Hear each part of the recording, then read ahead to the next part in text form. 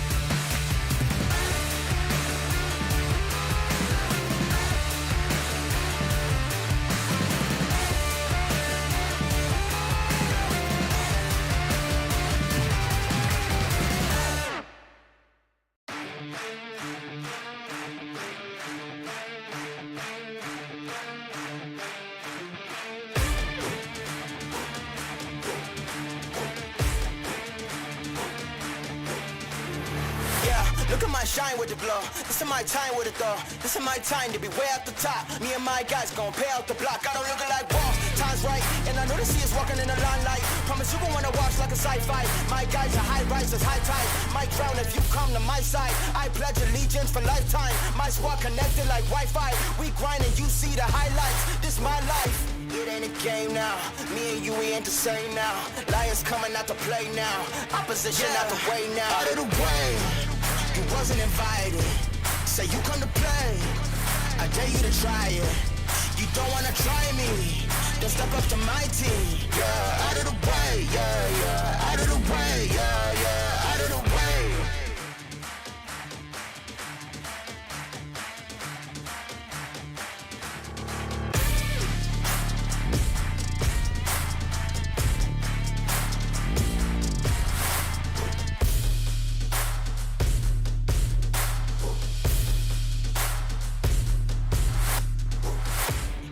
Game now, me and you, we ain't the same now.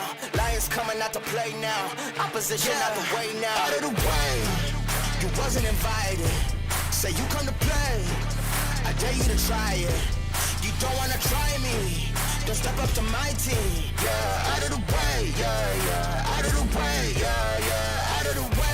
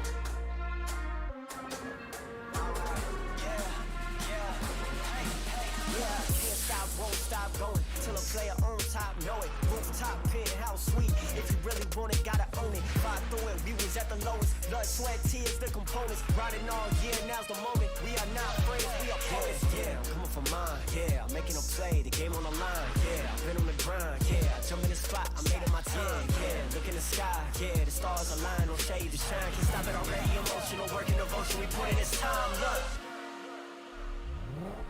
You won't stop my stride. I'll just break your line. I don't tolerate wasted time. You take us down, keep fighting.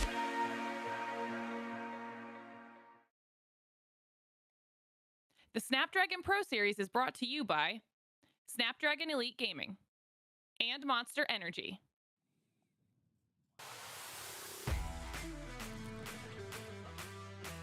Good morning, Summoners! It is another amazing weekend for some Wild Rift action at the Snapdragon Pro Series Wild Rift tournament. This is the Challenge Group Stage, week number 2, day 1. My name is Husky alongside Pondo. We have 4 amazing best of 3s coming up, and after week number 1, I think we're in for a ride. Yeah, it's been quite hard to predict, you know. All of us made pick'ems, all of us made strategies, we made predictions. We did. Well, I threw mine. Yeah, I threw mine out the window by the end of day 1. But I think it's a good thing that our predictions aren't really accurate, because that means that teams are really stepping up their game, right? The expectations has been raised. We are seeing a lot of upsets. You know, Team Flash dropping to RRQ. You know, we see Buriram United taking down NGX. A lot of these very exciting moments.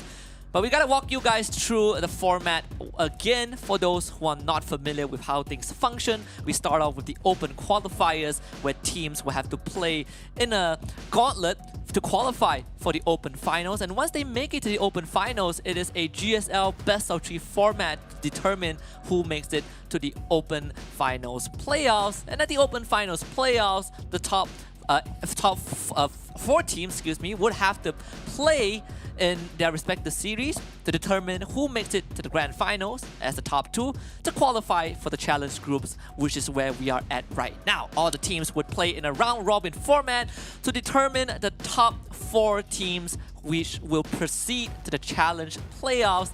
And that is where all these teams want to be, because we will have that offline event in Thailand. So we get a live crowd and some good games. yeah, you know, it's definitely, this is what we call separating the wheat from the chaff here. We're slowly getting to the point where we see some of the, you know, the best talent that we have within this tournament gathering for that live tournament. And if we get to see them in Thailand, it's going to be even greater. So you can even see the prize pool here and what's to be expected if you manage to make it up to that stage, to that top quarter, you know? Even if the teams don't make it to the playoffs, they still get to walk away with some piece of the pie, right? You know, part of that prize pool, but obviously these squads want the biggest part of it, and you can see it on the screen right now, $14,625, man. That is a lot of money for the teams, and it's great to see this initiative being rolled out for these players to, you know, to participate in, to showcase what they are made of. And for us, you know, the MSP region, we are also joined by teams from the Thailand region, the Vietnam region, and the Indonesia region. And that is why the challenge groups is so exciting. And I just cannot wait to get the games rolling. But we gotta give you guys a recap of the leaderboard by the end of week number 1, with Buriram United Esports being the only team thus far who has won both their series. NGX, EVOS, Cerberus, Rex Regum Keon, Team Flash, and Echo Fortius won one of their series and lost the second one. Persis Esports remains at the bottom with 2 losses so far. Well, I gotta be honest with you. Like, we were kind of trying to, you know, kind of game this, trying to predict this, but we didn't really expect this configuration to be the way it is. I mean, it's still pretty even, 1-1-1 across the board, except for, you know, BUE, which is quite a monumental achievement. But it just goes to show how it's so difficult to predict how it's going to turn out in the end, and what these teams kind of like match up to.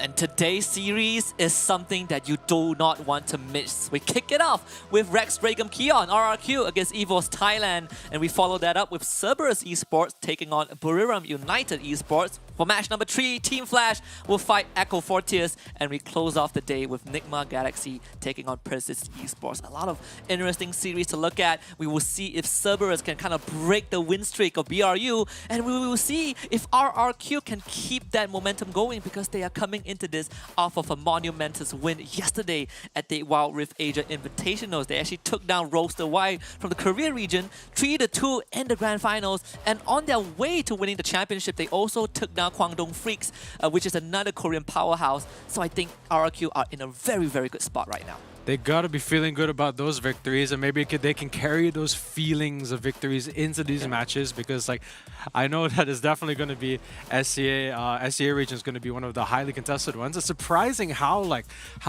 difficult the matchups have been in this particular region. So like, you know, even RRQ coming with that win streak might not be able to carry it forward, but let's hope for the best for all these teams and how they manage to stack up. Yeah, and most importantly, they did show us in week number 1. In fact, day 1, the opening match, if I'm not mistaken, they beat Team Flash 2-0, and I think that comes as a big surprise to a lot of us, because you know the general consensus is that Team Flash is the best team in Southeast Asia. Top 4 of the Icons Global Championship compared to RRQ, who only made top 8, and yet RRQ was able to make a flawless run in that best of 3, and I think that really says a lot, right? Because that was the first time that these two teams ever met competitively on the battlefield.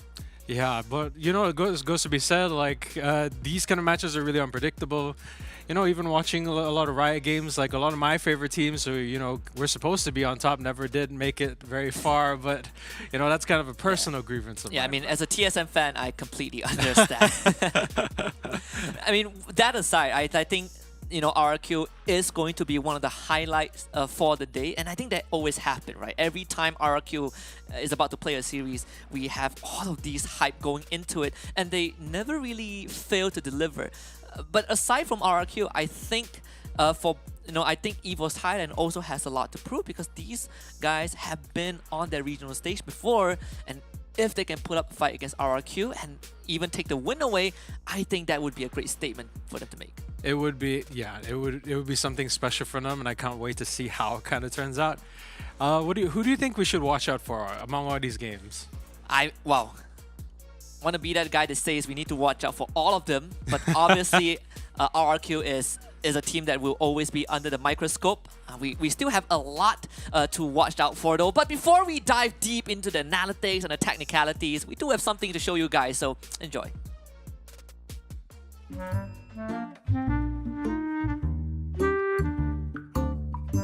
don't have any worst champion. I think I don't have one. I think I don't have one. I don't have worst champion because I play all of them really well. I'm confident that I can use all the champions. It's because I can play different champions. It depends on our composition. Even not a support champion, I can play it as a support.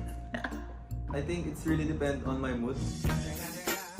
I think I don't have the worst champion because I can play any champion. Gak ada deh champion terburuk buat gue bisa mainin semuanya dengan baik. Timo, dia terlalu lembek. Temo, gak guna dah hitter.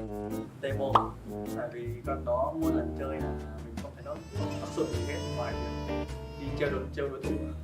Bị tụi ông chơi tệ đánh nhiều không? Họ đã thấy rồi. Không có con vị tướng nào mà mình chơi dở, chỉ là không hợp với đồng đội thôi. Chứ nó giống là phiêu cạn, cái gì sạc đứt cạn. Mình cảm thấy là không có gì tướng nào tệ, chỉ có Leon tệ. I just hate when my teammate asks me to play Morgana because they just always goes in, you know, and they don't want to wait me to farm. They just want to, let's go fight, look.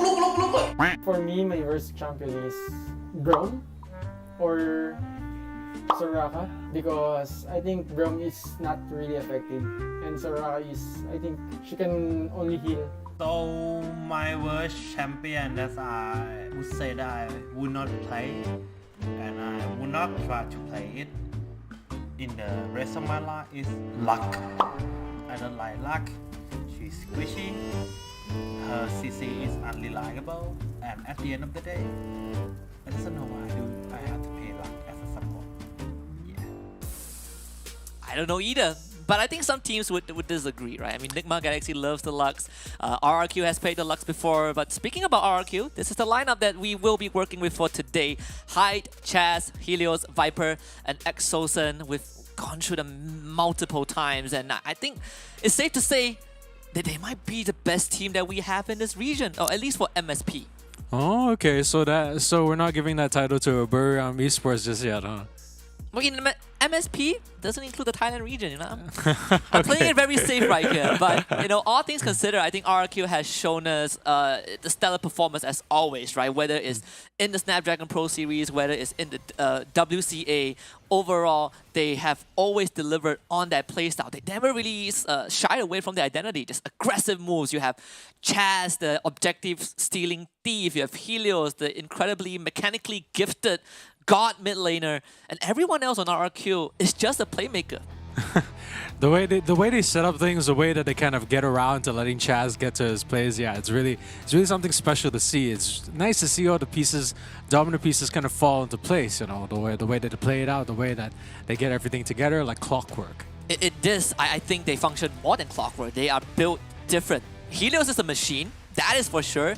These stats are just from week 1 alone. So if anyone wonders why is his KDA 3 and not 300, don't worry. There's plenty of time for Helios to rack up those figures.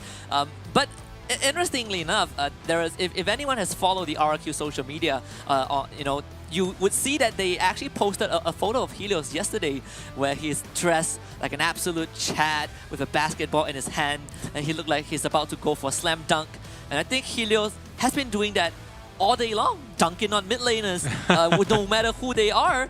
But can he do it against G4 though? That is the question from Evo's Esports. G4, of course, accompanied by Tipper, Valdez, VVV, and Supporter. And these guys, they're no strangers to the international stage. They're no strangers playing on the regional level. And some of these guys date back to the PC era as well.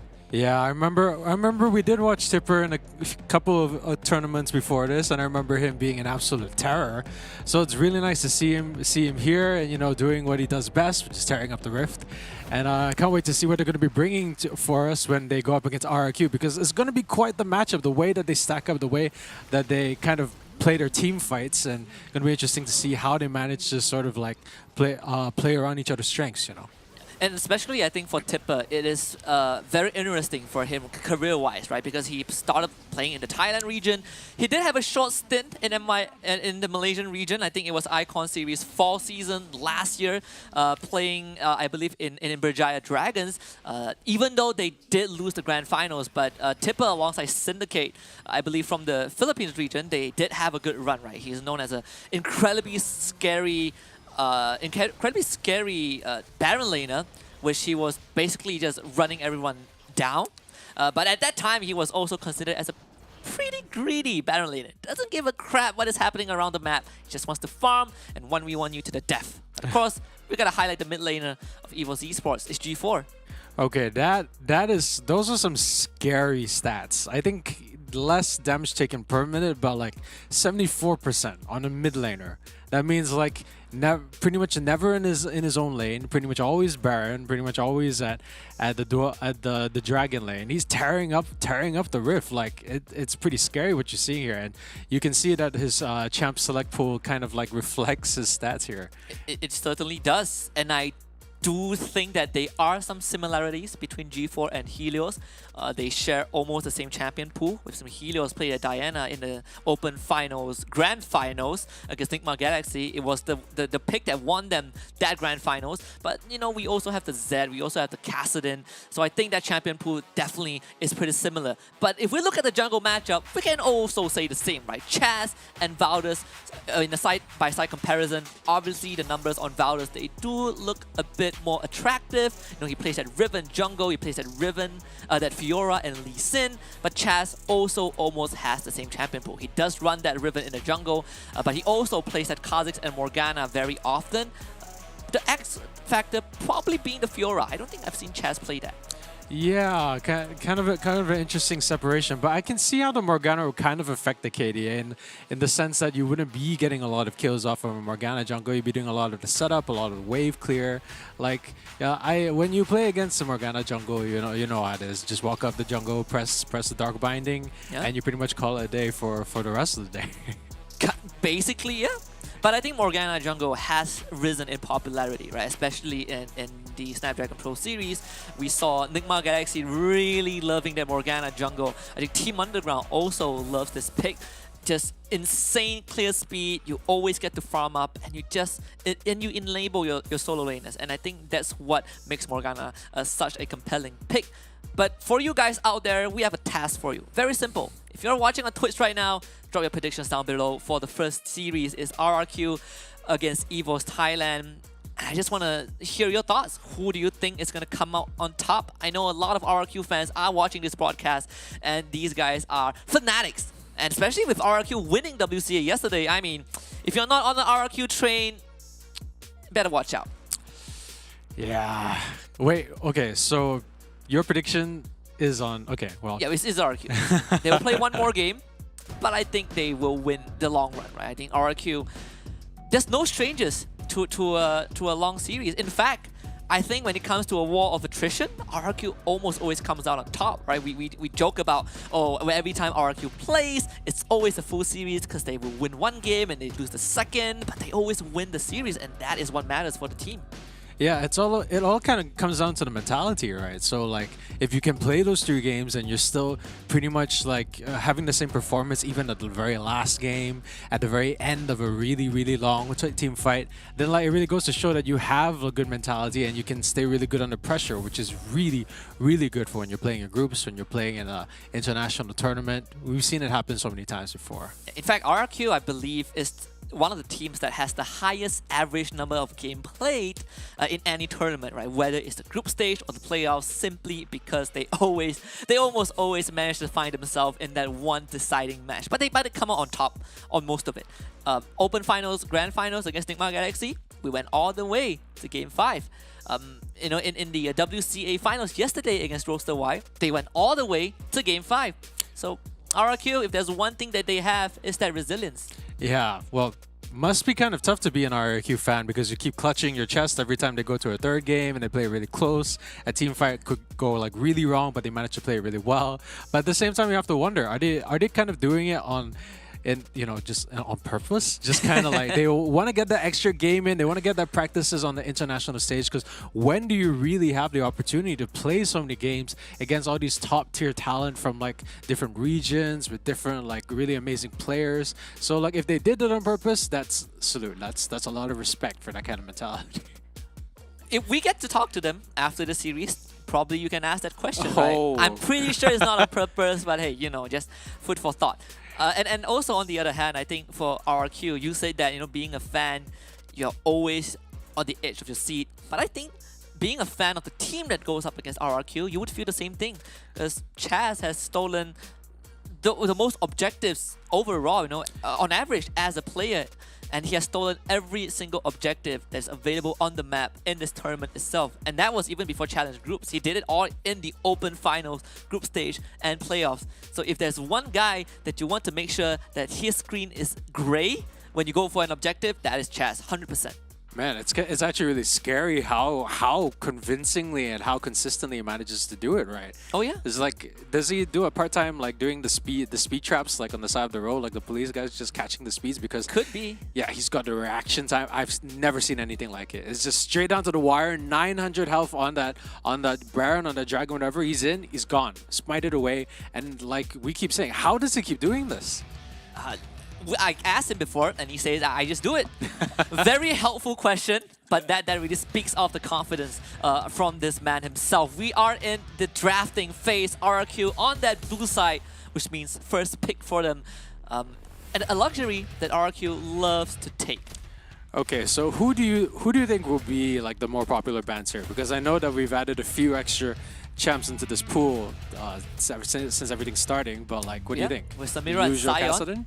A usual Kassadin. Yeah. Kassadin did receive a minor nerf. They nerfed the cooldown of that null sphere. But overall, he is still a late game monster, right? So for any team that doesn't want to deal with Kassadin, especially if you are up against Evos, if a G4 plays a Kassadin, you want to take that out. I don't think it's a surprise. It's true. So many games where we've seen a Kassadin just like left a little bit unchecked. Not even like, it's not even like leaving him unchecked entirely. They get enough ganks. They don't make sure that he doesn't get enough gold, but he always comes back way too strong. The same amount of gold as the rest of them. I'm gonna sidetrack a bit. Are you a fan of SCP? I don't know what the full term. Oh, SCP as in secure, contain, protect. That right, like, you know. Right. So I was about to make that reference. I don't remember the number, but there's this. It reminds me of this one SCP entity where you cannot take your eyes off of it. Like if you take your eyes, it takes you out, right? So Kassadin is kind of like that dummy. You just take your eyes off of him for 30 seconds. He comes in and he wipes your team. You're just like, well, you know, we did this for 15 minutes, but dang it. Like, yeah, it's like you gotta, if you have one person who constantly needs to stare at that statue to make sure that it doesn't come and bite you in the butt later on, then you are gonna have a horrible time. So definitely can see why it would be one of the big bans. And the Yuumi ban, I definitely understand 100%. I just, after all those games in Yuumi in my legendary ranks, I completely understand why they would ban Yuumi. Yeah, it has to be banned. In fact, I think all of the Yuumi games, almost all of the Yuumi games that we have seen in the Open Finals are wins. So you definitely need to take this kitty cat out. Way too strong. Doesn't matter what you do to her, she is just... I think what she provides is just incredible, right? You stick to someone and you just get to do your usual thing. Jace, Camille, Senna taken out as well, and I believe there was an empty ban from Evos. We'll get that figured out later on. But that means Lucian goes through to RRQ, and Evos gets that karma. It's gonna be an interesting pickup either way. You know, not really much conclusions we can draw from like one champion. Already Valdez is kind of just hovering over the champ that he wants. Hasn't quite decided just yet, but can't really make any conclusions based off the one champ. But here we go. Yep, the Renekton and the Garen is out, and Renekton did receive some love again from Riot, right? He got buffed again. First they buff his numbers, his healing, his damage from the rage bar, and now they buff his base health. So if Renekton isn't already a bully before the buff, he is now a big bully after the buff, and also gets the skill better into the late game. But RRQ, guess what? They not only took the Garen away, which is an answer to the Zed, they also took the Zed for Helios. Oh, okay. Gonna be a pretty interesting pickup. You know, definitely gonna be strong assassin wise if you have it on the right hands, or if you get that early impact early on. It's kind of interesting to see Garen go from being such a dominant pick when we first started Wild Rift to being like something of a more pocket pick later on with other top laners that have caught up in prominence. But like, it's nice to see Garen back, you know, as kind of a reminder of the early days of Wild Rift. It's nice. I mean, if you ask me if I miss the early days of Wild Rift where Garen is 100% pick, I would say absolutely not, because I would actually love to kill someone on the Rift. Garen is not one of that champion. But to be fair to Garen, he is definitely manageable right now in its current state. You know, they have more ways to handle him. We'll see what Evos has in store to answer that, right? We banned the Nami, they take out the Kha'Zix, so it's a Chaz and an EXO champion. But on our RQ side, it's a lot of focus on those strong solo laners, champions that can contribute to a fight. The Olaf, the Corki, the Camille, they are all out. So Renekton, so Fiora gonna be in the jungle, I think. Yeah, it could be a possibility, right? We have seen Renekton mid, but in this case, I'm inclined to believe that Tipper might be on the Renekton. So Valdez, he does play the Fiora jungle, and it can be a good answer to the Garen later on in the late game. So I wouldn't see why not. Well, the Fiora jungle is definitely going to be something that comes back later to haunt you later on if it gets enough of those true damage procs off. Rakan going to be a great pick, honestly. Like for the setup alone, for the CC coming out, and for the follow-up coming here for the rest of his team, I think Rakan's going to be a great pick. And now it all hinges on whether or not they get that final hyper carry, guess could be the assassin comp to round out what we call a really skirmish heavy team. This is a direct matchup that I want to see, right? We did see the hit-to-hit between Chaz and Valdez, but it's going to be a Lee Sin instead. So it's a Lee Sin jungle for Evos, for Valdez. And that means this could be a Renekton mid into the Z, and we see that Fiora Garen matchup in that Baron lane.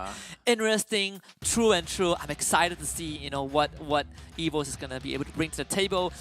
We did see, you know, RQ. They have Kaigu on your screen just now, just doing the drafting, helping the team out a bit. But this is setting up to be a very interesting game one. It really is going to be like interesting the way that it works. So we're looking at Fiora, we're looking at the Fiora top, we're looking at the Valdez in the jungle. We're going to be the Rakan and the Karma at the Dragon lane, and going to be Renekton mid. So Renekton mid versus the Z. Okay, that's not too bad of a matchup. Rightly timed stunned, and like you're not going to get a lot of damage off on the Z ulti. But yeah, going to be interesting to see how that turns out. I think they have the you know, the skirmish heavy team has the slight edge. The Lucian's out of position at all. At any point in the game, gets stunned or gets caught out too far, and they lose a lot of that early damage. Zed can only do so much when it comes to like assassinating a lot of the team members that they've picked in their comps. So going to be interesting to see how that works out for them and whether or not the skirmish comp is going to come out on top for the more traditional like ADC to support type comp.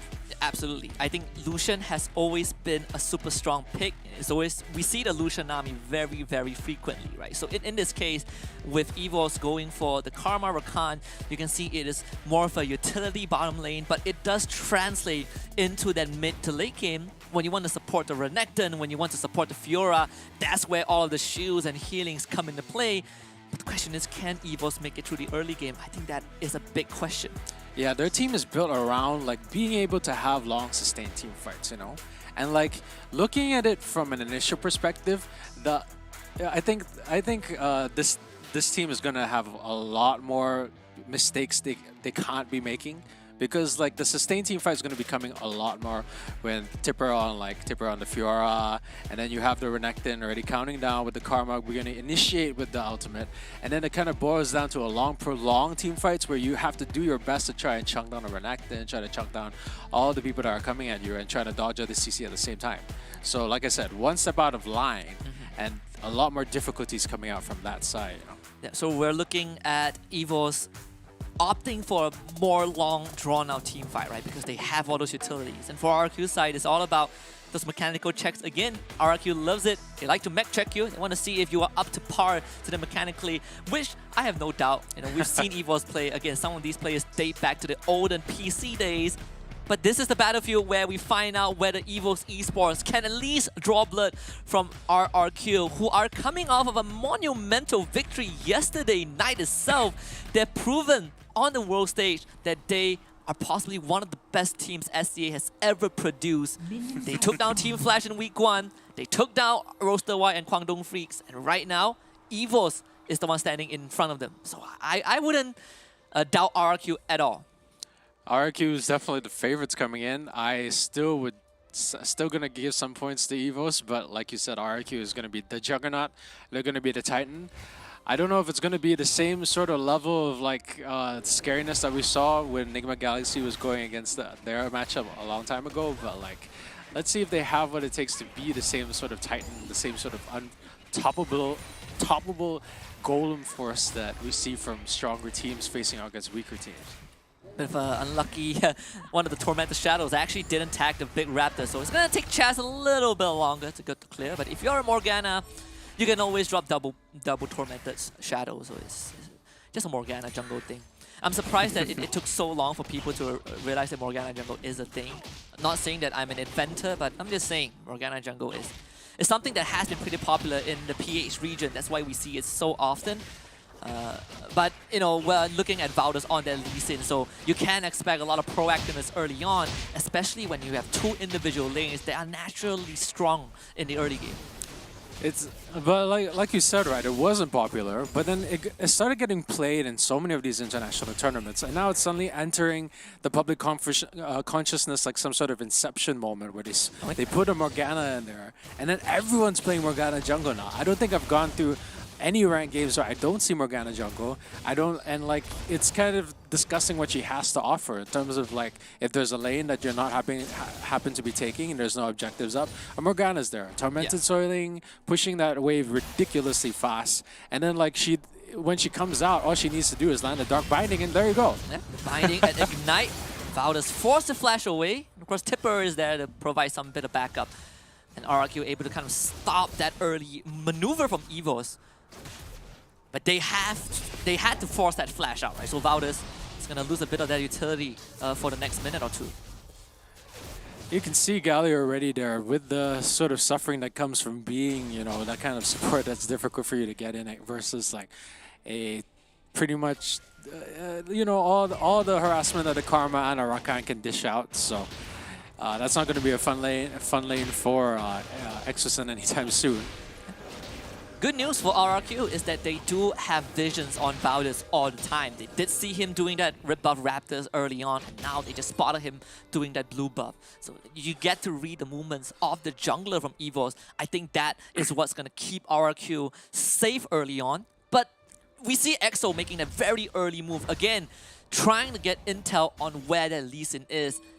He just got spotted by the Scryer's Bloom, so I don't think we would see much from Valdes early on because RRQ is keeping tabs on him so well. It's going to be difficult for him to gank most of the time. They've been keeping things relatively safe. They've got a lot of extra wards. You can see one in the Tribush shirt. He knows that they're going to try some shenanigans, going to steal that Scryer's Boom away to get that vision out and clear potentially the ward in the Tribush if it hasn't been spotted already. But the setups are there, and like I think the roaming potential, Lee Sin's not going to have much of an impact early. He's been, like you said, he's been caught out by vision too many times. They already know the timing of his of the buffs. They've seen what's been cleared. Oh, bottom lane, VVV has the tethered. Transcendence Embrace on the 2, forcing Chaz to flash away, and first blood for Valdes as he comes in for the pickup. Chilling Smite, a flash forward, EVOS once more, the quickness is there. Supporter gives his life away, but he gives Valdes a double kill. And G4 not done just yet. Chaz in the red. G4 is going to go to tank. Takes the binding! He's going to give his life up! And Chaz finding an exchange. Man, things just happening in an explosion of flurries. And you can see that supporter didn't even think that the damage coming out from the Lucian would be so, you know, right on the dot in terms of his total health pool that quickly. But that's a pretty good trade for either side. RRQ was supposed to be on the losing side of that team fight, but took one too many team members going too deep in, and now they are not particularly far behind because they're actually ahead in gold, but you know, translating, they're going to be able to get a lot more turret gold off of this in the top lane, which is going to be pretty ideal for both Exosun and Hyde. If you are EVOS, you are not happy with that gank, right? It should be a 3-1, you know, losing supporter, sure thing. But losing G4, I mean, that is just a bit of an unlucky misplay. And that means that RRQ, actually, they don't lose much. They got a couple of platings up top. They got that exchange down bot. They are in the lead, and they get control of the objectives. I want to see EVOS. Do they want to contest this though? I mean, supporter is nearby. VVV is there. Valdes is showing up. They're going to try to collapse on this with Tipper coming in. Again, the quickness and the Transcendence Embrace with Chaz securing the Rift Herald. But Valdes and Tipper, they're both looking for the kills. The Domestic Justice is out, but the damage isn't there. Valdes finds a double. Follows up with the Resonating Strike onto Viper and gets a triple for himself. But Valdes ain't done just yet. Hyde is 4th on the list. They're just waiting for the minion waves to come in, but Valdes, he's not going to wait for this. They have the combo, and Valdes finds 4 in a row. Oh, we talked about that skirmish potential. We talked about it really earnestly. We talked about how, you know, RRQ can afford to be making less mistakes here because one catch, and that's it. You're in that situation. We talked about it, and we saw it in action. And now we're going to be seeing that Rift Herald taken away real early. And the value of early Rift Herald compared to a Dragon with the changes and, you know, that extra turret planing, going to be so much more across the board, especially across the fact that they've already come ahead and gold. See the skirmish here. Look at the heals. Look at the way that everything's traded out. You think that Garen's got a lot more gold, but Lucian, the way that it's structured, the way that the teams are structured, once a Lucian gets caught out, that's it. It's done. You have not many options, not many things you can do. Garen's just going to have to like try and run away, but he's going to be the one who also gets caught out in the end as well, and that's so much across the board for EVOS. That's what you brought up, right? Sustained fights. And we see all the utility kind of being dumped on Valdez in that fight. Though Tipper might be sacrificed, or Supporter has something to say about that. Keeping Tipper alive. Viper wants the kill. Tipper, oh, he lunges! Dodges a bit of the piercing life from Viper. It didn't survive. Evos, they're looking for something. Oh, Valdez is already in. He safeguards, tries to look for a kick. Exo saved by it instead. And Valdez, he might go down, and he will. Supporter does find a trade back, but RRQ makes it out with the rest of them. Ooh, it looks like Valdez is trying to get a reverse dragon kick, but I think he kind of got the wrong target there. They pressed the auto aim and it kicked the one on the side instead of kicking back towards the enemy team. But that's a bit unfortunate there for Evos. That's kind of the free target out from the Rift Herald that was secured out by RRQ, and they're sitting pretty with a 1k gold lead, despite the fact that they have not been winning these fights. And you can tell those plates are just like they're worth mountains of gold. And sharing it with your Galio and your Garen is going to be a boon for them later in the team fights, because like it is important to feed your Lucian, but having a strong, well-fed like front line is going to make all the difference versus a team that is going to be so specialized in skirmishing the way that EVOS is. And if there's one thing that RRQ can do up against EVOS is that brick wall. Like you put both Hyde and Exo in front, you have Chaz supplementing with all of those spells, and it does kind of dampen EVO's skirmishing ability. Sure, you can play those long fights, but if your cores go down, those shields are not going to matter as much. And I like what you brought up, right? RRQ, they still have the goal lead, because if we look at EVO's side of the map, they're not really getting platings and not getting any turrets.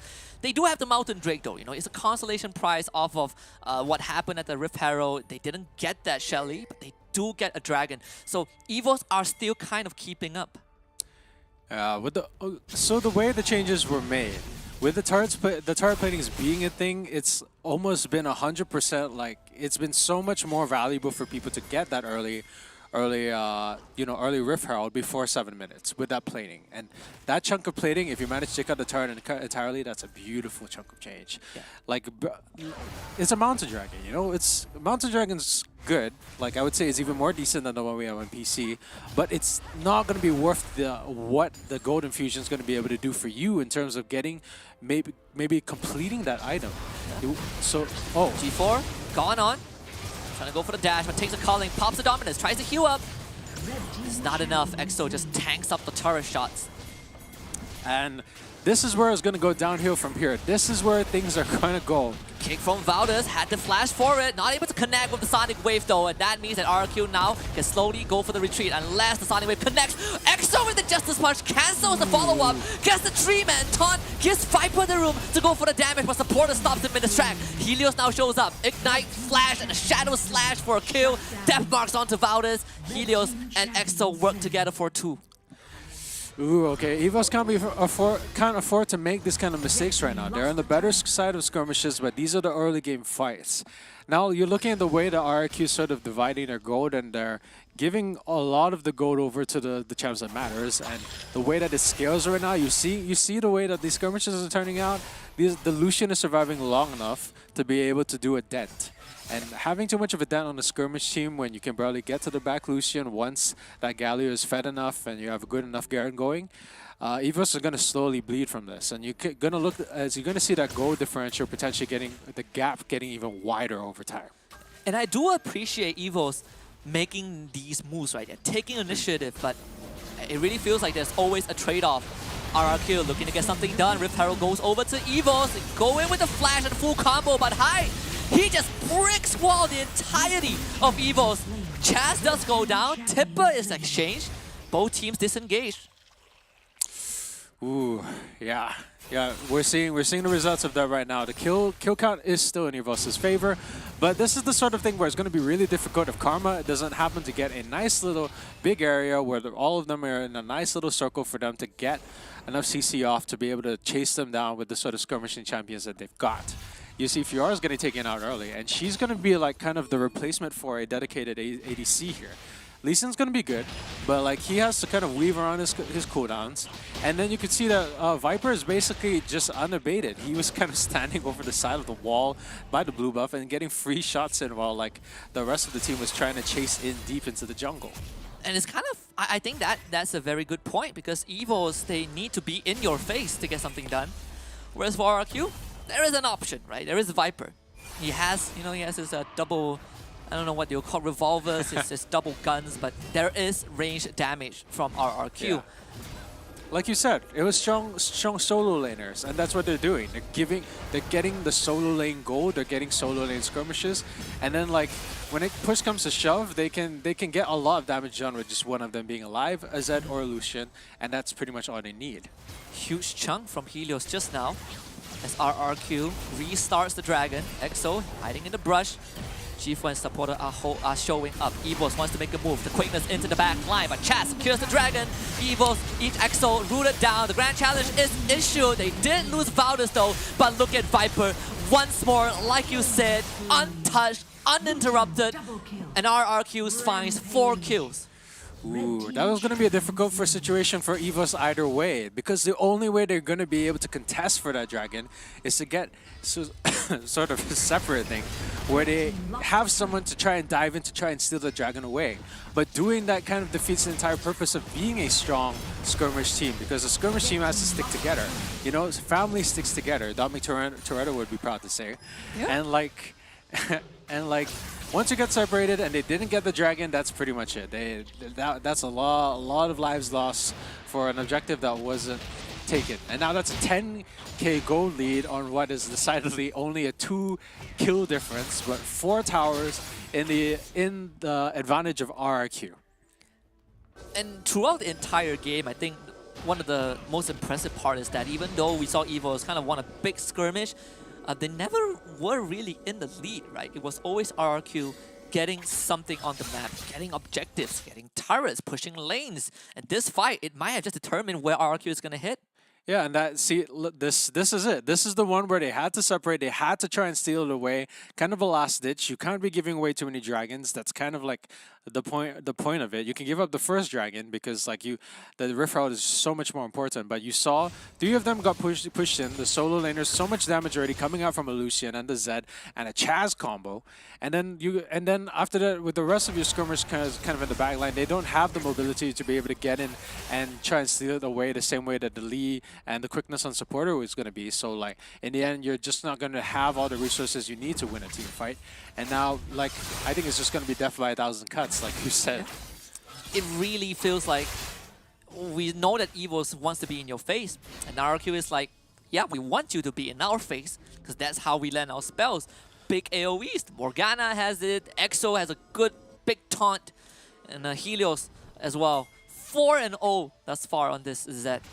RRQ continuing to push the meadow, and EXO, oh, he's gonna find 2 taunts. Gets the culling out, Valdez gets away, death mark onto him. Supporter will keep him alive. Redemption to top them up. Big spells are already expanded. What does EVOS have left in the tank? The answer is none to protect the tier 2. That was a beautiful little juke into the fog of war. I think slightly in the gap where you wouldn't be able to see it unless you moved all the way up. So oh, yeah? That was quite nice. I think so. I should think so. It's hard to tell when both the fog of wars are on, but there's going to be a lot of free towers out there for EVOS. So what does EVOS want though? They want to go for a kill. Tipper going for the chase, procs the Grand Challenge, and takes out Chaz. But it's only a jungler. And you can see that Helios, he's kind of poking the bear with a stick right now. But decides to let EVOS go. There's no rush for RRQ. RRQ is the one who's dictating the pace right now. They lose 1 or 2 champions, it's fine. They have pretty much what is essentially a 9k gold lead. Oh, yeah. If they manage to leave someone there, might potentially get a cheeky hit on the tower and take it away, that would have been way more like gold efficient than them losing like Chaz in the long run. So RRQ just sitting pretty here, happy to kind of give Chaz away and say, all right, you can take him. We're going to be coming back from more of your towers and potentially your Nexus, down the line. I mean, EVOS haven't even gotten a single turret for 16 minutes. It is a scrappy game, but if you look at the full picture, it's as flawless as it could have been for RRQ. EXO gone on, it's going to use that damage reduction from the taunt, and it's just too tanky. EVOS had no chance of taking him down. Yeah, kind of the weakness of having... Ooh, I think I spilled my drink. Kind of the weakness of having a team which doesn't have your traditional ADC, huh? Because in the long run, you're gonna have to rely on your demolisher procs to try and get those towers quickly. But like, they're not allowing you to get anywhere close to those towers. And if you don't have an ADC, you're not gonna be able to get those cheeky pot shots from a distance with your team sort of attacking in the front. So You know, and you can sort of see the result for yourself right here. Zero turrets in a 16-minute game.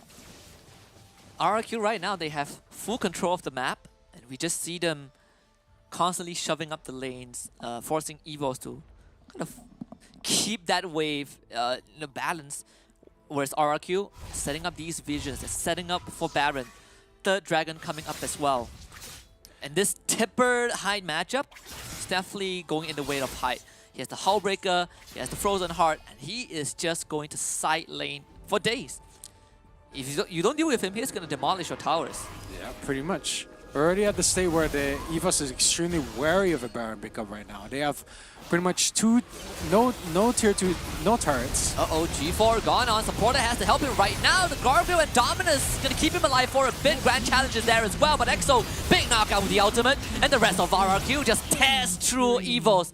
Hyde, he will give his life up, but RRQ have won the fight already. And the third Dragon will go their way. Ooh, that was almost within EVOS' favor. They almost managed to get a few key pickups here and there. And, you know, getting a quick pickup on Hyde, that could potentially have translated into something more. But a Grand Entrance, that's a free Dragon, potentially a free Baron.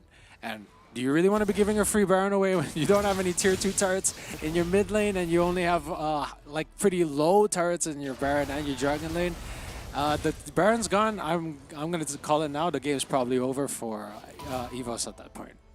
Red team lost. If you look at the Baron, to be the only last vestige of Evos. I mean, EXO, he's unfazed. Oh. It's a ton off. Gonna force the safeguard out from Valdez. Evos, they do have vision, you know, on that Baron. So there is a way for them to make something happen. I say that RRQ just took out that ward, but at least Evos knows that Baron Nashor is still in a neutral state, right? RRQ, they aren't taking it just yet. The first turret has gone down on RRQ's side in that Baron lane, but if you are Evos, you want more than that, but RRQ are just not giving an inch.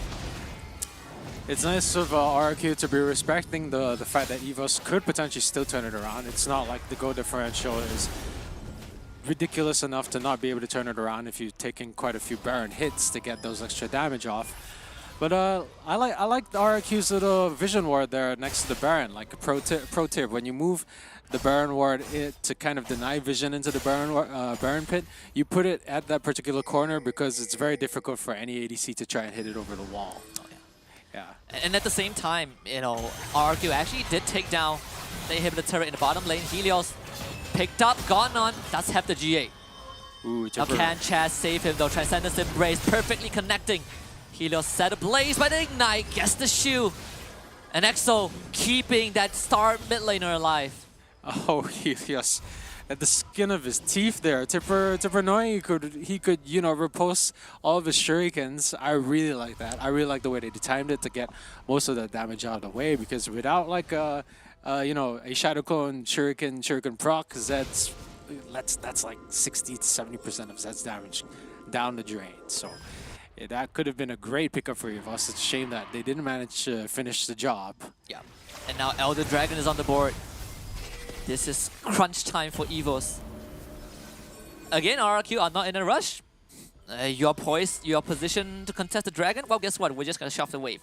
What are you going to do at this point? But if Hito's been pushing up top, we are strong enough to fight you at this Dragon.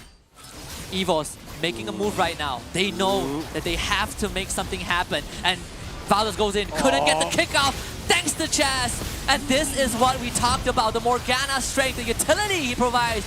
Viper stays alive, supporter goes down, and Helios joins the fight. RRQ looking for the throat of EVOS Esports. Tipper only good for one, but the rest of his team have been annihilated. Chaz putting up the finishing touch, and RRQ finds an ace, and it's game one in the bag for the Kings of Kings. Oh, they definitely needed to be fighting out for that Elder Dragon. Elder Dragon is pretty much the end game, like the game ender for pretty much any game. I would say even more than the Baron in a way, because you don't need to wait for waves, and that is absolutely destructible. But what a match there from RRQ. We talked about how RRQ needed to make less mistakes, but like one macro turn, one strong gold gold funnel into like your two key champs, and RRQ's sitting pretty. They didn't even need to worry at all about Lee Sin kicking the Lucian back. You could see it, Black Shield, nothing they could do. Yeah, and that was I believe, a last pick Lee Sin as well, right? It was into the Morgana matchup, and we saw how much utility the Morgana provided. It really came down to that one Black Shield to save, well, not really to save RRQ, but to keep them in the lead. Right? I believe if Viper got kicked back, that was the end of that fight, and Evos would have a chance to make that comeback. But inevitably, Chaz was just ready, right? Just how RRQ plays together as a unit, impressive as always. I think this first game win comes as no surprise. Evos did try to make them work for it, but it didn't last long. Yeah, like the goal was kind of like the issue here, because like Evo's team was still kind of a force to be reckoned with. We're seeing a lot of the Grand Challenge here not be able to be procced off. Fiora couldn't get anywhere deep enough to get even on the other side. Galio to proc the Grand Challenge would have been like a great tide shift in the favor. And this was pretty much the last fight. It was not bad. They were using the Fiora, keeping her on the side to try and get enough damage to keep them off and potentially try and get the kick out. But you see poor Valdez trying to get in there. But a Black Shield is pretty much all you need. Usually if you have, you know, the Black Shield as an option and the other team was strong enough to be able to get deep enough, the Black Shield would have been like difficult. You'd be using on the Lucian, yes, but you'd have a lot more targets you need to be worrying about if Evos was fed enough to be able to get the skirmishes off, but they weren't. So now, like, you know, Viper doesn't need to go too far ahead, doesn't need to worry that much. He has a dash, he has a Chaz Black Shield to keep himself alive, and you know, Helios and Exosen have something to say about it if any of them decide to get anywhere closer. And Helios has a perfect game 1, 6-0 and 6 on the Zed. Ooh. Almost went down, but not close enough, right? At the end of the day, Helios, the king of the mid lane, right now, I'm going to put it out there. He is going to dunk on everyone. We didn't see him kind of win a direct matchup against G4, you know, no fancy solo kills, but the overall contribution that Helios brought was astounding. I think it was we were looking at the head-to-head, right? It wasn't the head-to-head with Helios. Yeah, well, we did look at the stats of Helios and G4 separately, and we also got to look at the head-to-head between Chaz and Valdez. But I think that kind of says a lot, right? At the end of the day, we touched on how Helios and G4, they kind of shared almost the same champion pool to a certain extent. But, you know, Helios, I still think in these high pressure situations is a cut above. Yeah, I think it was Helios the one with the ridiculous like kill participation stat, right? I think that was G4. Was it G4? Fact, we were talking about how Helios is gonna farm the KD. If you guys were wondering, well, why does Helios only have KDA 3? Well, guess what? He just added 6 to it. No, in fact, he added 12 to it because he had 0 deaths. So he's aiming for the 300 KDA. I think he's one step closer for sure. All of this made possible by our friends over at Snapdragon Elite Gaming, when winning matters. And then what did I tell you, Pondo? Match 1, absolutely bombastic. RRQ showed us exactly what they are made of. They're coming off of a high yesterday and they're continuing that freight train today. And that also enabled by our friends over at Monster Energy, allowing them to unleash the beast. So check them out at www.monsterenergy.com/gaming. And last but not least, if you guys aren't part of our Discord server just yet, join us using the link down below, discord.gg/Snapdragon Pro Series. Before we cut to a break quickly, I want to hear your thoughts. What is Evos going to do in Game 2? Well, you know, I think, you know, kind of you were looking at the team, right? We were kind of talking about the comp. We were talking about how they needed to get in deep. And like I think this is the sort of thing where like once you lose one particular good objective, everything starts to fall apart. And it just so happens when the Baron lane was like left alone for a bit, they happened to get a lot of like gold out of the turret, but then everything sort of fell apart from there. Well, the main point I got away from this is that do not bleed out too much gold early on. We'll see if Evos can accomplish that in game number 2, but until then, we will go for a short break and we will be right back with you guys for game number 2 between RRQ and Evos Esports. I have unleashed the beast all over the floor. The Snapdragon Pro Series is brought to you by Snapdragon Elite Gaming and Monster Energy. They've seen what's been cleared. Oh, bottom lane, VVV has the tethered. Transcendence Embrace on the 2, forcing Chaz to flash away. And first blood for Valdez as he comes in for the pickup. Chilling Smite, a flash forward. Evos once more, the quickness is there.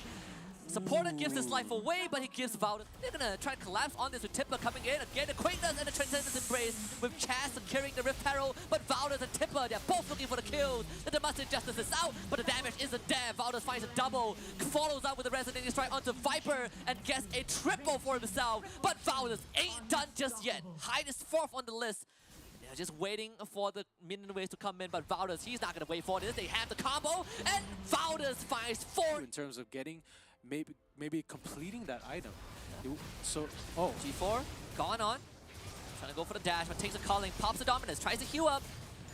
It's not enough. EXO just Q now, can slowly go for the retreat unless the Sonic Wave connects. EXO with the Justice Punch cancels the follow-up, gets the 3-man taunt, gives Viper the room to go for the damage, but supporter stops him in his track. Helios now shows up, Ignite, Flash, and a Shadow Slash for a kill. Death marks onto Valdes. Helios and EXO work initiative, but it really feels like there's always a trade-off. RRQ looking to get something done. Rift Herald goes over to Evos. Go in with the flash and full combo, but Hyde, he just bricks wall the entirety of Evos. Chaz does go down. Tip rush. G4 and supporter are showing up. Evos wants to make a move. The quickness into the back line, but Chaz secures the dragon. Evos, each EXO rooted down. The grand challenge is issued. They did lose Valdes though, but look at Viper once more, like you said, untouched, uninterrupted. Pretty much no tier 2, no turrets. G4 gone on. Supporter has to help him right now. The Gargoyle and Dominus gonna keep him alive for a bit. Grand challenge is there as well, but EXO, big knockout with the ultimate, and the rest of RRQ just tears through Evos. Hyde, can Chaz save him though? Transcendence Embrace perfectly connecting. Helios set ablaze by the Ignite, gets the shoe. And EXO, we are strong enough to fight you at this dragon. Evos making a move right now. They know that they have to make something happen. And Valdes goes in, couldn't get the kickoff, thanks to Chaz. And this is what we talked about, the Morgana strength, the utility he provides. Viper stays alive, supporter goes down, and Helios joins the fight. RRQ looking for the throat of Evos Esports. Tipper only good for 1, but the rest of his team have been annihilated. Chaz putting up the finishing touch, and RRQ. So they've seen what's been cleared. Bottom lane, VVV has the tethered. Transcendence Embrace on a 2, forcing Chaz to flash away, and first blood for Valdes as he comes in for the pickup. Chilling Smite, a flash forward, Evos once more, the quickness is there. Supporter gives his life away, but he gives Valdes. They're gonna try to collapse on this with Tipper coming in. Again, the quickness and the Transcendence Embrace with Chaz securing the Rift Herald, but Valdes and Tipper, they're both looking for the kills. The Domestic Justice is out, but the damage isn't there. Valdes finds a double, follows up with a Resonating Strike onto Viper, and gets a triple for himself. But Valdes ain't done just yet. Hyde is 4th on the list. They're just waiting for the minion waves to come in, but Valdes, he's not gonna wait for this. They have the combo, and Valdes finds 4. In terms of getting, maybe completing that item. So, G4, gone on. Trying to go for the dash, but takes a calling, pops the dominance, tries to heal up. It's not enough. EXO just Q now, can slowly go for the retreat unless the Sonic Wave connects. EXO with the Justice Punch cancels the follow-up, gets the tree. We're back for the Snapdragon Pro Series. And you can see that it has been an explosive game 1. I know you're rattled a bit, and so as Evos fans, completely rattled by the performance of RRQ in that opening match. My name is Husky alongside Pondo. We still have more to go for the day. That was only game number 1, but Evos has a chance to push this to a full series. Well, you know, Evos has what it takes. Like we saw the team fights. It's just. It was such a shame. The Lee Sin was getting kicks off, but he wasn't getting on the targets that he wanted to. And then like they kind of fell behind by just a little bit. I would say it was just some key moments they lost. If they don't lose the key moments this time, I'm sure they'll be able to come back a lot stronger. But look at the skill participation. Look at how disgusting the KDA is and the amount of damage taken. Well, he's a Galio, yes, but like that, those are some nut stats. Yeah. And just fun fact, one of EXO's most proficient champion is the Galio. I think that he has made a name for himself with this pick, even on WCS C finals. I mean, you give EXO Galio is a surefire way to lose that game itself because this guy is so darn good. The one complaint I have, and it's not against EXO, I just want to make it clear, I just wish we get to see more Flash Justice Punch, but that's just me, you know, I'm so used to seeing EXO making these plays. But nonetheless, it is his most comfortable champion, and getting it onto the team itself just gives RRQ a very safe zone to play in, right? Because you play into the Galio, it is very hard to get things done. I don't doubt what you said about Galio being EXO's best champion, because like we were looking at it and then there were some moments where like I think they were trying to the lead was trying to get in on him, I think using like a Sonic Wave follow-up, and then he immediately like I think he used like justice punched him, right? Yeah, it just justice punched him in the middle of the Sonic Wave, and then like Viper on the Lucian, yeah, it was Viper on the Lucian, and then after that just completely fine. It just and I was like, wow.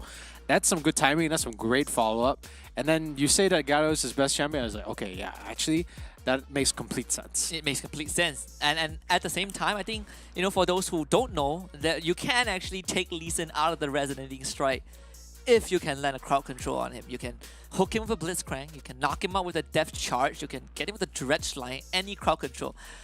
The only problem is landing it, right? Because he flies like at the speed of light. We will see if anything changes for EVOS though. I mean, it has to change. This is game number 2. If they lose this, that means RRQ puts another win on that series.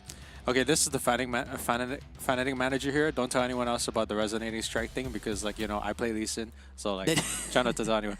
But, like, yeah, okay, so we're going to be going back. I'm pretty sure that we're probably going to get another Kassadin pick, as, like, before I got the chance to say it.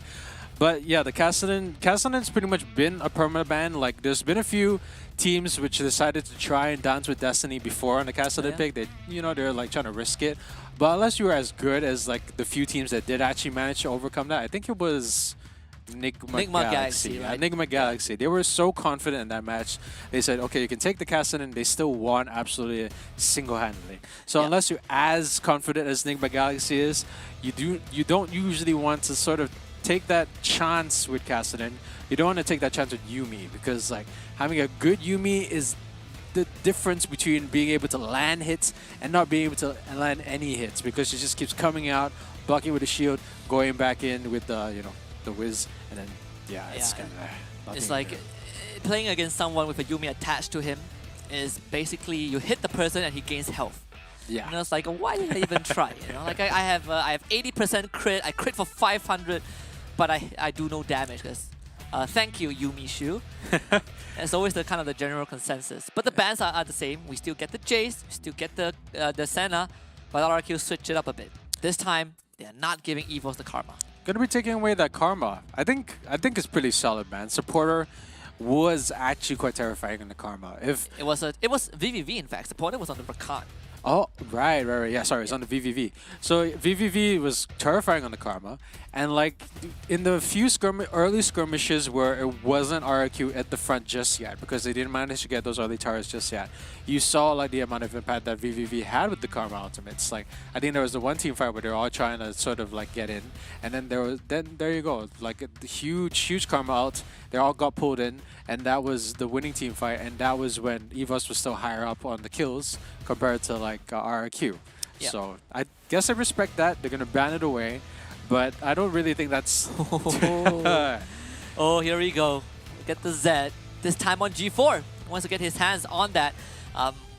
One of the most common champions that he plays. We always take Zed as a Helios special, but G4 is also very proficient on this pick. But Helios is not shy. You want to go for the Zed matchup. If he picks an Akali right here, I would not be surprised, and I would love to see it. What we see though, EVOS also stealing the Karma away. RRQ bringing out the Gragas and the Ziggs, which is a pick that RRQ don't go, well, potentially a Zig, but they're also looking at the Corki, which was banned in game 1. Well, well, it's like this seems to be like a personal vendetta now. We're seeing like they're just taking away both the champions, which gave them like all the grief in like game 1. So I don't know if EVOS is taking this very, very personally, or like, there's like, okay, you've had your turn, now mom says it's my turn to be on the I was gonna say something really sus there by accident. Like you got to be on the train here with Zed and Morgana. But like, oh right, Camille has not been banned. That could be an interesting pickup. It could be. And Camille did receive some number changes, right? I think for the hook shot, they increased the base cooldown, but the trade-off is that if you actually connect your hook shot, it reduces the cooldown by 5 seconds. So yeah, so if you're landing on a champion, good for you. But if you don't, then you're gonna have a long window but she is kind of vulnerable. We'll see if EVOS can utilize this Camille. Normally we see it on Tipper, but you know, Camille jungle is always kind of an option if you want to pivot towards that. But RRQ, they have the Renekton, so if we get the Camille Renekton matchup, I think it will still boil down to the same as Game 1, where the more skilled player in that matchup just takes the cake, or at least gets to control the wave early on. Just going to quickly point out that, you know, RRQ, I see that you guys have a very cute puppy, and I just want to say that do not let the puppy play. You know, we can't have a 6-player. Whoa, what's this puppy discrimination? The puppy wants to play Wild Rift, puppy can play Wild Rift. I mean, I play Wild Rift, and you know, I name myself after a dog breed. I'm just saying that you can't have the Huskies. Can't have the puppy play. You know, I'm pretty sure Huskies are like the, you know, the super temperamental brand I of the would say dogs. if a Husky plays Wild Rift, they would not make it emotionally. Huskies are very emotional. Okay, as in the breed, right? Like they would like someone would run it down for one game and they would cry for the rest of the day. So they're not suited for the environment. Yeah, it makes me feel like I should have changed my name to like Corgi or something. If we both like register our name at the same time, I feel like it'd be a nice little cute little thing to have. But there's a lot of downside that comes with calling just naming yourself after, you know, an animal breed. Really? Yeah, there is. I you know, I didn't think quite that far, but that's quite the shame, you know. that is a shame. Now you're just taking jabs at me. Nah, I wasn't trying to say anything particular. I just really wanted to be called Corgis. I love Corgis. Yeah, that's good. You know, you can only pick one. Whoa, right? Yeah. Yeah, one. Yeah, it's you fine. can pick one. So We'll save it, you know, for the future. I think we're spilling into this a bit too much. But on the good side, we are seeing EVOS taking initiative, right? Rakan goes back on the supporter, but we see RRQ showing a bit of the chop. So it's the Gragas Ziggs bot. We see that Riven coming out, and also the Fiora. Yeah, so kind of an interesting setup. EVO's going for what we call like the pain train, having a Morgana setup into a Rakan knockup and a hook shot and a Zed follow-up. That's not fun. But like RIQ isn't exactly the sort of...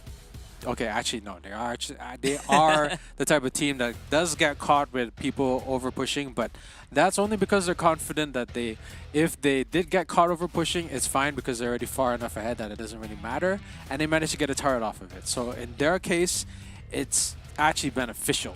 So, you know, I'm not quite sure about the EVOS comp because we know RQ is a really strong stick together type of comp, and like the Renekton is gonna make life a lot more difficult for him in terms of like getting to the backline, and having a Ziggs in there is also gonna be a lot of pain. But you know, Morgana Black Shield is gonna be also. Excuse me? What? That's not an EXO Fiora, right? Oh. Okay. Thank goodness. No. Would have been interesting. Would have been very interesting. In fact, if you've been following the PC meta, someone is actually, I think someone in the Korean server is actually playing Z support. Oh. Yeah. So there's a lot of wacky picks on PC. I wonder if they will come to competitive one day. I feel like it's more of a solo queue thing, but who knows? We've seen some very interesting stuff. Yeah. We still get a Morgana Dragon Lane, right? It's a pick that we haven't seen too much of in this current iteration of the meta, when Morgana is on that Dragon Laner role. But VVV is gonna go for that. Valdez is back on the Lee Sin once more. I don't know, Xin Zhao, excuse me. But I do like the Xin Zhao pick though. I feel like if you have RQ that wants to run in your face, Xin Zhao can just kind of negate all of that initial engage with that Crescent Sweep. Yeah, but look, it kind of looks like EVOS is the team that has a lot of that initial steamrolling train sort of capabilities. They've got the ones with the Rakan, they've got the ones with the Morgana sort of startup, and then the hookshot, everything. So like, it's gonna be them sort of trying to steamroll into RQ, but RQ is not exactly the sort of team that is gonna be very easy to get to the backline of. We're kind of seeing it. You're seeing the Ziggs, and like you already seen how like they barely managed to touch the Lucian for one. And like RQ has the track record of being able to sort of like keep trouble away from their key champs and like picking fights only when it sort of suits them. And EVO sends a fight on the back foot, but maybe if they get more of a golden fusion that we're seeing, like, you know, if they get that early riff out, maybe we're going to see a completely different game. Yep. And we did get a bit of an update, so we will go for a lobby remake, but rest assured, I think all the picks are still locked in. That means that we get a bit of time, and I'm just going to use a couple of seconds to shout out to the RRQ fans right there. I know I haven't been the kindest to you guys because I didn't vote RRQ. You haven't been kind to them? You've been talking like great stuff about RRQ all day today. No, I'm referring to the predictions, right? Because the Open Finals, Grand Finals, I didn't go for RRQ. Kaigu was on me after that series. He was like, thanks for not picking the right team. Like, all right, I'll pick RRQ, true and true. But aside from that, I think I know that a lot of those RRQ fans are watching. Right, these guys are amazing. Just an amazing bunch of people. We always see them being incredibly active in the chat. So I want to see more of that. I want to see them. I want to see you guys give your support to RRQ. And I think RRQ as a team itself is what we say never change. Right, you don't want this team to change. It feels like they have they built a dynasty for themselves, and it's kind of like an icon at this point. Okay, I feel that you've kind of taken the RRQ thing to heart, because like you have been talking like RRQ is the next coming of like some sort of like deity. So close enough. Like RRQ is ridiculously strong. Yeah. I will stick with you on that. They do one more magic trick and I would have a statue of RRQ and I would worship it day in, day out. Okay, we've heard it here live. If RRQ wins that, you're gonna have a statue of RRQ in your room. In your bathroom? No, in my room. Okay, in your room. Yeah. Okay, so RRQ statue in your room if RRQ wins. Yes. Oh, perfect. Okay, I like the odds already. I'll send you guys my address. Please give me the jersey. Okay. All right, the jersey as well. Okay, you just hang it up on your wall. Yeah, okay. It's kind of a trick, but jokes aside, I think that not to take anything away from Evos, but clearly from that game number 1, we have seen how RRQ just adapted the situation, right? It feels like one of those games where you think you're winning, but you are actually never in the lead, and that was the case for Evos. Well, yeah, and we kind of saw them get let it out of their fingers, right? Oh yeah. Like Evos was not behind, but it felt like their focus was somewhere else. Well, RRQ already had their eyes on like what they were going to be doing step by step. So the checklist was there. Their checklist was like, okay, let's get the early game tower gold.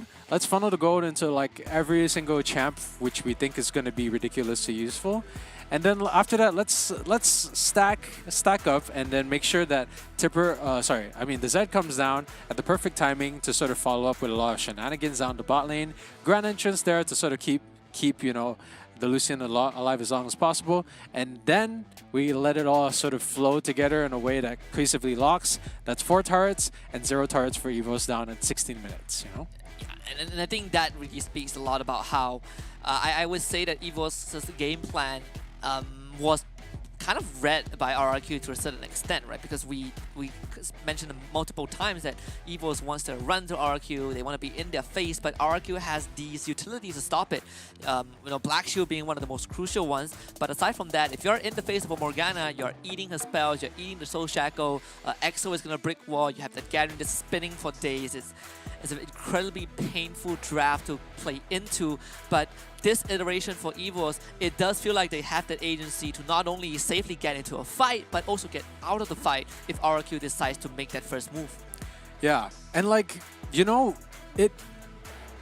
be very, very fair, it felt like this Wild Rift is a game where like a lot of things can hinge on the one moment. Okay. We're going to be calling it the one moment. The one moment. The one moment. The one moment can be anything from like that one team fight in the beginning at the Wild Rift where you happen to lose someone very early on, and that kind of tips the entire scale, and then all of a sudden you lost that team fight, that Rift is gone, and that turret is gone, like Baron lane turret is gone, before you can even blink before the first like 7 minutes. That's what we call the one moment. All right. That was the one moment. That was where like, oh, okay, yeah, that's going to be a slow bleed, because you're looking at the goal differentials. I'm seeing the numbers here at the top. You're seeing Evos here like, woo, okay, that's a big number. It's a lot bigger than RRQ's number. But doesn't matter. This was still 0. This was like 1. This was only like the first 7 minutes. And that's when the one moment sort of decided the way that this was going to be going for the rest of the game. Yeah, and we did see EVOS making those initiatives, right? You know, they are actively trying to contest RRQ on their objective.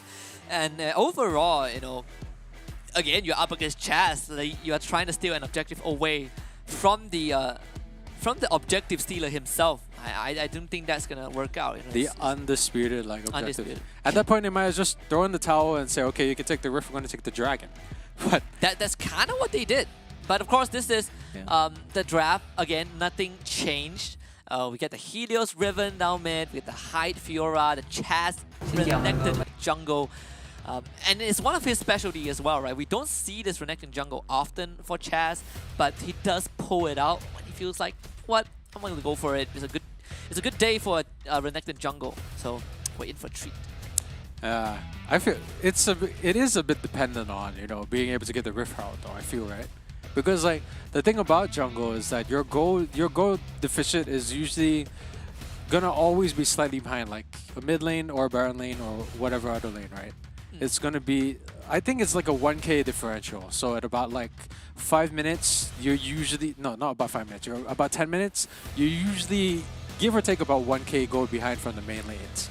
And I think Renekton's pretty key. Like, look at that team cover right now. Renekton is key. If Renekton isn't like effectively keeping all those massive line of pain train engagers out from EVOS, out from the backline, things could go south really fast. And if EVOS have done their homework, if you've watched any games where Chaz plays the Renekton jungle, you know that at level 3, he is going to show up at the Baron lane, at the Dragon lane. You have the Gragas 6 down there. They're going to shove the wave in. They will set up this dive and get Chaz a hit as soon as possible. And that has been the trend whenever he goes on the Renekton jungle. And I hope that EVOS is prepared for this, because if not, we are going to see a more profuse bleeding in game number 2. RRQ thus far leading 1-0. One more game and they will win their second series of the group stage. Yep, RRQ gonna be seeing if they gonna be letting EVOS take another game off of them, or gonna be another checklist of things to do to just close out the series and call it another day, another game. I feel like I talk harsh about RRQ's comp a lot, and like I say that like RRQ's comp always has a lot more that you need to do right in order to like to be effective. But I feel like I always have to eat my words because they do it right. Yeah, because they do it right. Yeah, it's like higher risk, high reward, but they always seem to be making it work anyway. So I don't know why I'm talking like, you know, it's a bad idea when I should be saying like, you know, if anyone can pull this off, it's RRQ. So I mean, they are continuously kind of proving that, and it's kind of what we love about RRQ in general, right? It's very confident individuals. Though I do wonder how is Tipper gonna do in this lane though, because that early trade already going the way of Hyde. It's missed that Vital just by a bit. There is a bit of a change to the tactical sweep as well, right? You don't get that flat slow. In fact, it's a slow that decays over that duration instead of being constant. So it's just a minor change, but you see Hyde already shoving in the wave very early on. And I do like how EVOS is responding down bot with that Morgana Dragon lane, at least against these very oppressive pushing power from RRQ. You have that Tormented Shadow to kind of counteract that. You're not letting EXO and Viper set up that dive for Chaz. It's the harass game of death, and like I do not envy whoever needs to be on the opposite side of a Ziggs Gragas combo, but you know, if anyone can handle it, it's gonna be the EVOS side, I would say. Both teams have rotated their supports just in case you know, EVOS wants to make some funny moves. Both supports having good initiation and really good like ganking potential. So oh, the flash from Hyde. He actually procced the Vitals, but Tipper surviving with a sliver of health. That could not have been any closer. Tipper survives for another day. Middle lane, Helios gets away with the jump. They're gonna go on here with the audacious charge. Chaz tries to walk out flash. He wants to get the stun off. EXO also follows up with his own flash, but they all could not connect the spells. Evos will get the first blood. Supporter finds that one, but now can they make it out of this though? EXO is gonna blow up Valdez, and Supporter also forced to expand his flash. And in that long fight, it's RRQ who comes out on top. Huh, I kind of foresaw that going a different way when the flashes were sort of utilized there from the other side. I thought, like, you know, skills off cooldown, but so apparently I shouldn't be worrying. It's a Riven, and Riven's gonna be disgusting in early game duels. So that was a nice takeoff from there from RQ. I believe we are seeing a bit of a problem in that Baron lane. Tipper just came back and has to recall again. I mean, Hyde just doing numbers on him right now. Yeah, Fiora being what we call the lane bully. Just press dash in order to get like nice true damage procs, which also heal you, and that's going to be happening to you all game. Yeah, I mean, this is kind of the fight, right? I do agree that I thought it would go a bit different with Evos coming out on top, but again, RRQ, this low cooldown spell rotation just makes it so deadly. And that was a move that I believe in Evos' mind was a move that they could have gone for and benefited from it, but it didn't matter. It almost feels like RRQ knew that connecting that flash wasn't the key thing. It was about being involved in that fight. You know, like, yeah, from all accounts and purposes, that should have been like the upper hand for Evos, because like both the flashes were used. Gragas used the dash, didn't get onto anyone. Threw the cask to where he expected Xin Zhao to go, but he was in the opposite direction, so missed that, losing another source of damage. I mean, yeah. Yeah, so for all accounts and purposes, it should have been, you know, on paper, it should have been Evos winning that one, especially since the flashes are gone. But like, you had two champions together with the Riven landing pretty much all her like first ability attacks, and like, yeah, that's it. Your health is gone, especially at the early stages when you're like, you barely have any levels on you. And Tipper just went down as well to a gank from Chaz. And this Camille is continuing to have an incredibly tough time. A very rough game so far. I mean, RQ are already kind of in control to a certain extent, right? Evos, it really feels like this lineup wants to fight for the objectives, but I feel like if you fight into RRQ, you're gonna be in a world of pain. All these area of effect spells, it's gonna really hurt. Gonna be seeing the Rift coming up, and Dragon also gonna be up for grabs. It's Inferno, so you already see everyone sort of vying for that particular one Dragon, because like if any Dragon is worth taking early as opposed to the Rift Herald and not getting that early game like turret gold, it is Inferno Dragon. Yeah, and you can see that Tipper is being forced back to the Baron lane to deal with Hyde. Hyde is incredibly comfortable right now. Evo starting on the Inferno Drake. That's the Drake that you say that they want to secure, and they will do it. No contest at all from RRQ, who will opt for the trade at the Rift Herald. Chaz is going to take it, and you can see the instant rotation to the top lane. Chaz is looking to blow that turret apart and send Tipper back to the fountain again. And Tipper knows that he cannot defend this. RQ, yeah, honestly, I am a bigger fan of the early game Rift as opposed to early game Dragon. But if you do ever get to the point where you are at the later game, and like it kind of boils down to everyone having full items, then you know that Dragon is going to be noticeably better than your early game Rift Herald once everything is equalized across the board. Death Mark from G4, but an instant stun from Guido to cancel any follow-up damage. That was a beautiful stun, well timed. Already kind of expected it was going to happen, saved it, and you know pressed it immediately after the Shadow Clone. So I mean, you're up against the Zed player himself, Master of the Shadows. The ninja man himself, yeah. G4. You're playing against someone who picked Zed and went 6-0 in game 1. So it's not gonna be easy. Trying to outclass the Master. Yeah, it's like me trying to outclass Gordon Ramsay in a cookout. It's never gonna happen. Hey man, like you know, me like trying to outclass Anthony Bourdain. Not Anthony Bourdain, David Attenborough when it comes to narrating National Geography. I miss Anthony Bourdain, I'll tell you that. Yeah, I think we're all sad. But like, you know, yeah, I'm pretty sure it could be Gordon Ramsay if we decided to make any nasi lemak or something. But like chicken rice. Chicken rice. I'm confident we can beat him with chicken rice. Or Rendang. Rendang. Yeah, if there's this one clip, Rendang will get a binding, actually connecting onto Viper. And that's a very crucial pickup from EVOS.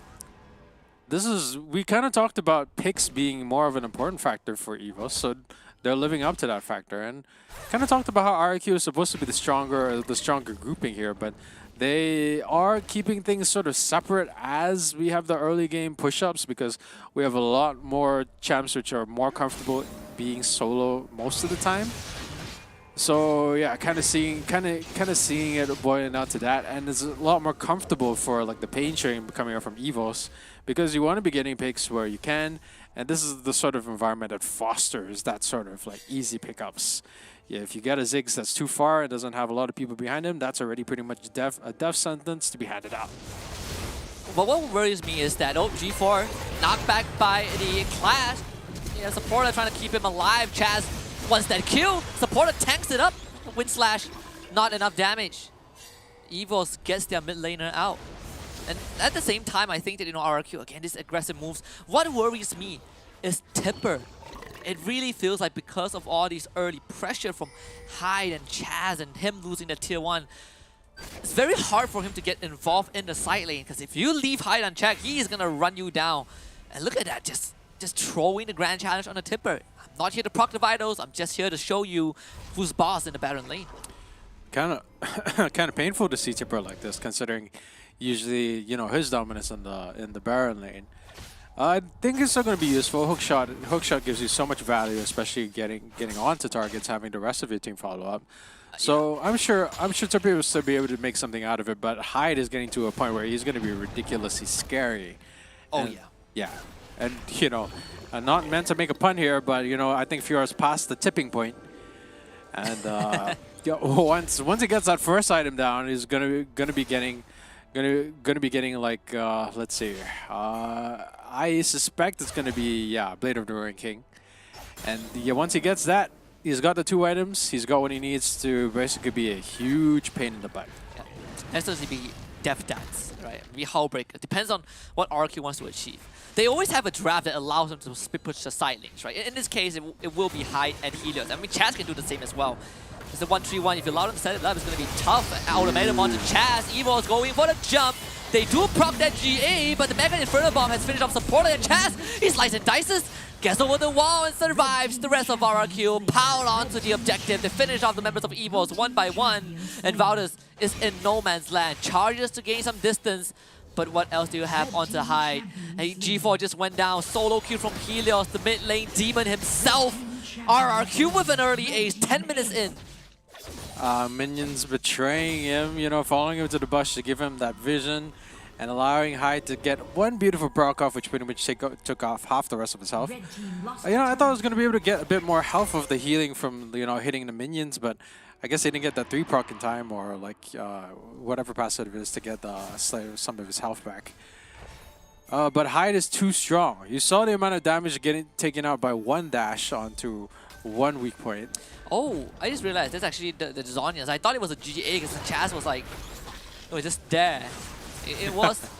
Yeah, the Zhonya's does make more sense, Yeah. GA did receive a bit of a nerf. It's even more expensive now. Yeah. Kind of trailing back. RRQ. They see this happening right in front of their eyes. And you know that Chaz is itching for a steal. EVOS, can they get the second dragon though? Oh, Blast going over the wall. Ultimates up pop. RRQ going in. Crescent sweep, knocking Helios back. Dragon dropping low. This time it's Valdez that wins the Steel War, but can they win the fight though? And they're gonna get the dragon, but at what cost? Valdez wants to finish off Helios. They get a good binding. That's onto EXO. EXO finished off. Chaz goes back in. Also goes down. Hyde isolated, but was able to get over the wall. And this time it's EVOS with the kills. RRQ... RQ is going to look like they were in a lot more of a precarious situation. I feel they would have lost a lot more, but just off the fact alone that Hyde was super fed and doing so much damage, EVOS had to respect so much of it. You saw them having to hang back, and they were trapped in the pit, but they couldn't get any closer. Hyde was terrifying. Look at the amount of damage he's dishing out. Look at the amount of gold he's sort of stockpiling right now. He's quickly approaching the 5-digit mark. And once he gets to the point where he gets his 3rd item, then yeah, it's going to be a huge, huge pain. Especially since the gold differential is still around 4K. The Dragons are going to be a nice little help when we get to the end game, but like EVOS has got to scale and they've got to do it fast.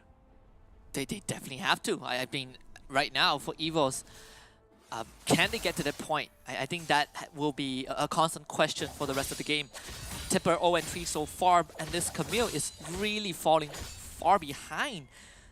Something that you don't really want to be as a Camille is to be in the spot where you can't match the side lanes. I mean, Tipper shows up and Hyde is just going to man-fight him, right? Just keep punching at him, force him out of the lane. But at the same time, G4 also has to do the same thing against Helios. And both of these guys have been solo killed so far.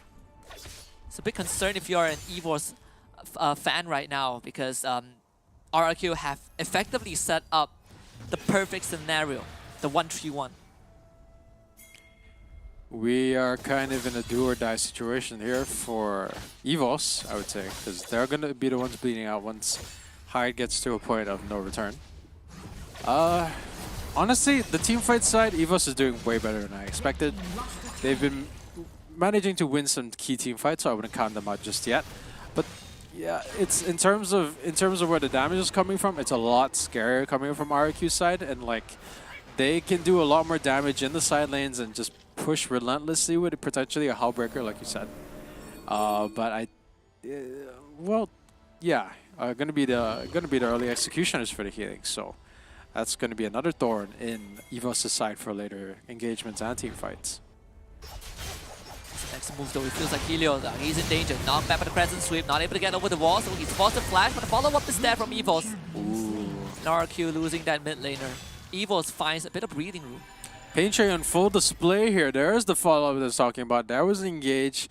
That was a great pickup there on Helios. Helios kind of getting a little bit overzealous with trying to steal away the Krugs, but I guess, you know, he was pushed. The lane was pushed. Guess he thought he did have a bit more pressure, but, you know, the vision wasn't quite there. EVOS now looking for that mid-tier 1. Very important for them, and Chaz will just clear out the entire wave and then reset things. All while Hyde was just keeping Tipper at his tier 2 as well. So EVOS was kind of effectively having one less member on the map. And Tipper, you know, doesn't have that TP. You can say the same for Hyde, but if you are RRQ, you are happy to have this Fiora just constantly playing on that side lane, you know, providing that side lane pressure. Strangely enough, I do think EVOS has a really good chance here, especially in those late game team fights. And, you know, having 2 Dragons and winning against Chaz for one thing. Oh. Tipper in danger. Hyde tries to flash forward, a flash follow-up from Valdez. Tipper should be able to get away. But can't say the same for Hyde, who has that GA. Knocked out, the riposte doesn't cancel anything. Viper tried to help, but Supporter would just blow his ultimate for the kill. Man, the amount of resources that it took to take Hyde down. Look at the amount of gold currently stacking on him right now. He's swimming in the money. But that's going to be a beautiful little bit of shutdown goal coming to EVOS' way. But it doesn't look like RQ is sleeping on it either. You can see still going to be 5k up. They're going to get some turrets now because the Dragon's going to be coming up and it's going to be like a two-prong like push from RQ's side, and they're like stronger like wave clear. Wait, no, sorry, not going to be stronger wave clear. Sorry, EVOS is a stronger wave clear, but it's still going to be objectives that you're going to have to be pushing for, and you don't have a lot of pressure on the board right about now.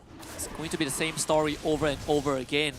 RQ pressuring the side lane, setting up the ways to force a move from EVOS, but EVOS are unfazed. Dragon started once more, down to less than half health. Where's Chaz in the picture? He's waiting in the wave, comes over with the Batstone again. EVOS turns on the Chaz to finish him off. He goes golden with his Zhonya's. Dragon dropping low, and he still gets stolen by Chaz! How does this man do it? How does this man do it every single time? Oh, Helios, he has something to say about this. The flash stun follow-up, they kill off VVV. Viper in the back line, and they still beat EVOS at their own game. 2 down on the side of EVOS, and RRQ, they take everything away. Those are some key members lost there on the EVOS side. Just going to be that the fact that they lost VVV and VVV so like earlier on, the health was pretty much taken down, and like I feel like not being able to secure the kill out on Helios as well is pretty hard. G4, he tried to make a play, but EXO Betty pops him for a kill. And now Vaulus, he finds himself trapped outside, but the Crescent Sweep keeps him alive. RRQ takes that mid-tier 2. The slow bleed is finally becoming a fresh wound on EVO's side. All the lanes are crumbling. This could be RRQ's second game win if EVOS doesn't have the turnaround, doesn't get the turnaround soon, because we're approaching a break point and we're going to get to a point where it's going to be very, very difficult for them to get back into the RRQ side once things are, things are stacked up on the Renekton and, Hyde, because Hyde is absolutely disgusting right now. He's only 1k gold ahead of the Renekton right now. Sorry, 500 gold ahead of the Renekton right now, but like with the Baron fight Baron up for contention and a lot of vision being placed on either side, once this contention comes out, EVO's gonna be on the back foot of this. Scary times for EVO. In the last game, it took them 16, 17 minutes to take just one tier 1 the entire game. It's the same thing right now. No tier 1 just yet. It feels like they're compelled to make a move though. It's not going to be easy. Helios has the GA. Hyde also has one. Chaz working towards the third GA for the team. Everyone else has, almost everyone has a second life at this point. Oh man, RQ really knows how to make life miserable for EVOS. That's so many stone plates, a lot of Zanyas on key members together with the GA of all things. So put 2 and 2 together, you get some champs which you already have trouble taking down to like acceptable health. You saw how like Hyde Helios get away by the skin of their teeth. Tipper missing that hook shot, but it's a bait to bring the rest of the team in. The ultimatum use as well. Chaz waiting to go to the wall, and now there's the moment, the Mega Inferno Bomb to chip away the members of EVOS, and Chaz going ham with the damage, forcing the flash from supporter. Helios and EXO, they all got the stun in, and RRQ going for the collapse. Helios, he's not gonna care. What is the turret? Turret is mine. This domain belongs to Helios, and Helios alone, the Dunk Master himself with 2, and EVOS losing 4 members. Vaulus watching the kingdom of EVOS crumble under the might of RRQ. And 2-0 will be the result. Nexus in their sights, and RRQ gets the second win in the group stage.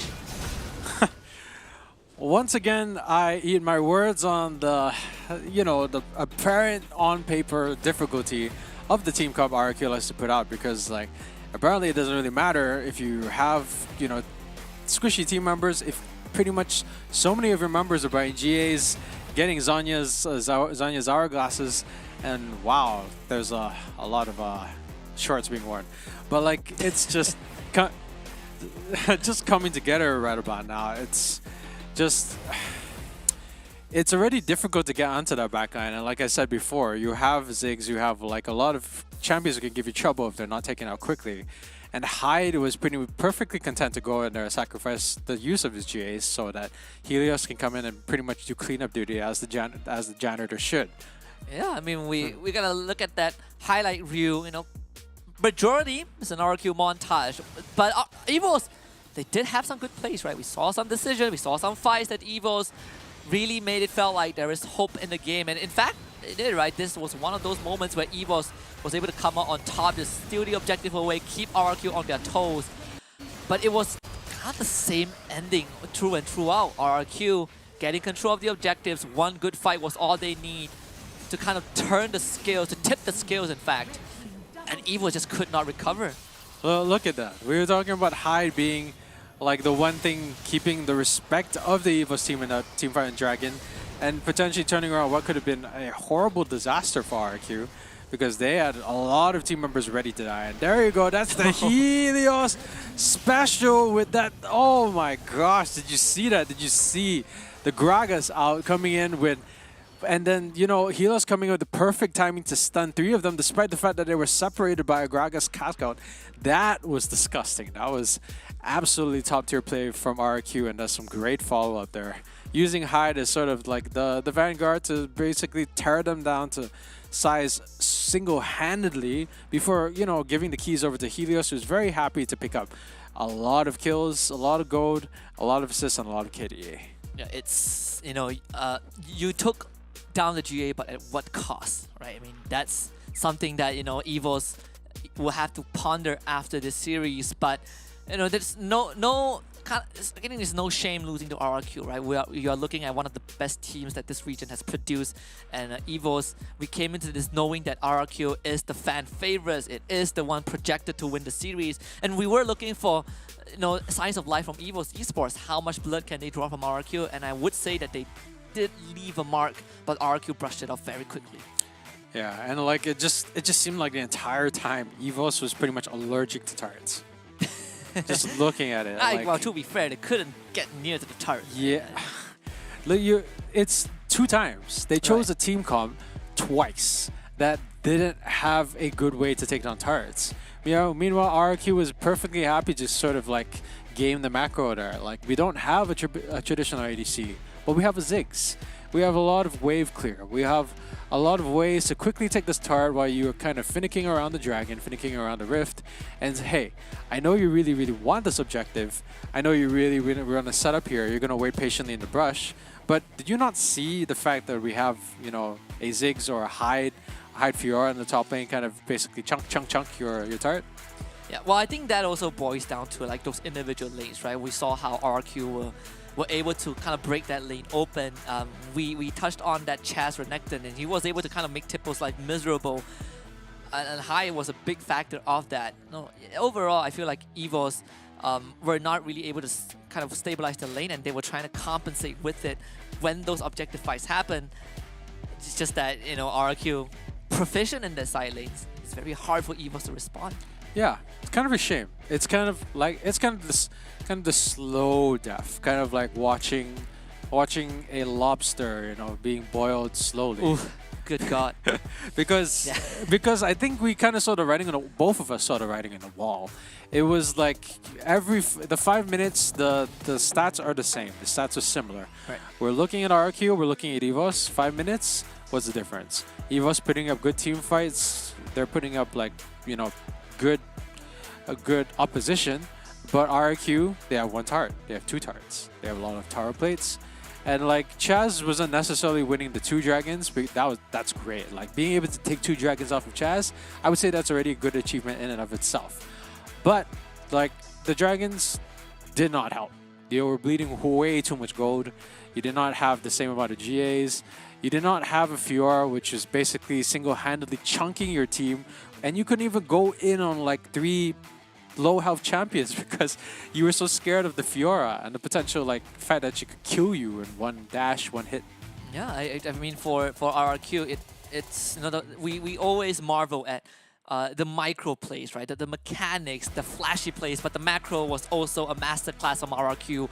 We have an interview with one of the players. Can't wait to talk to them though. There's a lot of things to unpack here, and this time we actually have EXO from RRQ to support. Please kindly ignore Jashi. That's definitely not Jashi. That's EXO, 100%. But first of all, congratulations, EXO. Hello, thank you. For the win. First of all, I want to congratulate you guys on your win yesterday at the Wild Rift Asia Invitationals, right? A fantastic series against Roster Y. You guys were great. But did you guys carry that hype from yesterday into today? Because you guys had to play the first series. Is it tiring, or is it just another day in the office? For us, I think we've been playing tournament since last Saturday. So we're in a tournament form. And also because we won yesterday, there's still fire in us. Yeah, I mean that's kind of what we expected. Yeah, right? I know the feeling of like winning like 5 ranked games in a row because you're still like feeling high off the last one. So I guess it's nice to be able to have your last win to come in and like boost your win in this current game. So how do you feel about that win though? Do you feel like it was hard earned? Do you think EVOS put up like a good fight? EVOS put up a good fight because they always like to fight just like other C teams. And we're used to it because we also like to fight. Yeah, kind of what is the countermeasure to that, right? Because, RRQ, I know you guys made a name for yourselves is, whenever you see a chance to fight, you fight. Don't care who wins, just keep fighting until one guy eventually gives up. And because you guys are one of the teams that are so active in doing so, have you guys kind of came up with a way to deal with teams who want to replicate that aggression? Is there a countermeasure to that? Some teams are imitating our play, but we know the counter and we can say it just for us. Yep, just I mean it's your special. But we're gonna take a look at the MVP first, and I feel like there's even no need to guess for this, right? Everyone is good. But we gotta talk about King Helios. All right. I'm not sure if Helios is near you right now, but EXO, I want to get your quick opinion on this, right? We saw Helios, the Dunk Master Helios yesterday. Just great hair, great pose. How would you rate that? Is he good enough to take over Dunk Master Darius, or do you think that the Dunk Master Helios skin line needs to be delayed for a while more? Dunk Master Helios is like Jordan Clarkson.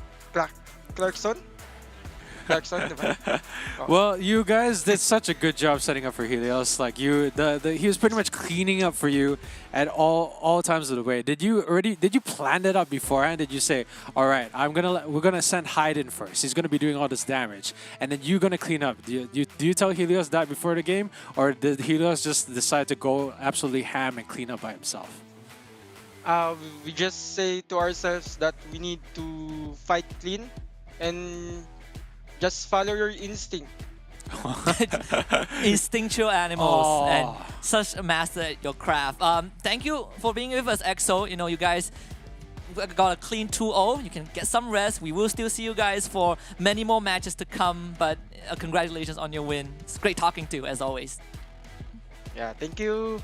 See you. See you. Yeah, I've been pressured by EXO lately.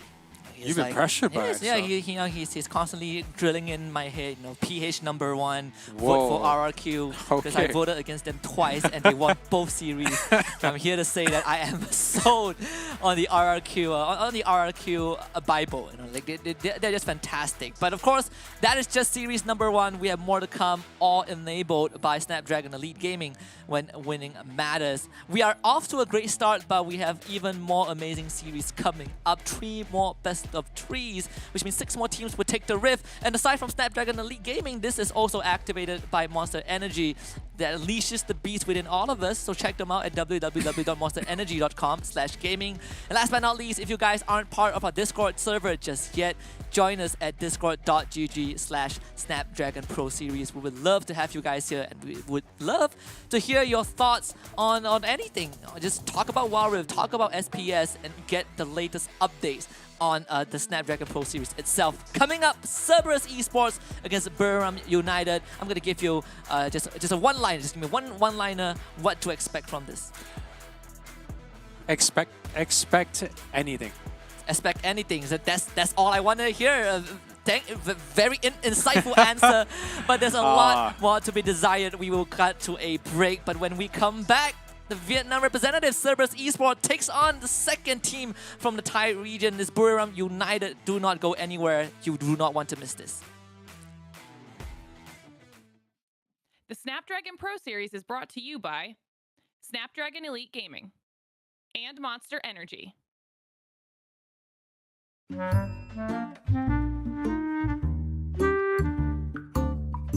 don't have any worse champion. I think I don't have one. I think I don't have one. I don't have worse champion because I play all of them really well. I'm confident that I can use all the champions. It's because I can play different champions. It depends on our composition. Even not a support champion, I can play it as a support. I think it's really depend on my mood. I think I don't have the worst champion because I can play any champion. Gak ada deh champion terburuk buat gue bisa mainin semuanya dengan baik. Timo, dia terlalu lembek. Temo, gak guna dah hitter.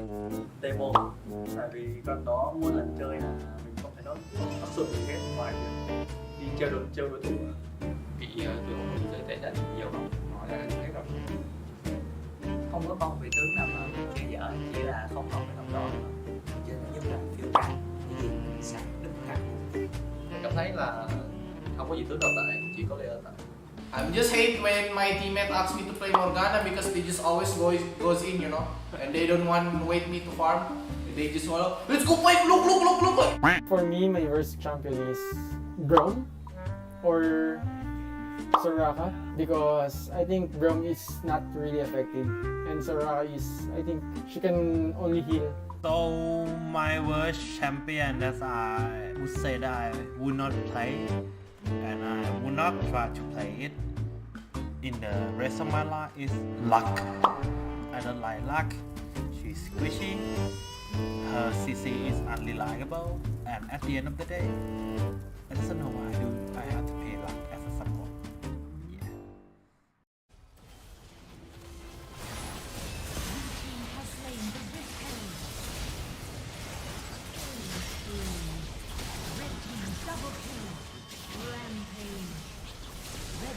Champion is slain. Red team triple kill. Unstoppable.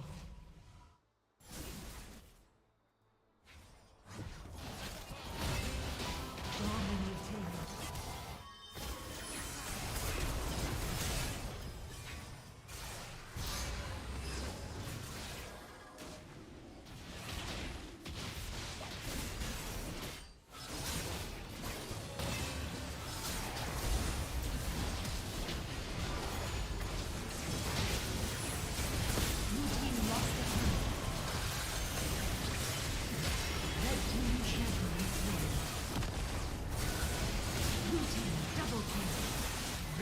Champion slain. Unstoppable. Blue team double kill. Blue team champion slain. Dominating.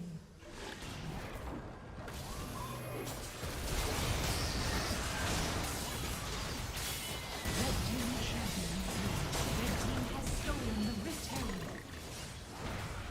Red team champion slain. Red team champion slain. Blue team champion slain. Red team champion slain. Red team champion slain. Red.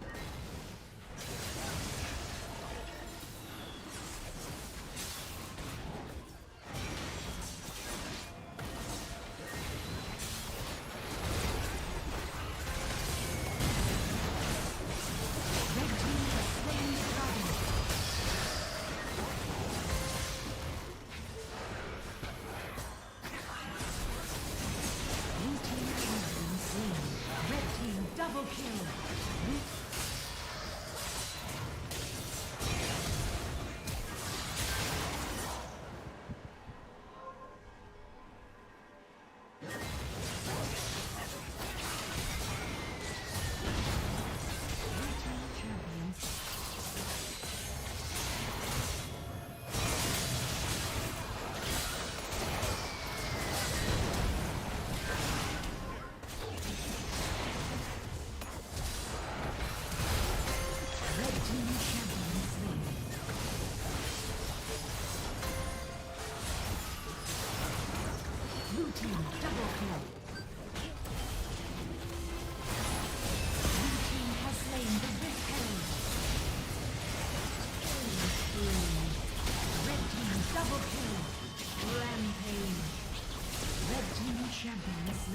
Red team triple kill.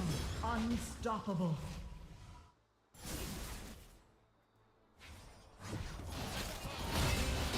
Dominating.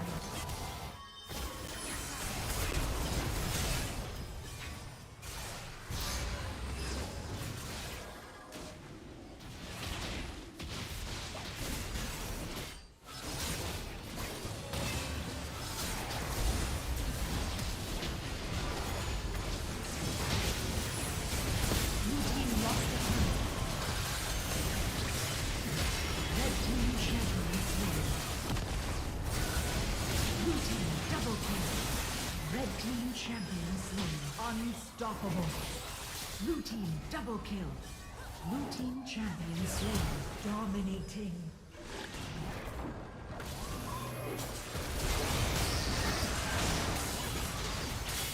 Red team champion slain. Red team has stolen the Rift Herald. Red team champion slain. Red team champion slain. Blue team champion slain. Red team champion slain. Red team champion slain. Red.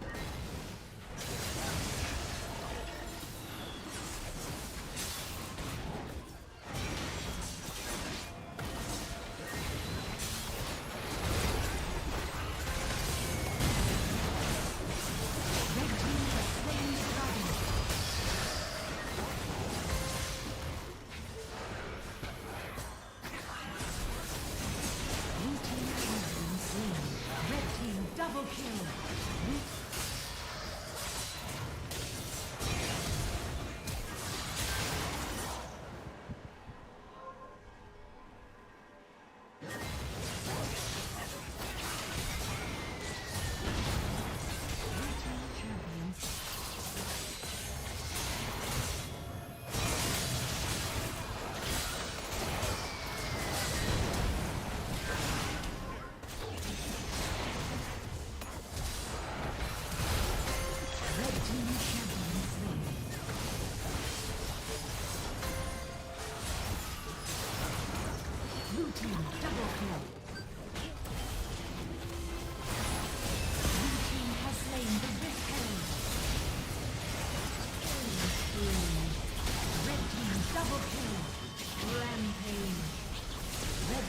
Champion slain.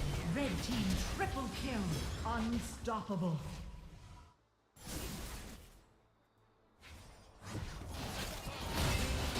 Dominating.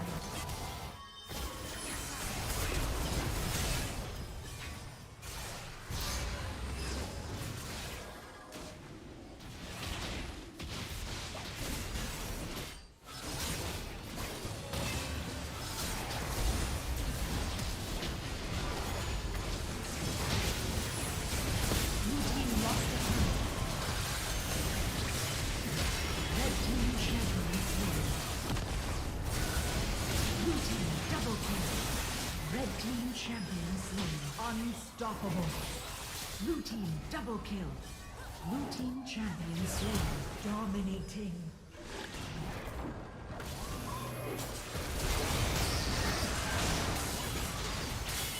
Red team champion slain.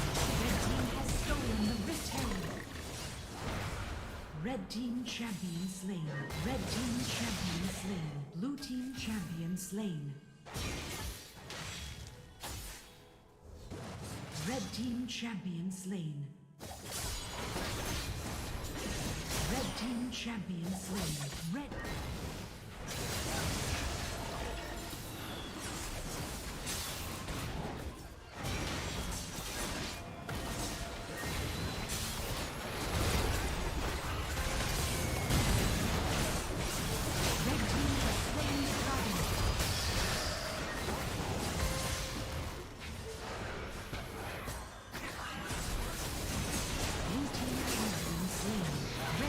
Double kill.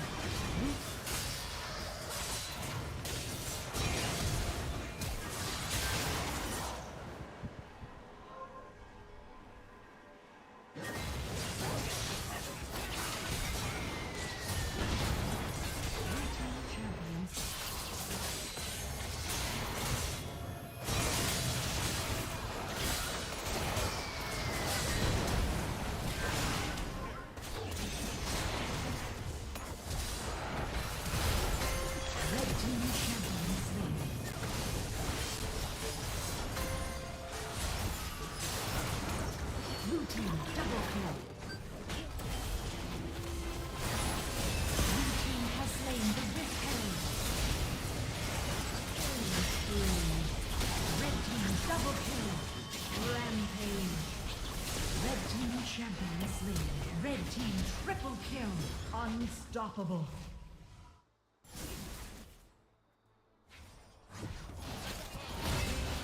Dominating.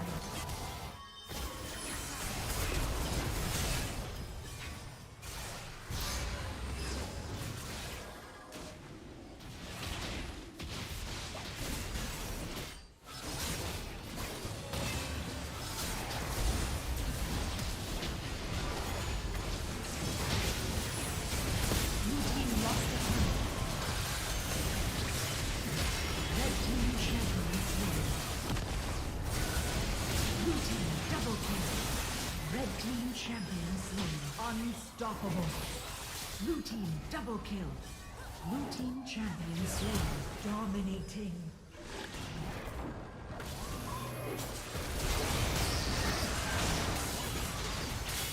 Red team champion slain. Red team has stolen the Rift Herald. Red team champion slain. Red team champion slain. Blue team champion slain. Red team champion slain.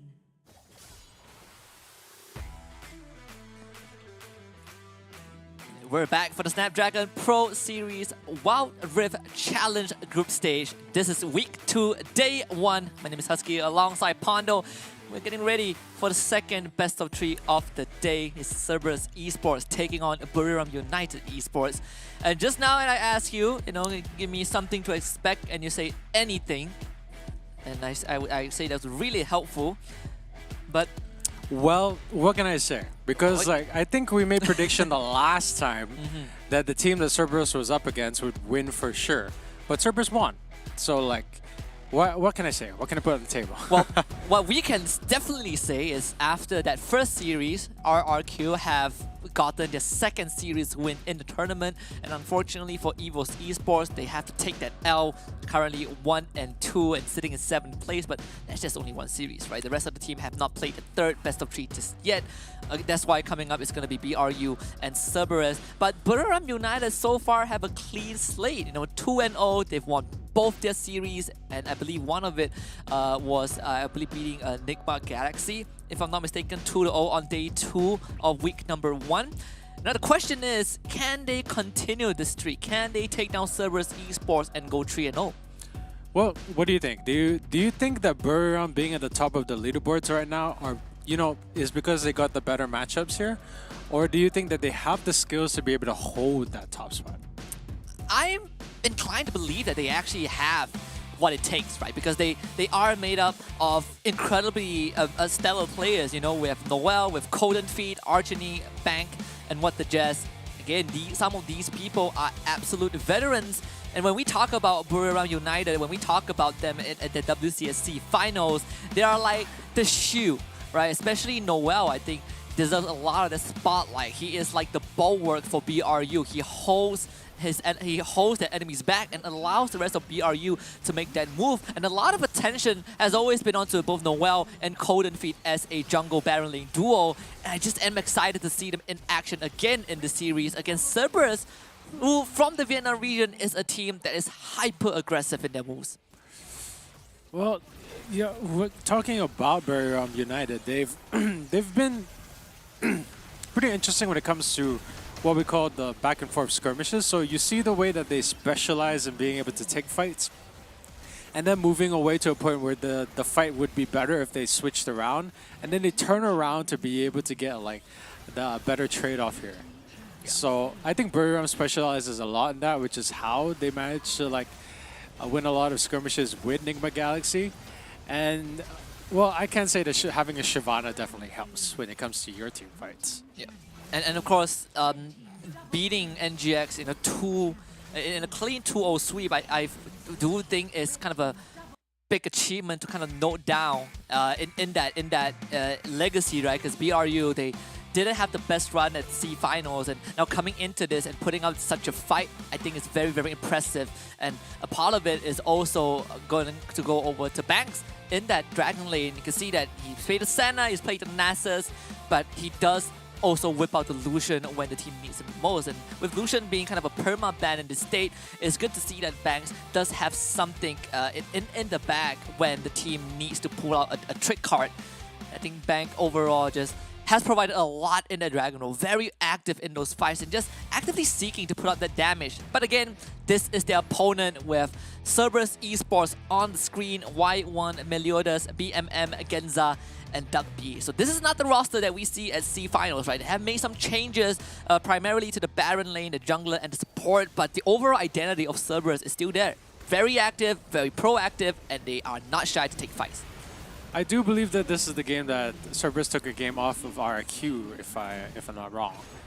It's like that's impressive. RRQ is not exactly a team that you can easily take games off of, and Cerberus managed to prove that they do have the chops, even if they're playing a little bit unpredictably, in order to go head to head with some of the best. So now we're going to be seeing how they can stack up against Buriram, which is one of the top teams on the leaderboard right now, or they can carry that into this next game. Or we're going to be seeing if it just happened to be a luck of the draw for that particular last game that they had. Yeah. And of course, like Cerberus, they are 1-1 right now on the leaderboard. In fact, you know, the fact that Cerberus 2-0 RRQ, I would say that you would look at the results and you would think to yourself, wait, isn't RRQ... You know, we thought that RQ is not going to lose a single game. Maybe the second team that follows that is Team Flash, but Cerberus put up a clinical performance, right? Absolutely demolishing RRQ when they met. And this is going to be the matchup. We are looking at the Dragon Laner Bank versus Genza. The numbers doesn't do much justice to Genza, but that's also because of that champion pool we've seen so far, right? Cerberus Esports, they go for the Ashe, they go for the Morgana, a bit more utility on the side of Genza, but that's what allows him to supplement the rest of his team and kind of feed into Cerberus's identity. The three-headed hellhound that just wants to go for the kill. I'll just say that it's really impressive to have a double-digit KDA. Not many can claim to fame on the double-digit KDA here, and Bank is one of the top few who can. And getting above 75% kill participation as dual player, I'd say is also pretty good to have on your track record. And like you say, it doesn't tell the full story. Genza's no slouch in this department as well. But the rest of the team, sort of a more balanced history and head-to-head. So, yeah, I would say that it doesn't tell the full story, but it's an interesting head-to-head nonetheless. Yeah. I think the most interesting part is that, you know, in the C finals, Buriram United actually played with VVV as the Dragon Laner, and now VVV is in EVOS. We get to see Bank coming back. And I think that has kind of been a slight buff for Buriram United, and it is simply because I think Bank fits into that playstyle, right? We kind of talk about the numbers a bit, but it's also how Buriram United, they have this solid identity as a shield, so they could easily play that front to back, and that's what Noel provides for the team in general. And with Bang able to dish out that damage from a safe distance, that's what activates Buriram United.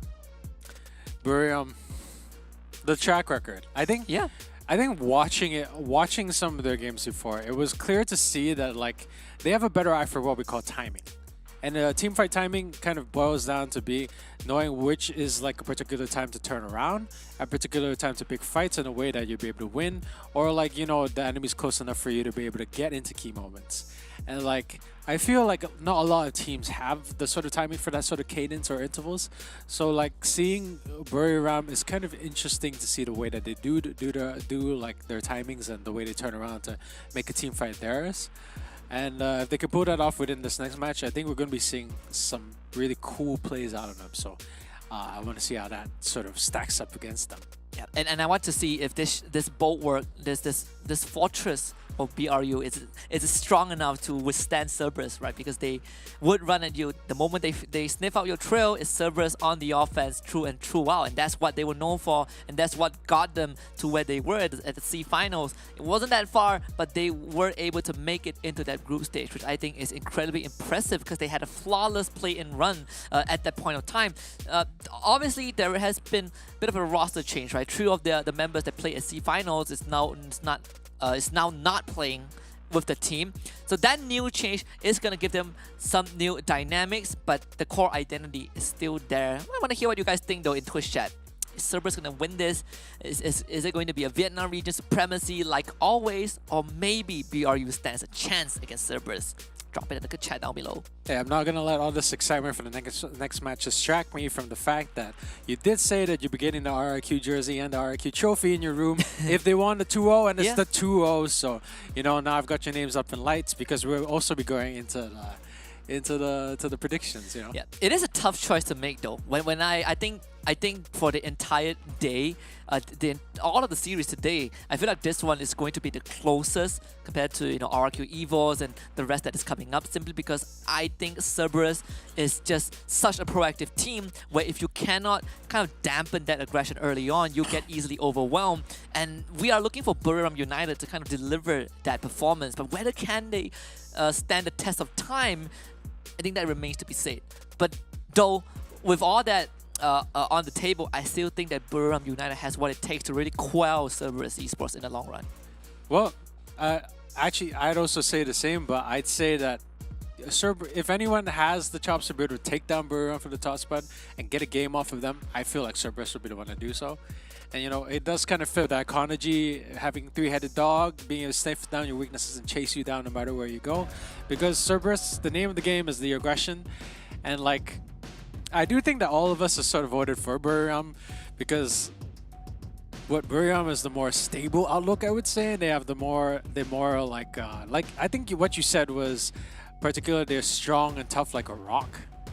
Yeah. So they stand firm in a lot of things that would make a lot of lesser teams run away in fear or shaking in their boots. So Buriram is what we call the Titan. They're the wall. They're going to be the ones to sort of hold fast vanguard against the onslaught of Cerberus. But I do think we're in a situation of the strongest shield versus the strongest sword. I think that's kind of one of the analogies, right? Cerberus always on the offense and BRU kind of on that defense, right? They don't mind playing that front to back. They have the players and the tools to make it happen. So I think going into game number 1, I am looking at Cerberus to draft a composition that allows them to come online early on, whereas for BRU, there will be multiple layers of defense, but most importantly, it will center more towards that jungle top matchup. Sure. Yep. Well, I was waiting for something. I'm trying to insight for right now. It's just that when sometimes it kind of draw a blank because you gotta kind of wait to do the deep dive. You gotta wait for the sort of draft picks to come in. But I do agree with what you say because Buriram does like to sort of have a stronger lineup and the type that can respond to situations much more effectively. In terms of stack ups, it's kind of hard to say when it comes to boiling down in terms of their tendencies and whether or not they're a good fit for each other in terms of fighting capabilities and skirmishes. Yeah, and I just want to see how BRU can kind of activate that jungle Baron lane early on. But another duo we're pointing out is I think Back and What the Jess has a lot to prove, right? When we talk about What the Jess as a support player, not only is he experienced, but also one of his pocket picks is a Thresh. And Thresh Varus, incredibly strong duo. I wonder if Cerberus will let that through because BRU, they do love to give that Thresh away because it gives them that agency to really be active around the map. And a lot of times when BRU gets that Thresh, their win rate goes up exponentially because of how much agency What the Jess gets for himself. We'll see if that's going to be the case. BRU on that blue side and CES on red. I want to see more Threshes in Pro Scene because I have not seen enough Threshes in Pro Scene because Thresh is one of my all-time favorite supports and he's completely disgusting when used appropriately. So it's sort of criminal that we haven't seen more Threshes in Wild Rift Pro Play. But yeah, Jack's going to be the first ban out, which is interesting to say the least, because I'd say Jax is pretty strong in the hands of a good pro player, but I wouldn't say he's what we call a top priority pick. Oh yeah, I think for Jax, well, when we looked at the Open Finals group stage, at least for our region, Jax has been a pick for some of these teams, right? I think Enigma Galaxy is the first one that comes to mind, but this champion, just generally in that solo lane, if you get him going, he runs you down. So BRU giving a lot of respect over to Y1, but at the same time, we are also still kind of falling back to those usual bans, right? Kassadin, no Jace, just this very strong champions that is effective through and throughout the game. I have a question though. Is it pronounced Y1 or is it pronounced Yone? Because if you sort of spell the 1 out, then it becomes Yone, right? That could be a clever reference. It could be. But okay, Well, yeah, I feel like you're just taking me. You're I'm taking me just off the- curious. yeah, I thought it'd be a clever. It would be. I feel like it's too clever for me. Like, I'm not that smart. Okay. Well, yeah, you're gonna be seeing the usual second and third and first, second bands here. You know, aside from the Jax here, the Camille pick, the Jace pick, Kassadin pick, Yumi pick, all pretty much like the top, the 4 champions that I expect to see banned like pretty much regularly out here. Now it's just gonna be a matter of who the first pick is for, I believe, Buriram's side. But you know, Cerberus Esports, they are the second seed from the Vietnam region, right? They played in the finals against Team Flash and they got absolutely slaughtered 4-0. And I think that itself still confirms that Team Flash is the best team in the VN region. But it has been proven that they can bleed. RRQ proved that, right? Beating them 2-0 in that opening series of Week 1. BRU starting off with the Senna, we saw that in the Bank Champion pool, and they also give Cold and Feet that Morgana in the jungle, so a lot of utility already presented on the table for BRU. But for Cerberus, Riven and Karma. Well, I'm not feeling great about the amount of CC that comes from a Senna and Morgana combo. I do think it's kind of disgusting. And then you throw a Singe into the mix. That's what we call like press Q to stun and then give like a free throw. It just free throw back and pretty much free access to any champion which you're not keeping in your backline at all times. But you know, it's a Riven and a Karma, so it's not necessarily a death sentence for whichever team that's going up against that just yet. Yeah. But it does make life a bit hard for champions that kind of want to bob and weave around the fight, right? You want to dash in and out. Riven and Lucian being, you know, the obvious choice. When you have a Singe, the Mega Adhesive does disable that mobility, so I wonder how Cerberus is going to deal with this. The Singe, kind of a decent answer to the Riven, but Cerberus also picked that Lucian afterwards. So that means that Cerberus are very confident in making this, you know, effective on their own terms. We are seeing the Nasus and the Nautilus ban. There is still the Gragas to pair with the Senna. We've seen, I believe, that the set at one point. I think that was pulled out by, I believe, Sem9 in the Open Finals group stage. That one didn't work out, and set also banned out by Buriram United. Well, I do think the double threat combo here for Cerberus is like something that I like, because like having a very disruptive carry. Oh, okay, this is the triple threat. It's not even the double threat here. You're gonna have Olaf to counter that heavy CC counter we're seeing out from the 3 first champs of Buriram United. And oh no, that's not gonna be a thing. That's not gonna be a thing. No way. It's not gonna happen. No way. But I do know that a couple of these players, you know, we watched the videos, right? Are there any champions that you're not good at? A lot of them say Teemo. One of them say Fiora. I don't remember who, but I know a lot of them don't like Teemo. And for those who say that they are good at every champion, I want to see you play Teemo. Just play Teemo. We got the Sion review. This is not the first Sion pick.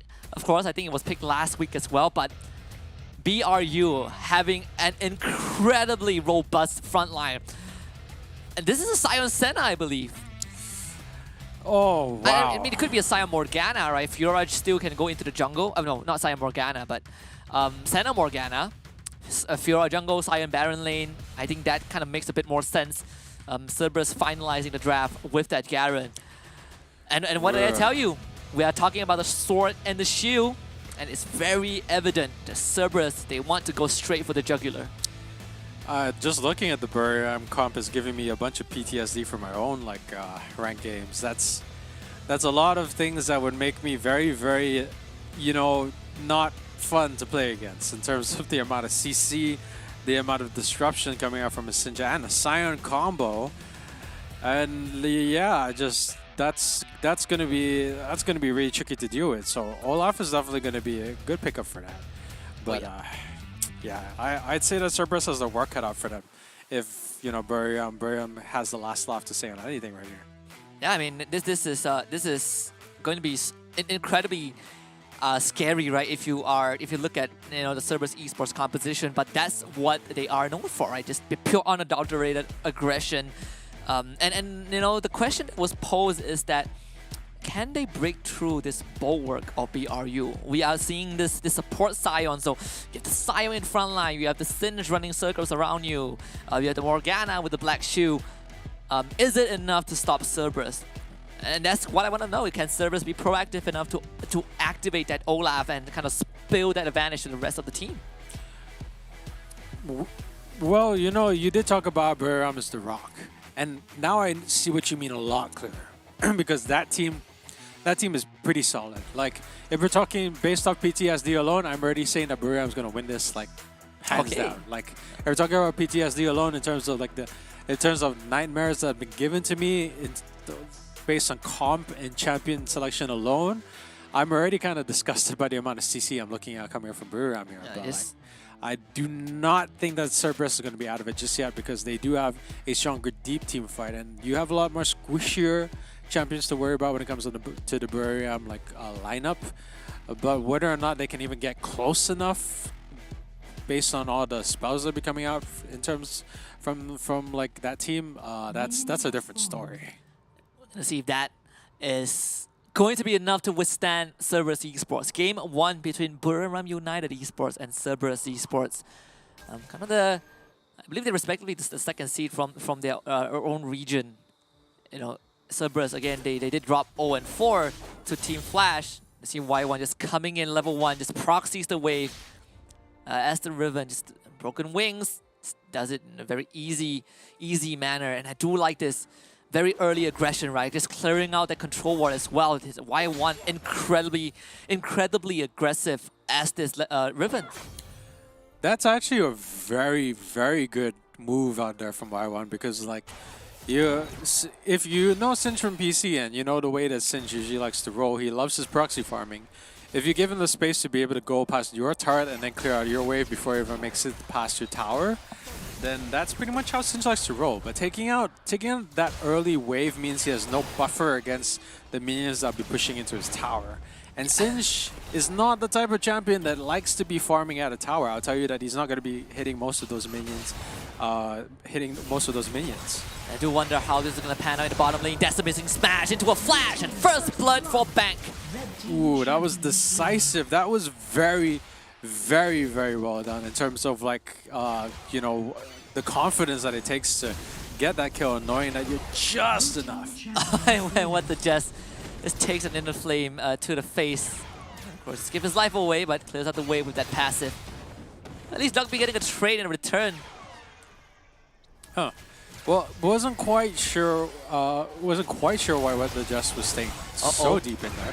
4 members of Cerberus shows up, and that's Scuttle Crab though still goes over to Coden Feet. Hey, come on, you guys! Like they nerfed Scuttle. You don't need to be bringing your entire team out here to be fighting for it, like towards the riverside. But wow, okay, I like that combo. Like I told you it was disgusting, and it looks disgusting. Just it is. Having a Senna like stun, and you know that it's gonna be proccing, so you already know where to be aiming your like knockup ability and your max charge. So that's pretty much beautiful. You know, a beautiful sight for Sion, and I have no idea what you're gonna do if you're not dodging every single stun out from a Senna. And this is going to get progressively hard to deal with, right? Once Sion hits that level 5, he gets that ultimate. He's gonna run at you, and if you don't dodge it, if he rams into you, that's a world of pain. But the one thing that Cerberus Esports does have an advantage over BRU is that range. You know, they have this long range poke with the Karma. You have the Lucian to get away as long as you don't get tagged by the center route. Of course, what the Jets won't be able to get too much done. But top lane, a flash ultimate from BMM. And an easy Q onto Noel. The flash forward from Coden Feet. He wants to get a return. The repulse is out, but it doesn't connect. Coden Feet walks forward. Grand Challenge proc gets the kill, but now needs to get away. The flash forward from Meliodas and the Ragnarok to finish the job. CES finds 2 kills up top, and bottom lane also not looking too hot for BRU. What the Jets and Bank are both low, and CES, they're itching for something, but they won't find it. At least not for now. Wow, these players are not giving you any time to breathe, Husky, because the fight is coming up fast, it's coming up furious. It looks like Buriram's actually behind slightly in terms of gold, and in terms of like the tower dives. I feel like what they've been doing is trying to keep Singe unrelevant. They're not allowing him to be able to take what he needs, and they're pushing it so fast on the tower, getting those tower bits. And like I said, it's so difficult for him to farm, especially early on when he's building what, you know, potentially is not going to be a full AP item, so he doesn't necessarily have the damage. It's this wow. casual slam dunk. But I am slightly worried for BRU, right, as this game progresses, because BMM's first item is the Hullbreaker. So all these side lanes, they're going to get opened up.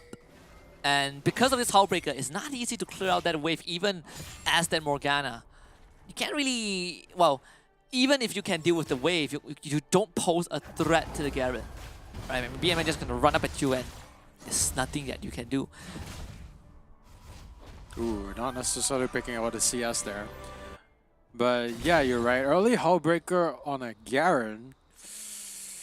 Ooh, he's gonna be in there a while, and he does. If he wants to, he could stay in that lane forever. Just let his passive proc and literally just camp there. That's his new home forever. Yeah, he goes where he pleases. You know, step aside, Mundo. Yeah, he doesn't even necessarily need to go back to get more items. One Hullbreaker is enough. He doesn't need to be looking for kills. He doesn't need to be looking. Here comes what the Jazz. Watch out. He misses their ultimate. And the Karma out to bring the rest of BRU back. Senna out is also out. Coded feed picking up a kill onto Y1. But it's Meliodas walking away with that Harrow. BRU, they want more. What the Jazz flashes forward. Doesn't get the knockup. You know, I'd actually take that trade. Like, I think that is a very reasonable trade on to like one Rivet. Like, well, you got to be getting that Rift out before the tower plays disappear, but like I think that's a very reasonable trade, especially in terms of like tower damage and the gold that you get from the plates. I think actually it might be slightly in their favor, you know. Yeah. And look at BMM. He just ran at mid, completely ignore Archony and just proc his demolish, and he's out. And look at he's doing the same bot lane. So if BRU aren't putting on the pressure, I'm not sure how they are gonna deal with all these bleeding on the structure, as BMM is completely uncontested, and CES, they're going to drop that Harrow mid as well. The Culling Unleash, Archony sidestepping all of that. He connects the binding, but this Harrow can be clear out in time. Shelly looking for a charge, won't find it. Mid tier 1 goes down, bot tier 1 also demolished by BMM. I love like I love seeing like teams that go up against a Morgana. You see Genza just dancing at the front like he's doing a tap dance to basically try and bait out the dog binding. And interesting to see. Dragon goes over to CES. I hate to say this, but 5,000 gold lead for CES, or close to 5,000. Yeah. That's we're like 7 minutes in. It looks like what I said about anything goes could be potentially becoming a reality here, because like the strong vanguard of BRU that gives me PTSD is falling apart slowly but surely, which is saying something in the way that this team comp is working out right now. Oh, Y1, yeah, he's itching for a fight. He does have Duck B with him, and that's why he has the confidence. We talk about a bulwark, right? But this one doesn't really hit back hard, right? You're withstanding the blows. It's like a big, robust shield, but with enough force, you can start making dents. And CS is doing that on a macro level, breaking these structures and just forcing all these recalls out, letting the minions slowly do the work. And these small chips are really starting to rear its head. BRU, I'm not sure if they realize this, but CES are slowly walking away with this very minute leads that is adding up. I like what Cerberus is doing here. They're doing the very, very minutiae things, ridiculously small things. Y1 going and killing all the minions at level 1 to make sure that Singe has a hard time on the turret and losing an entire wave of minions potentially. Oh, Noel looking for something. Y1's not the target. He dashes away. Noel finding nothing. Goes into the straw, but gets rooted. Clip at the edge. Brought right back by Transcendence Embrace. The Cold and Feet is there. A good 3-man root from Bank. And BRU, they're looking in for the kill. What the Jess shows up. They want to go for more, but it's only good for 1. Y1 goes down. But bottom lane, look at who it is. It's BMM, the Demolisher. He just took down another turret. Yeah, that was another thing I was going to add to like the small minutiae things. BMM buying a Hullbreaker first and making the Dragon lane his home. That's a lot of additional pressure. And like BRU is not winning these skirmishes like decisively enough to really say that like to really basically make the Garen's life a lot harder, because BMM is just sticking around, waiting for his passive to heal up, getting all the way up to tier 2 turret, which is a huge issue now, because like now they're gonna have to be contending with the fact that Rift Herald is gonna be coming up. Once that's contested, then Dragon's gonna be next on the menu. And I think one of the philosophy right now is that we're not really losing a 4v5. BMM, you can keep doing a job, you know, draw attention away, do what you want to do. BRU setting up this death brush in the mid lane, anticipating CS. Kind of peek their head up a bit, right? See what's going on. But Cerberus are not interested at all. Can BRU get anything done though? They're all in the Shroud. Want the Jess moving forward, not gonna find anything. A Pro Bell into a knockout fling. They get the root, but it's BMM. It is way too tanky. Wow. BRU came in full force with their CC train and did everything they were supposed to. But, you know, they don't seem to have the damage or the gold to be able to follow up this ridiculous amount of CC, which is quite the shame, I would say. Like, in any other situation, this would have been enough. And it looks like Cerberus already was slowly working on that Rift Herald while all of these fights were going on at mid lane, and all these minions were being attempted to be pushed up, but Buriram couldn't even get it to the tower, and they don't have a tier turret of their own to keep things in check, so it's just going to be a slow burn if they don't have an answer to the way that Cerberus is slowly dismantling them right now. And another concern aside from BMM is BRU in that late game, right? Who is going to dish out the consistent damage? It really feels like Coden Feet is the man you're looking for. Everyone else is damaged over time. You know, you're throwing out spells, but you're not putting in the burst. You have no one to instantly go for the delete onto CES. And you couple that when CES has a Karma, and CES has a Riven, and all these champions who are bulky or have some abilities that give them a shield, BRU has their work cut out for them at this point. Cut out for them is exactly the word that I would use for this particular situation, because, you know, like coming in, I thought that CS was going to have the harder time of this, but apparently I've been proven completely wrong, because I was thinking of it in terms of team fights, but apparently they wanted to be thinking it in terms of skirmishes and Meliodas just pulls the trigger with the Ragnarok. They weren't able to get Archony out re-engaged. What the Jess leading the charge, gets a knockout, takes out BMM. A Y1 wind slash doesn't get any pickup, but watch out for Genza though. They fling Y1 back. He's rooted by the Mega D-Save, and BRU now looking for the juggler of CES. 2 kills so far. They did lose Archony, but BRU finding the fight that they wanted. My gosh, and then 3 champions just straight up not having enough health to be able to fight, but not securing any kills on the CES side. That is not particularly fantastic. But that is going to be a free dragon, however, because of the fact that they managed to take out Arcane. He would have been a stronger buffer. And yeah, that's quite a lot going on for CS here. It looks like they are still quite ahead. They've got 4 turrets in total and a lot of pressure coming in from either side. I think Buriram still might be able to win those late game team fights if they're not too up behind in gold, but I do feel like it could get away from them real fast if they don't, you know, push this to the limit. BRU, that's kind of the front to back that we were looking for, right? If CS can blow through one of the members, then BRU, they will have that breathing room and start that counter engagement. That's exactly what we want to see from them. They do it a couple more times though, because you know CES, they're just going to continue ramping up, and that side lane once more is going to be an issue. Right now, BRU, they can still take down BMM. But what happens when he starts getting more items? What happens when he starts tanking up? Does BRU still have the same damage? Gonna be seeing the Rift Herald come out like quite a ways away at the Dragon Lane. Guess, did they forget about it? Because it feels like it just came out on an auto path. Maybe setting it up for the pressure that they want to use to be taking away from their potential fight at Baron. They might want to try playing something sneaky here at the Baron lane to potentially try and end this, since a lot of the tier 2, one of the tier 2 turrets is gone for Buriram right now, so there could be the potential to take it away. Big bad Olaf, he's here. Ragnarok prop, what the Jess, look at this guy, big fat shoe, oh, the biting, max range, they get the root, they get the fling, and Duck B is out. BRU playing this immaculately, and what the Jess, yeah, he was thinking about something. It's gonna stand his ground. This brick wall of Buriram United. The disgusting Buriram pain train finally online. The stuff which I've been theory crafting since we went to the picks and bans is finally coming reality. Yeah, I mean, it certainly is. CS, if there's something that they've learned from that, is that if you run at BRU, you gotta be damn sure you don't get caught on the way out. They lost both Y1 and B in that exchange.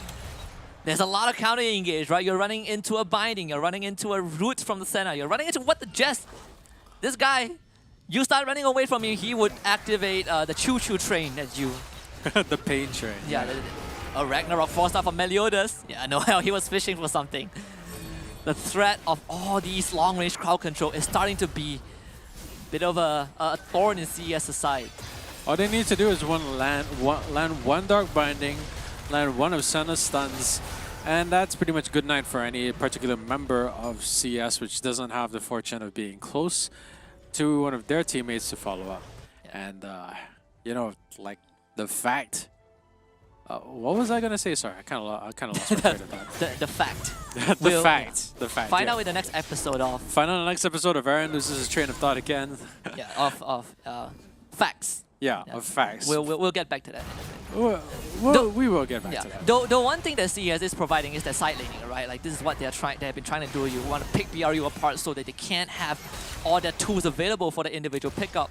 And the best part is that they are winning in their side lane. You know, Y1 is beating Noel. And BMM is just constantly shoving the wave in. He's forcing a response from Cold and Feet. And he's not scared of the Fiora as well. So as long as you are splitting up BRU, you're not letting them get those long-range engage, those forced bindings, then CES would have a window to navigate around, just constantly play this tag game with BRU. Yeah. Honestly, I'm going to tell you right now that I feel like the win condition here is BRU needs one good team fight, and CES wants the status quo to remain until they can slowly get their minions to destroy their tower while CES is not looking. Yeah, CES. Again, we're in for the long ride. I mean, if you have any plans tonight, we gotta cancel that. Because this is gonna be a long game. It looks like it. It's a good thing I didn't make any plans because there's gonna be more action to come. Yeah, Meliodas, he's itching for something, right? His fingers was on the Ragnarok button. BRU haven't got a single turret yet, so that's good news for CES. BRU doesn't have any good turret takers. It's kind of the similar situation that we saw with EVOS versus RQ, because EVOS was so into those skirmishes and they didn't have any particular ways to get into turrets while, you know... Oh, Noel looking for something. It's BMM flung right back. Megadeth the binding actually catching Meliodas. They throw out the spells. BRU, they don't find anything. 3 ultimates have been expended. And CES, they still have their tools available. BRU, you can't dance around for too long because Meliodas is coming in with the Ragnarok. They come in with the damage, and look at Noel. He's buying time, he's buying space, he's being a distraction. Y1 push right back. The Culling Unleash of the Golden Feet. Now, with the cover of the Shroud, what the Jazz buy space with the Decimating Smash. He might give his life away though. The Gargoyle would delay that death a bit, but they will try to jump onto Y1, who uses that mobility to get out. All the dashes in the world available. And CES finds a crucial kill that will convert into a dragon. Buriram. Your team fight is a lot stronger when it happens at once, like, you know, in one fight. But Cerberus' team fight is stronger whenever they come in and come out again and again and again and again, which is what exactly happened here, because, you know, there were a lot of particular opportunities where Buriram wasn't necessarily going to be able to turn it around, but they had the CS, they just took so much chunking before the actual fight, and by the time the fight actually came around, they lost single-handedly. And what's going to be the answer though? I think the lack of damage is really starting to show, right? The lack of consistent damage overall, like all these chip damage. Doug B, he has the locket, he has the heal. A bit of a mantra inspire is going to take all of that DOT away. And it really feels like a lot of burden is on Cold and Feet, but he can't do this alone. Not against CES. And look at Y1. It's just escorting that bottom wave in. They get a binding up, but there's no follow-up from BRU. And Noel has to force himself to deal with that bottom wave. super reliant right now on being able to land those. BMM knocked up. Still running away. Senna out catching Duck B instead. Very quiet picked off for BRU. Looking for the tower. They need to break this one at least. They try and brute force their way. Couldn't find it though. They need one more wave to come in. Meliodas, Y1 and Genza. The trio of CES. Not able to keep the structure standing. And BRU finally cracks that mid lane. That's what BRU needed. They excel at picks and be able to like immediately follow up after getting any particular sort of binding or CC. So yeah, I want to be seeing more of that. But wants to be able to play this game the same way that they've been winning other games. But it does look like Cerberus is not sweating too much about it because they have only lost one turret, but they are pretty much 7k gold in the lead right about now. And the side laning continues. Pando, we are 20 minutes in. I still a pretty neutral game state, right? BRU, of course, they're behind in goal, but it's not necessarily a straightforward task for CES to just run BRU down. Elder Dragon has already spawned, and you can see that BRU, a lot of value on that bottom side of the map. They are keeping CES in check. Noel handling Y1 as well. I cannot believe that we have been middling right about now at the mid lane till 20 minutes on the Elder Dragon. Knockout BMM, that's the fortress of CES. He's popped the Zhonya's. Falls right back, cold and feet exhausted. For Y1, he's doing numbers on the structure up top. The inhibitor turret is already dead. BRU, if they want to do something, they gotta do it now. No, I mean Y1, he is single-handedly winning this game for the team. Binding lands on the BMM. Where's the follow-up? Blink in, Soul Shackles, Zhonya's, Genza forced away. What the Jess, ultimate in. Genza forced away from his team, but there's no follow-up for BRU. Golden Feed, he wants to get it to job done, but Genza, he goes golden. The rest of BRU sent away. Genza doesn't die. And what the Jess does, CES coming out on top of that skirmish. Oh, trades everywhere. And like, it doesn't... we're seeing a lot... Okay, Cerberus is doing a lot better in terms of the macro, and getting that turret is huge. Now they could potentially fight for the Dragon uncontested while the pressure is on, and they can't afford to give away an Elder Dragon. That's just not how it works. Genza, oh, he wants to be the hero, and he might just be. The base is in danger. Y1 is trying to end the game on his own. I don't think Noel can stop this. BRU, they're forced back. Y1 is going for it. Nexus is dead. CES just run it down. Oh, I don't think I've ever seen a team get away with that. Their eyes were firmly, ridiculously fixated on that Elder Dragon prize.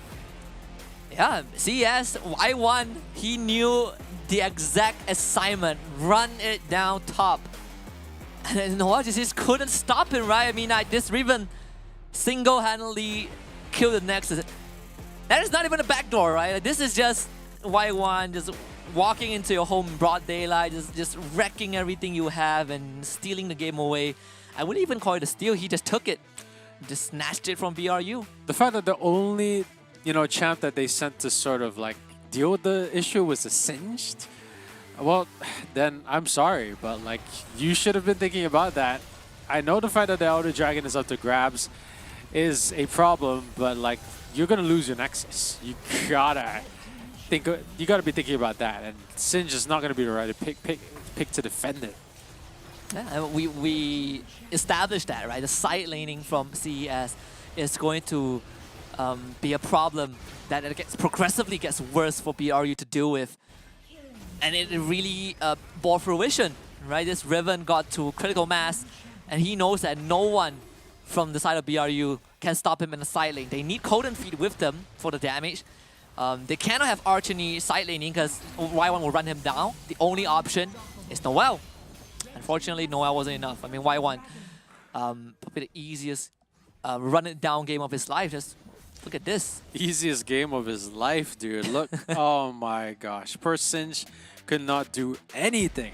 And like, in theory crafting, the pain train should have been disgusting to deal with, but like, looking at looking at Cerberus, looking at the way that they handled that with the tools that they were given, with the champs that they selected.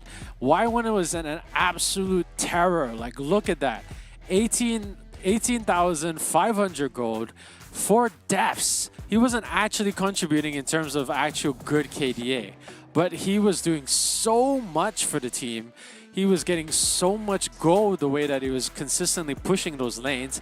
And I loved, I wouldn't say this to an ex-girlfriend. Like, I don't think it's a good idea to put ultimatums out like that, but that's what Cerberus did. They gave you an ultimatum. They said, all right, look, here's the deal. You either get this Elder Dragon, contest it, or you lose your Nexus. It sounds like a horrible deal. It sounds like a horrible deal. And it's like you wouldn't want to be on either part of that deal, because I feel like if you did give away the Elder Dragon, the game was pretty much going to be over anyway, because it's an Elder Dragon.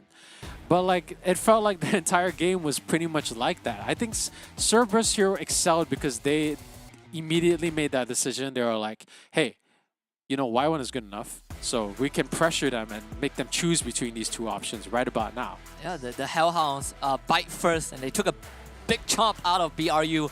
All of this, though, made possible by our partners over at Snapdragon Elite Gaming when winning matters. And we started off the day asking if BRU's winning streak will be broken, while Cerberus has just taken the first step. This is also made possible by our partners over at Monster Energy, unleashing the beast within all of these guys. And Cerberus Esports is a big beast, so check them out at www.monsterenergy.com/gaming. And if you guys have not joined our Discord channel just yet, join it with the link down below, discord.gg/Snapdragon Pro Series. We'd love to hear your thoughts on everything. If you guys want to know news and updates about the Snapdragon Pro Series, is right there in the channel. So come be with us, because we have more to happen in this best of 3. Coming up is Game 2 between Buriram United Esports and Cerberus Esports. But till then, we gotta give them a room of breather, right? All this split pushing has given me a headache. We'll be right back for game number 2. The Snapdragon Pro Series is brought to you by Snapdragon Elite Gaming and Monster Energy. Xin chào mọi người, mình là Genya, chơi vị trí xạ thủ. Xin chào mọi người, mình là Y1, người đi đường trên cho Cerberus Esports Việt Nam. Team mình vừa thì có màn thể hiện cũng rất là tốt, nhưng mà em cũng chưa hài lòng về màn thể hiện của em. Mình thấy cả team mình đánh thì cũng khá tốt, nhưng mà chắc là do tụi mình tập luyện chưa được nhiều nên là khả năng phối hợp ăn ý với nhau chưa được hoàn hảo cho lắm. Suy nghĩ em cái đội đó thì team em cũng chen khá là nhiều rồi, nên là cũng không có e ngại cho lắm. Mình nghĩ là các team ở Đông Nam Á thì cũng không mạnh lắm. Mình nghĩ là khu vực Việt Nam mình là mạnh nhất trong khu vực Đông Nam Á. Và chúng mình sẽ phải để ý đến top 1 khu vực Thái Lan, Esports cũng khá mạnh mẽ trước với đủ kế hoạch của đội mình luôn luôn là top 1. Kế hoạch nói chung kế hoạch của đội vòng này và những vòng sau thì cũng đều có một kế hoạch, đó là đối đầu với Flash trong trận chung kết để phục vụ. Như kỳ vọng của bản thân là cũng mong muốn cho tem được vô địch một lần và không phải top 2 nữa. Mình sẽ cố gắng gặp Flash và trả thù. Cảm ơn các bạn đã theo dõi và ủng hộ đội tuyển Cerberus. Các đối thủ của mình hãy đón chờ Việt Nam của chúng tôi nhé. Mình muốn gửi tới đối thủ sắp tới của mình là hãy đem người hỗ trợ để đừng lên thăm mình để mình được chơi.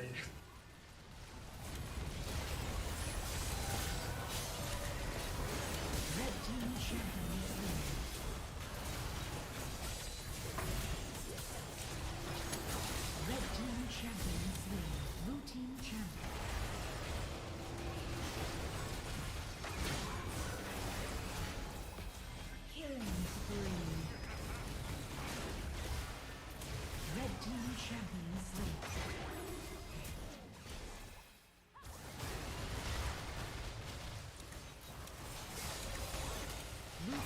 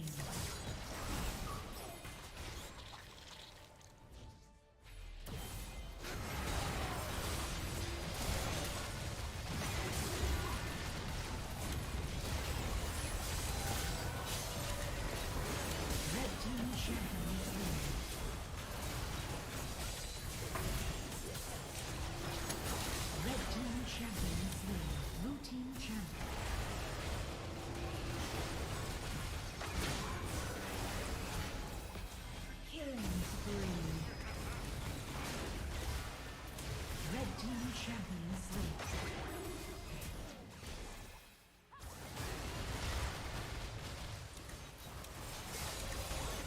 Blue team champion slain. Unstoppable. Red team has slain the Elder Dragon.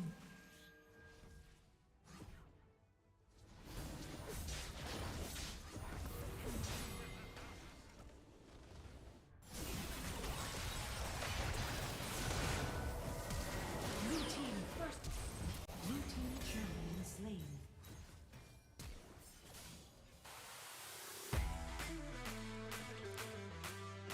We're back and locked and loaded for Game 2 between Cerberus Esports and Buriram United Esports. I mean, Game 1 was a slobber knocker with Cerberus Esports literally redefined the definition of running it down top and winning the game off of BRU's graphs.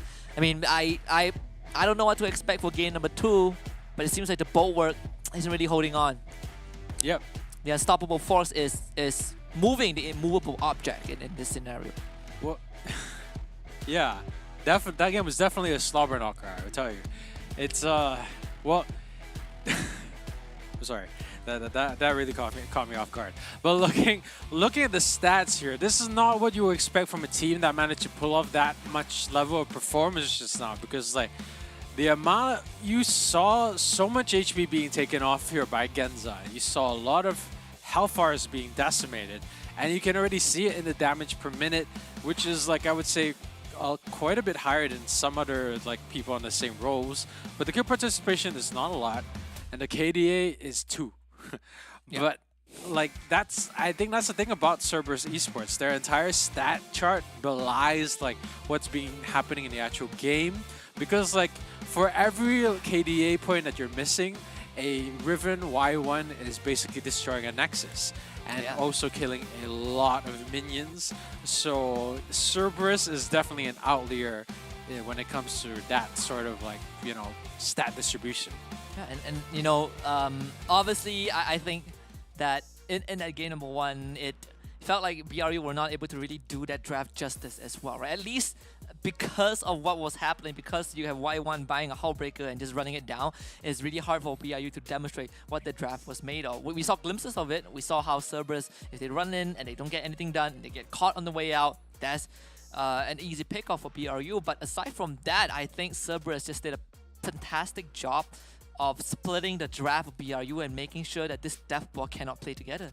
Yeah, in terms of theory crafting, like we did a lot of talking about the CC, and by right, like thinking I kept imagining the way it was supposed to go. I was imagining a Sion running it down, and then like having a knock up, having a stun, and then immediately Cinch just delivering a package like, yep, here you go, and just delivering it to the back where the rest of the team could finish it off. But that was not the case at all. In fact, Cerberus were the ones who kept damaging them every time they went close, and then they kept re-engaging with like significantly lower health pools. And the ideal in terms of the pain train, the CC train, none of it came to fruition. It didn't work out nearly as well as it was imagined to be, or how it should have worked on paper. So like that was kind of unfortunate for Buriram in a sense. And Cerberus was playing that absolutely well. Like it was so well done. Yeah, I mean, if you are BRU right now, you have to kind of just be completely aware, right, of the fact that Cerberus Esports, they do have that side lane potential, and your draft has to be able to deal with it. Not to say that the Singe isn't a good idea, but against more, you know, against specific champions like the Riven, it is so hard for the Singe to really stop them effectively, right? Especially when they buy a Hullbreaker. Your damage does not go through. So BRU needs to kind of make an adjustment to that. And what do you think that's going to be, though? You mean the adjustment that they should be making? Oh, yeah, for BRU. Well, I don't think BRU technically had the wrong idea. I just feel like in terms of execution, CS was like, it was actually impressive. I think we actually talked about it mid-match, and that it was all about the little things, and these little things were adding up to like so much more.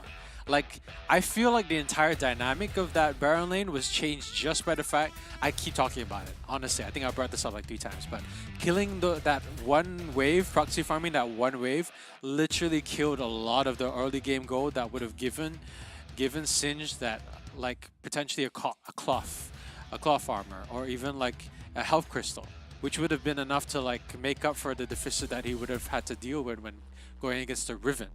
And that was huge. That pretty much decided the pace of it. And Singed was still helpful, but like he wasn't nearly as doing as much as he could in terms of proxy farming, in terms of getting anywhere special. And then you had a first item Hullbreaker, which is like, that's gonna make you suffer in terms of everything else. But like the way they used Garen just kept him there permanently forever, and then just let him chunk all the way down to a tier 2 because like of the fact that they weren't potentially like going for a full team fight. It just kept skirmishing and making sure that they were keeping them off the objectives while still allowing a Garen to sort of push all the way to a tier 2 turret and then getting the rest of the Baron turrets later. Like, it's all these small things that Cerberus was doing. Like, I was really, really impressed in the way that they were handling it, and they did everything that they should have to make Buriram's like strategy go in smoke, and it was a strong strategy, believe me. BRU this time kind of switching it up a bit. They still stick with that Morgana, right? We did see Argeny play that mid, but now they bring in the Renekton, someone that can fight in the side lanes if needed. But for Cerberus, strong picks coming out from this team. You know, Lucian, Camille, and Ziggs, and even then, you're not really sure where that Lucian or Ziggs is gonna go. It's a big flex. The Camille also being one of that flex pick from from CES. BRU, they were thinking about the Castle just for a while, but it seems like they're deciding against that, and they go for the Garen, a brick wall for the team. Ooh, guess Cassidy would have been difficult to fit into. I mean, if you're not used to it, because he's pretty much a permanent ban, I guess it'd be safer not to go for him, despite of the fact that like he would be a great pickup in most scenarios.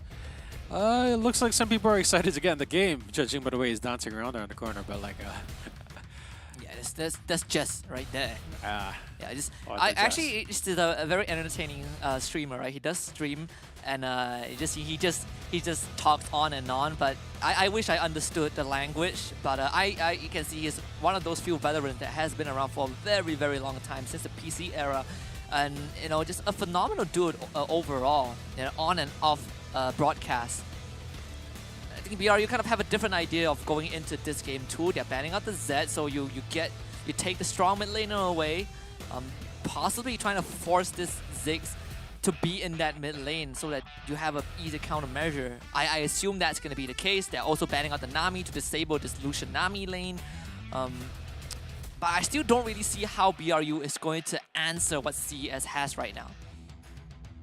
Well, we know that CS enjoys having the option of a side push, and like we don't see a lot of teams that adequately punish the side pushes, and like I feel like it's difficult when you're running a team that doesn't have a good side pusher of their own, because like I feel like a good side pushing punishing strategy, get objective and then immediately push down the mid lane after you've killed the rest of their team.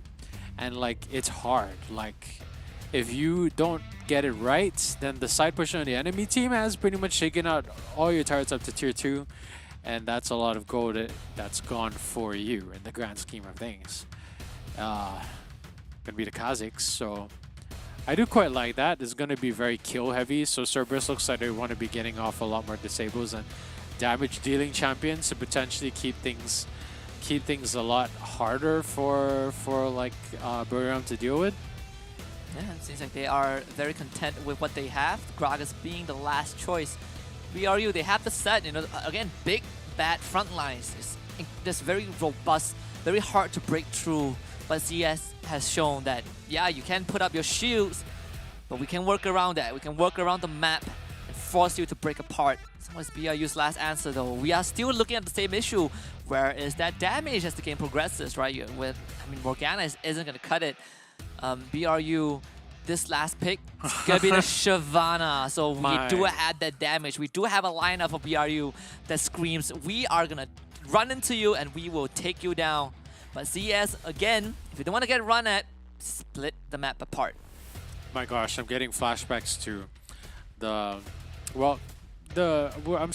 getting flashbacks to the EVOS like mentality here. That is a very skirmish heavy team. That is an absolutely up-in-your-face kind of team. I guess Morgana is going to be the one that tries to facilitate a lot of the plays, because like she's going to be a good initiator with a Dark Binding, and having that option for picks is going to be nice, considering that most of Cerberus' team is like the type of champs that you don't want to be getting picked off one by one, because they have a lot of squishy champs. But I do think Cerberus would win in team fights as long as they have the right distance, because that's going to be difficult to deal with. But yeah, it's going to be tricky. Just you can't get Dark Binded, so we're going to be seeing a bit of a Lucian dance again, which I've been seeing so frequently recently. You just like, you know, when the Morgana's in the enemy team, you have a 200% more chance of seeing them in the middle, just walking back and forth to try and to bait out the Dark Binding. It's kind of funny. Yeah. Well, time to get ready for game number 2, because you see the teams are pretty much ready, and you know, Cerberus Esports is still ice cold. We're not seeing, you know, any celebrations just yet. We're not seeing any, you know, just any indications of them feeling that that victory was, you know, triumphant in any way. Obviously, you want to close out this best of 3. It's gonna take a while, and I want to see how Buriram United it's gonna kind of at least extend this to a game 3, because I think all of us share the general agreement that Buriram United can win that long race. But judging by how game 1 was dissected by CES, I'm starting to have my doubts here with how this robust lineup is gonna work against CES. It's on paper something really strong, but Cerberus is very, very creative, and I love teams that are creative. I'm gonna give this straight up to you. I love teams which think outside the box, and it feels like they're making those strategies in real time, and that's something I really appreciate, and that's something that Cerberus has been doing for me very frequently of late. I enjoyed all the games that I watched, so let's see if Cerberus can pull out more from their hat, or whether Buriram's going to be able to get their revenge and potentially turn this into a 2-1-0 reversal. Yeah. Wonder what the ideation is. Well, bottom lane, they've already found Genza. Oh, this Ziggs got to run away. Level 1 binding. Well, actually, it's the I believe it's the what the Jess also with that face breaker, flash face breaker into a pool, and that's first blood. And just can't just pulls the trigger onto Genza. Oh my gosh. Well, what you gonna do? Like, it's a choice of pretty much letting your lane be destroyed, because if you decided to go back now because you know that your flash was down, that's the equivalent of you just tossing out the entire front wave. And look at that. I mean, just as an unrelenting force from BRU. And I think, you know, BRU also, they got Lion Nation as the coach, you know, not a while ago. And, you know, this guy has been doing a fantastic job, and kind of one of the heart and soul that allowed them to beat Nigma Galaxy last week. You can see that the ideation is there, right? It really has shaped a bit of that playstyle from BRU. When you look at what the Jess, we talk about how he likes to make play with Thresh. You give in a set, it's kind of the same thing, right? You have those tools to really force a move out of your enemies. And in that case, they have blown all the sums of both Genza and Duck B.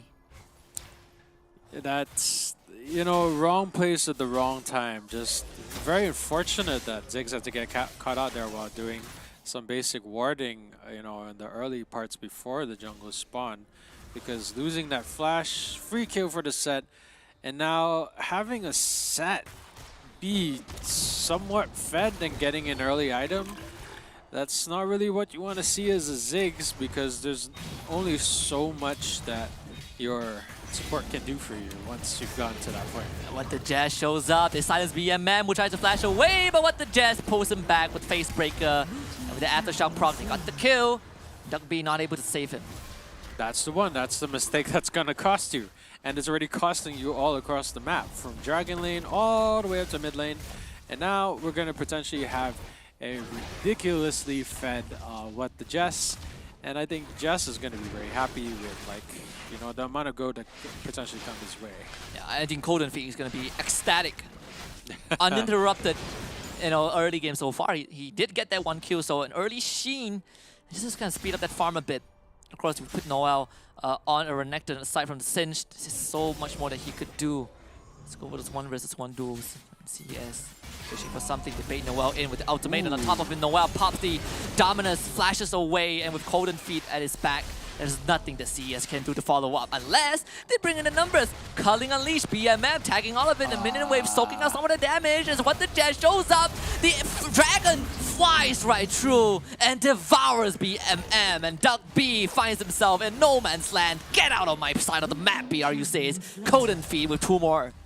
You know, I did say that I liked it when teams are creative, but I didn't mean the culling tried to kill creative up to towards the turret when you know that the rest of Buriram is potentially close enough for a follow-up later on. That is not the kind of creativity that I've, you know, been wanting to see. And that's going to be an even bigger setback for the you know, the combination behind of BMM and, you know, the rest of that team. Oh, and what the Jess again just shows out of nowhere. Goes for Smackdown on Y1. 5-0 so far. And VRU just making headway with all the early kills that they're getting. An attempt onto bank. It's finding nothing as he does have the black shoe. Just, well, the roaming is going to be coming out from Cerberus for, you know, a lot of the scuttles. Scuttles not as big of a problem as they were before because they used to have a bigger What the Jess again? He just proto bells, gets a face breaker off. I mean, this guy is everywhere. He is running around the map. Like, what the Jess, this guy's a magician. Yeah, he's got his vanishing act up in disorder with the flash. And he just shows up. He just shows up and uninvited to the party. He pulls you into a close hug. Genza has the flash because of that. And without a flash on the Ziggs, as the objective spawn, BRU are really putting a lot of pressure on CS. This is not the game on BRU. This is not the BRU that just want to stand there and take your crap. This is the BRU that will give you that instead. They were practically handed a golden egg with that kills onto Genza down into bot lane. And I remember talking about how it was going to be difficult for Cerberus because of how squishy they are and the way that, you know, the way that Ru's comp works, like BRU's comp works, because getting caught is potentially a death sentence for you. And it wouldn't have been so bad if like this didn't happen so early on, because that's kind of the name of the game, the metric. They have the damages, they have the utilities, and their entire stick is about distance. So not letting BRU get in close at all. But now the Set of all people is fed. And Set is the type of setup character that can press the flash button, pull you in, and you're pretty much dead. So, like, it's very unfortunate that this had to happen to Cerberus, because now with like the advantages that have been piled up, they can proceed to pressure them off Rift Herald, and then they can proceed to pressure them off Dragon. What the Jess grabs them away. Dragon goes over to BRU. What the Jess trying to get away, gets hit by the ultimatum, locked down and finished off. But that's the Dragon from Golden Feet. He's going to work. The binding doesn't connect. Golden Feet turns it around, gets the chop off, flashes for the second, gets that, doesn't get away. As Golden Feet finds 2 kills. CES though, they respond with 3 instead, and CES were able to get something out of that.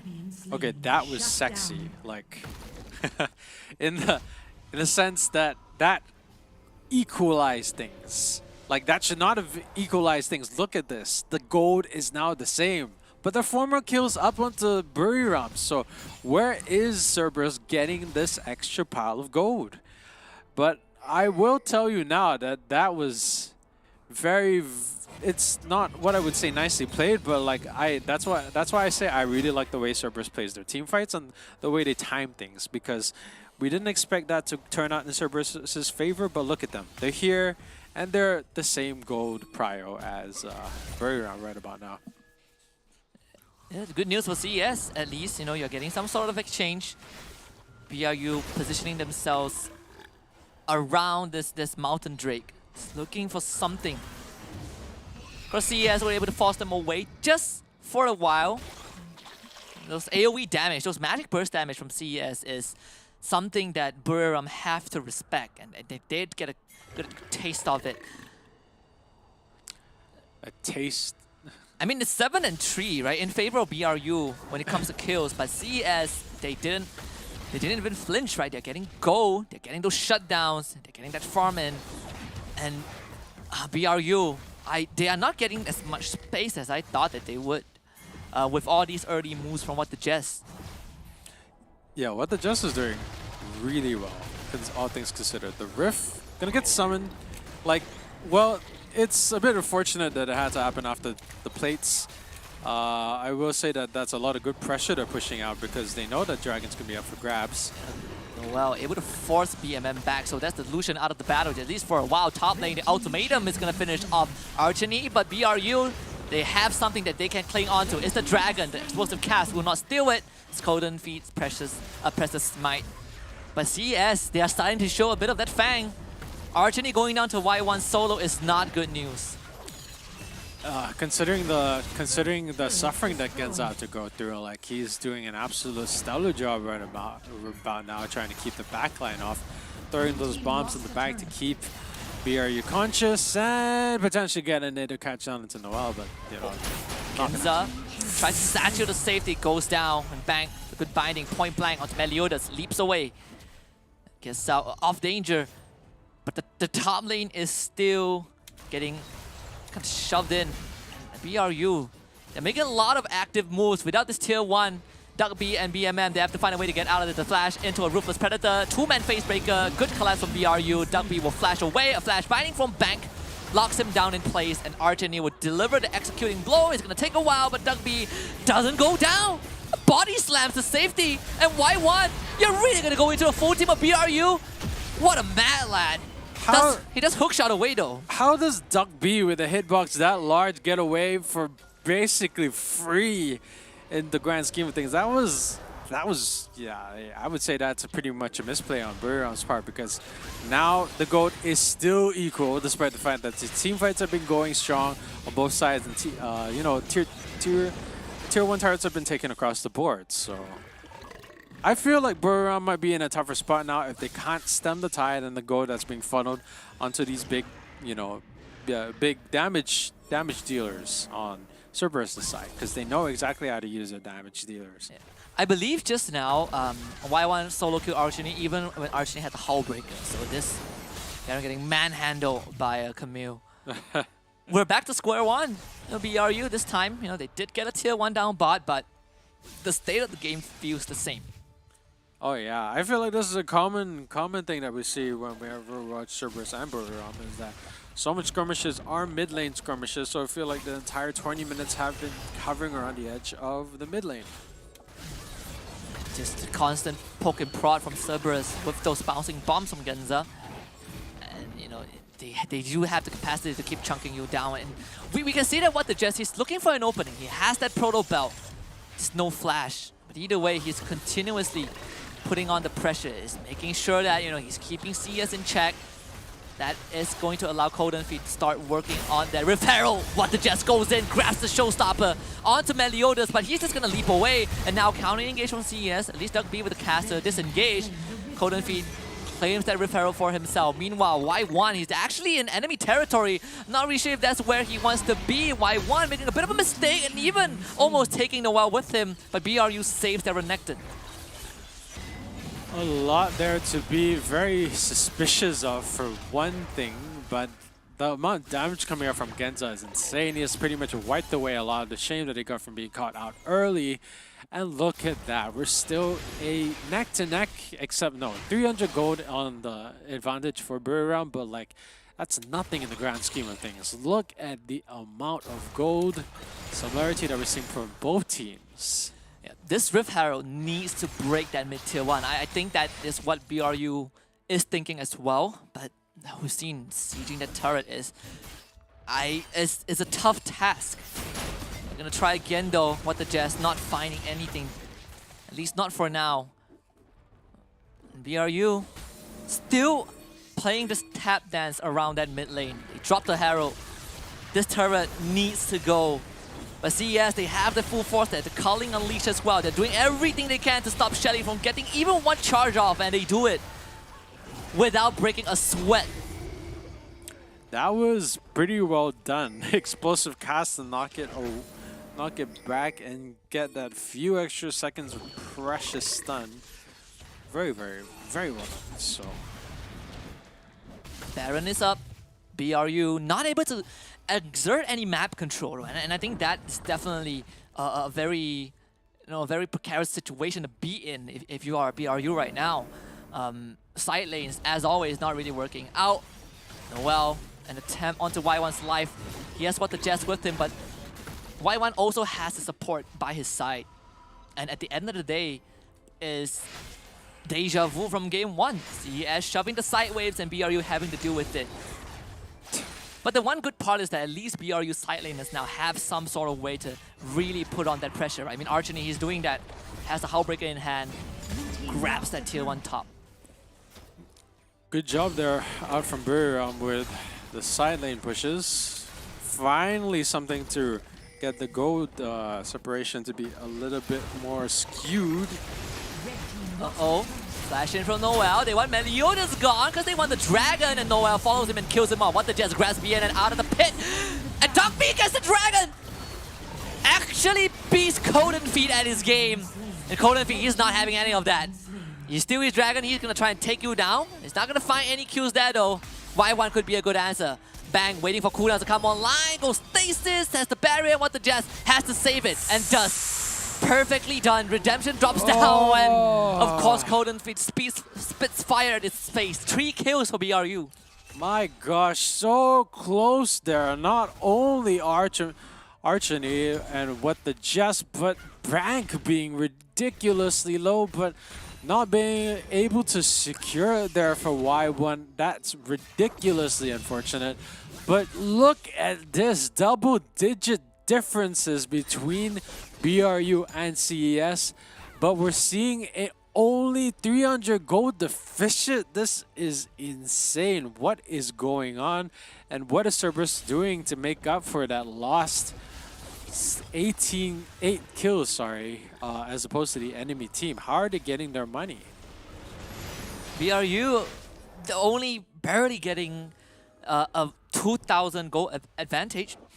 13-5 in terms of kills, but it really felt like those kill numbers are inflated to a certain degree. Though a good news for BRU is that they are incredibly strong. Genza just face checks that. Yeah, he's gonna be punished. Cannot do that.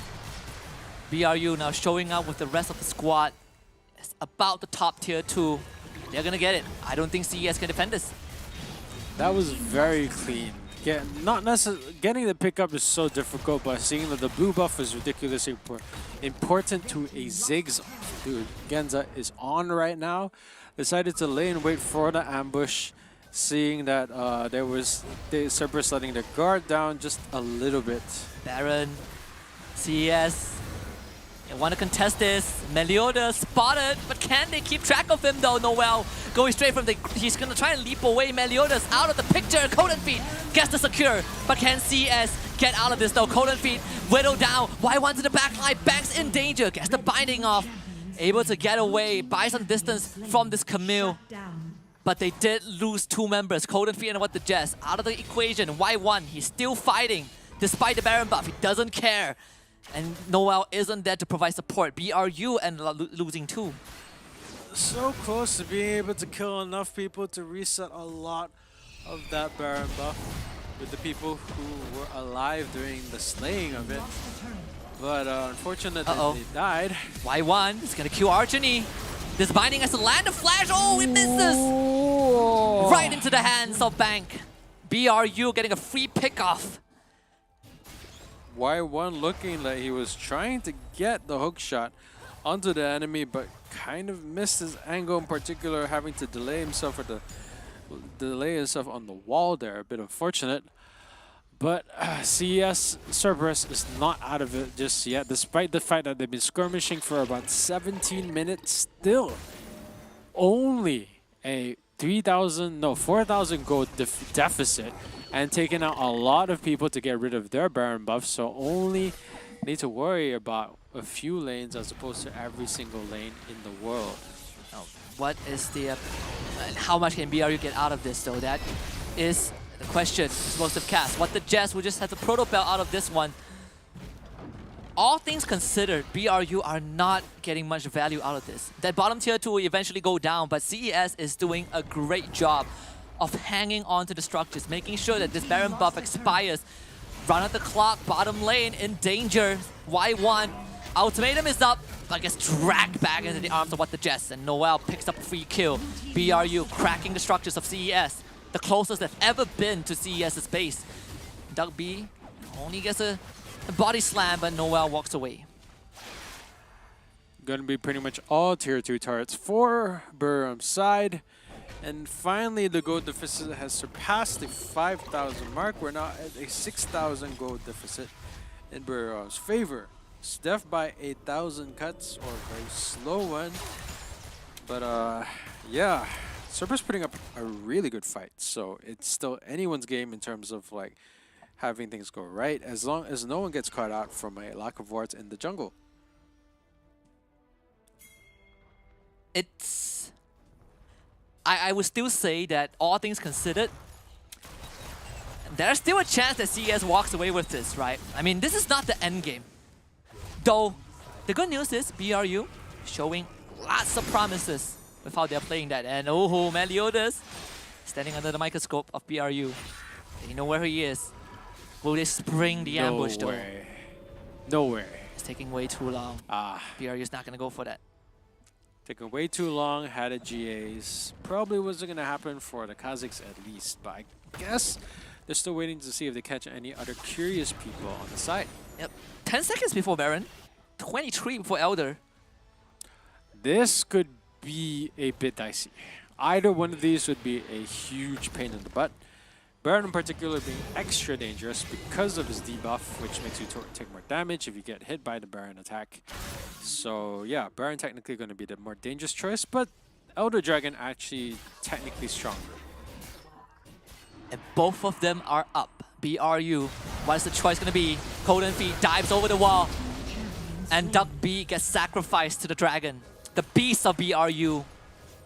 Now, Golden Feet is going to work on his arch nemesis, the Elder Dragon. The Dragon Slayer, in fact. Can Meliodas do the unthinkable? Golden Feet turns his attention with the flash. Goes straight onto Genza. BRU pounces on the opportunity. As Genza walks away with a sliver of health, the rest of CS, they all wither and die in the hands of BRU. The Dragon was never the objective. It has been the CS Nexus all along. And Buriram United strikes back, and they strike back hard. Start to work with the bottom inhibitor turret. CES only has 2 members to keep this alive. Genza and Y1. Can they make this happen though? BRU, they will just go straight for the Nexus, and CES cannot do anything. We are going to game number 3 in the series. Oh boy, Buriram just putting up quite the fight, but I feel like Cerberus lost so much in the early engagement, early skirmish, and I don't know what Ziggs was doing there at the bot lane. Surprising, because that pretty much chipped the skills like immediately, giving What the Just a lot of opportunities to be able to flash and use his grab and stun to be able to like make that Ziggs' life a living hell. Ziggs ended up being a huge damage dealer. In fact, he did so much damage, the most damage I would say, and he was absolutely not useless. But like, the amount of times that these little things were happening, small little cuts that eventually led to a big downfall. It's just unfortunate that Cerberus wasn't managed to like make up for a lot of these issues. And I'd say that, you know, for BRU, it's really What the Jets, right? A big part of it was that proactiveness on the set. 5K fights ahead, they're even lower in terms of turrets. Like, it's very impressive. I think it's very impressive for CS, and they potentially would have won if it weren't for some of the little shenanigans that did eventually happen later. Yeah, and I think, you know, what BRU also adjusted in game number 2 is the fact that those side lanes are more manageable, right? You are not seeing a scenario where CES, they play their side lanes and, you know, they just run it down. Buriram had an answer to that. Of course, Golden Feet going you know, massive with this Shyvana pick is also a prime reason why BRU is winning this, winning the game. But overall, this brick wall of BRU being able to constantly make that first move did give them that lead that they were looking for. I would say this game too, although tough for BRU to eventually grab the win, it was those small little steps that what the Jazz started and it spilled over to the rest of the team. Well, I think what they just saw the writing on the wall, knew that Ziggs' flashes up, and the way he took advantage of that was perfect. And I do not think it was a great idea for Genzo to walk out again right after he used his flash, because I feel like that would have been dangerous considering the fact that he only had 1/4 of his health left. So, but I feel like that's the turning point. That's where things all started to go downhill. And yeah, Shyvana's definitely happy about being able to get the jungle objectives with the way that she grows using her new passive. But in a way, we didn't even get to see a proper team fight because a lot of it was spent on the side lanes with like Garen and Noel, you know, just pushing side lanes for days, which is very, very impressive. Yeah, and for BRU, I think going into game number 3, I believe we would still kind of see some iteration of this kind of draft, right? It seems like they really like to have that Morgana on the team. We've seen it in both the mid and the dragon lane, but the overall, you know, application is the same for BRU. This is as close as a game as we could have gotten, all things considered, just a measly, you know, 6k goal advantage for BRU. But this grab doesn't really tell the whole story, right? It wasn't BRU having the lead. It wasn't BRU kind of stomping CS. It really came down to that one Baron power play. And even then, CS made sure that BRU paid in some way. You can see the potential here. And I think these teams make for a really good fight against each other. And like, I'm pretty sure that's why we're seeing it here. Yep, and all of this is only made possible by our friends working with us from Snapdragon Elite Gaming when winning matters. And they've been with us on this journey for for a long time, obviously. And this is just a part of it. We're glad to have them, and we thank them for giving this opportunity to everyone to demonstrate what they're all about. But other than them, we also have to thank Monster Energy for allowing everyone to unleash the beast. So check them out at www.monsterenergy.com/gaming. And last but not least, if you guys have not joined our Discord just yet, you can join our Discord at discord.gg/Snapdragon Elite. Snap, it is all included in the channel, so come be a part of the family. We would love to have you with us. But for the BRU and CS fans, it is not done just yet. We are going the full distance, and that means Game 3 is inbound, but we will give you guys some room to breathe and grab a drink. We will go for a short break. We will be right back for this deciding match in the series between Cerberus Esports and Buriram United Esports. The Snapdragon Pro Series is brought to you by Snapdragon Elite Gaming and Monster Energy. Hi, I'm Colin Fit and I'm the jungler for Buriram United Esports. สวัสดีครับผมอาเชนี่ครับผมเล่นตำแหน่งมิดเลนจากทีมบุรีรัมย์ยูไนเต็ดอีสปอร์ตประเทศไทยครับ In the Open Finals against Esports, we have so many mistakes. ก็แอบเสียดายครับผมที่ทีมพวกเราคว้าแชมป์ไม่ได้แต่ก็ถือว่าเป็นประสบการณ์ที่ดีมากๆครับผมสำหรับทีมเรา Noel, our captain, has a solid performance against Esports, so we don't lose to them 4-0. ก็แต่ละทีมก็มีสไตล์แล้วก็ความแข็งแกร่งที่แตกต่างกันมากๆครับผมก็คงต้องทำการบ้านอีกเยอะเลยครับแล้วก็ซ้อมอีกเยอะเลยครับเพราะว่าแต่ละทีมก็ Q quite surprised us because Nigma, Galaxy and UDG in their region are so strong. ดูไม่ง่ายเลยครับรอบนี้ยากมากๆครับ We need to adapt a lot in this meta because this meta didn't quite suit for us. We didn't have a good skim result, so sometimes we just being bad. ถ้าฟอร์มเราสูงกว่านี้ผมมั่นใจว่าทีมเราสามารถเข้าถึงรอบชิงได้ยังไงรอบต่อไปพวกเราจะพยายามให้เต็มที่มากกว่านี้ครับผม Esports Esports นะครับผ่านทีมอื่นมาให้ได้นะครับพวกผมรอแก้มือกับคุณอยู่นะครับ We are friends but I will not let my guard down ในซ้อมพวกผมเล่นขำๆครับของจริงต้องรอดูในแข่งนะครับ You will be sad but don't be sad, okay? Because you will lose to us. We coming for you. Red team first blood.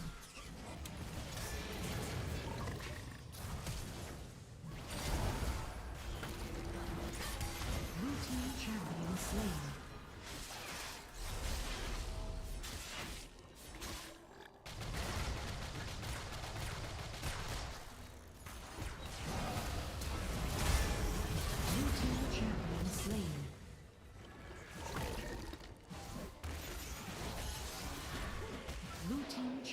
slain.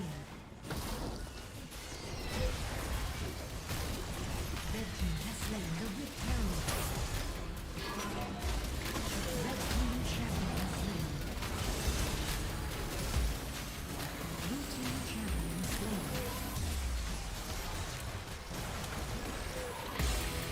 Killing spree. Red team.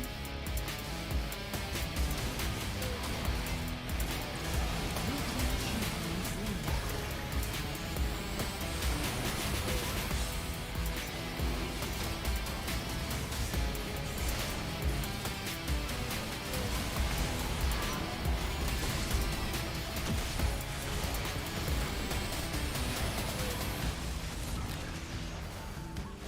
Red team lost the turret. Blue team champion slain. Blue team has slain the dragon.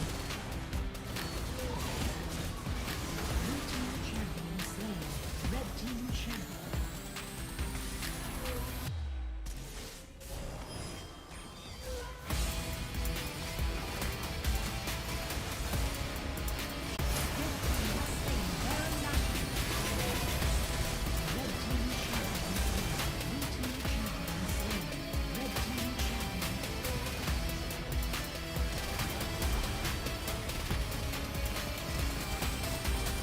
Killing spree.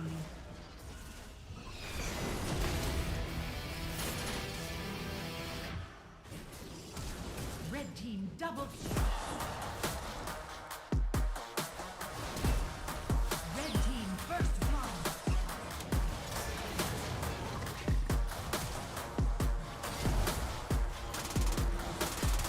Blue team champion slain.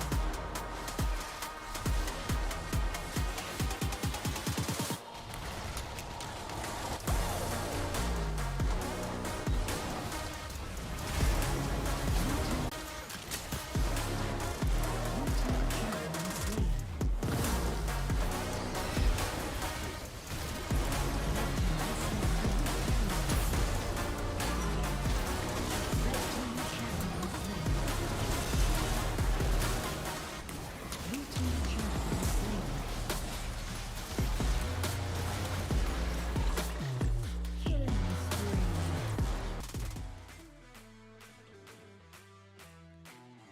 We are not done just yet with Cerberus and Buriram United because Game 3 is destined to happen. It really felt like it would be an injustice to not come out on top in game number 2, but it was... Your team, like a big team fighting against like a smaller team.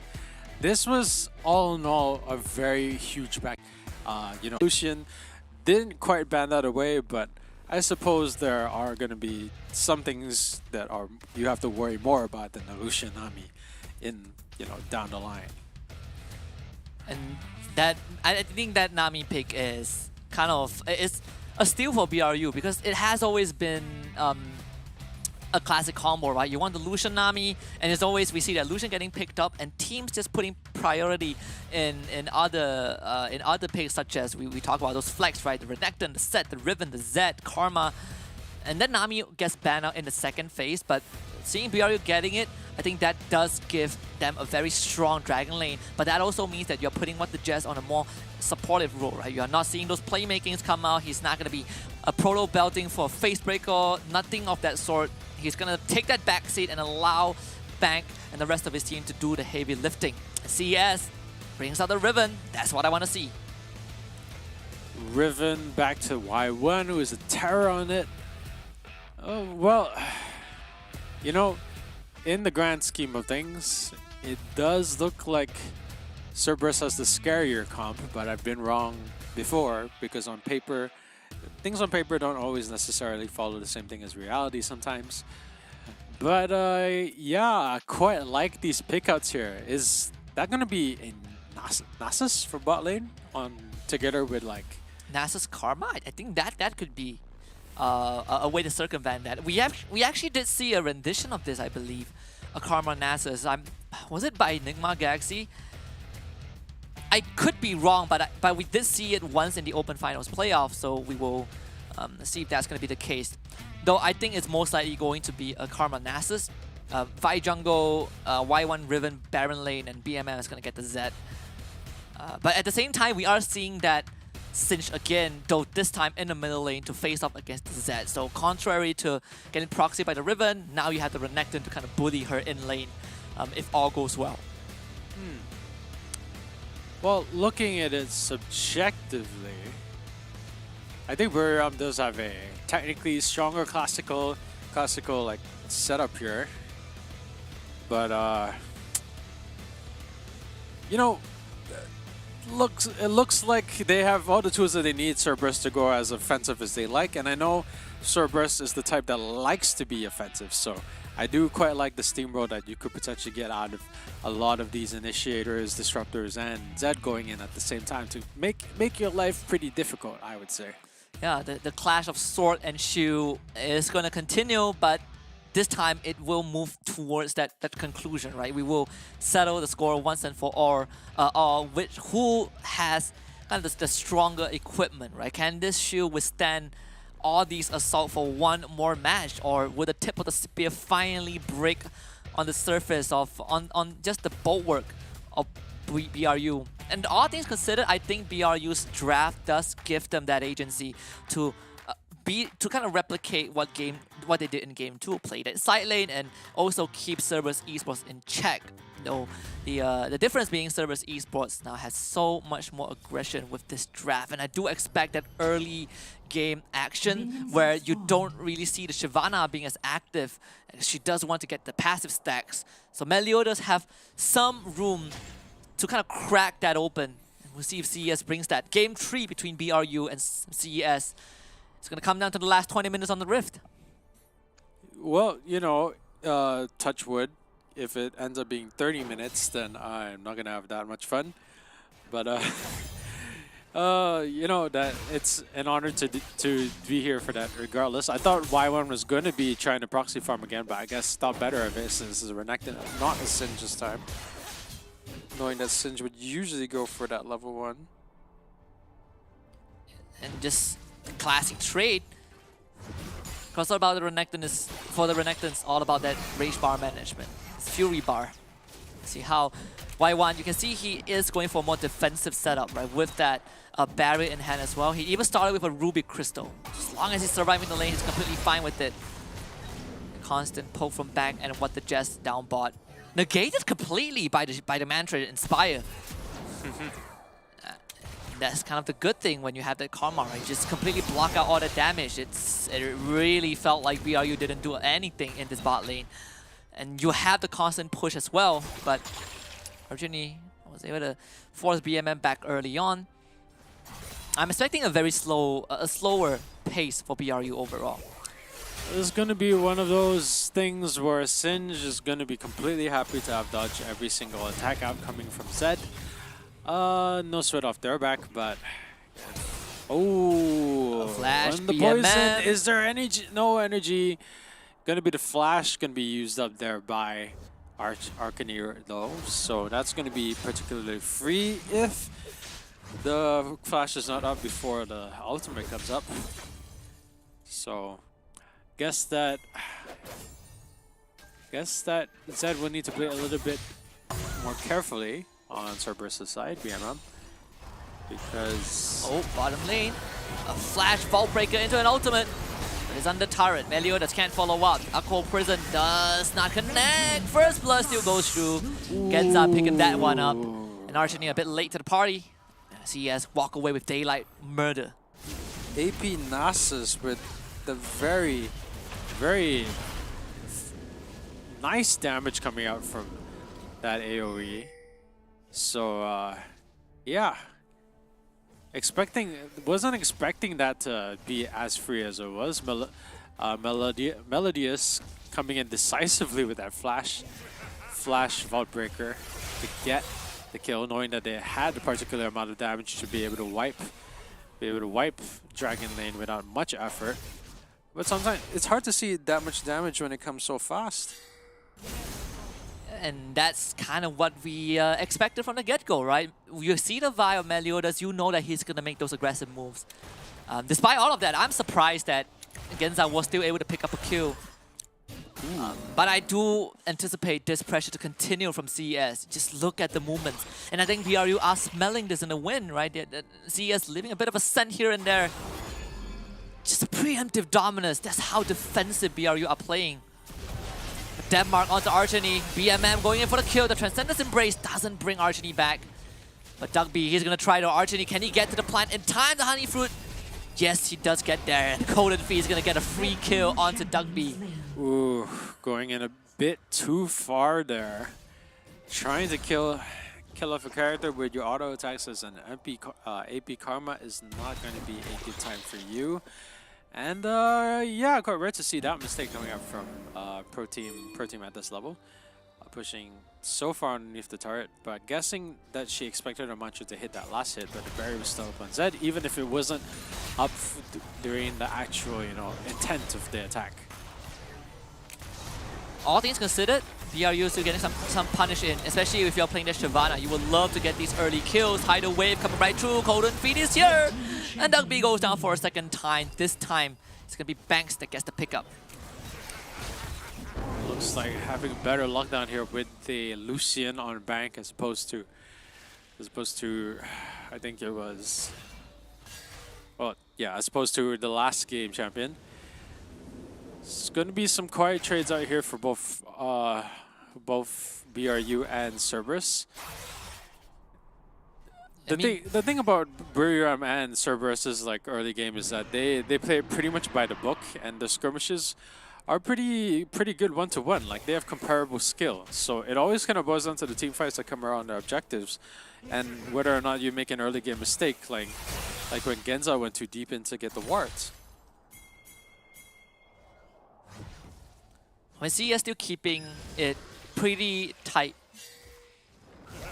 Though we are seeing Archony trying to make that move on the BMM, forcing the flash out. He goes in onto Colin Feed with the death mark. Dragon dropping down low, Colin Fee, he wants the objective. BMN looking to execute him. They actually take down Colin Fee, and Genza takes the Dragon away. The tidal wave onto Dugby. CES trying to make it out of this alive. Might be able to do so though. Mega adhesive, flash, Genza brought back. Punished for his crimes, but he flashes to safety.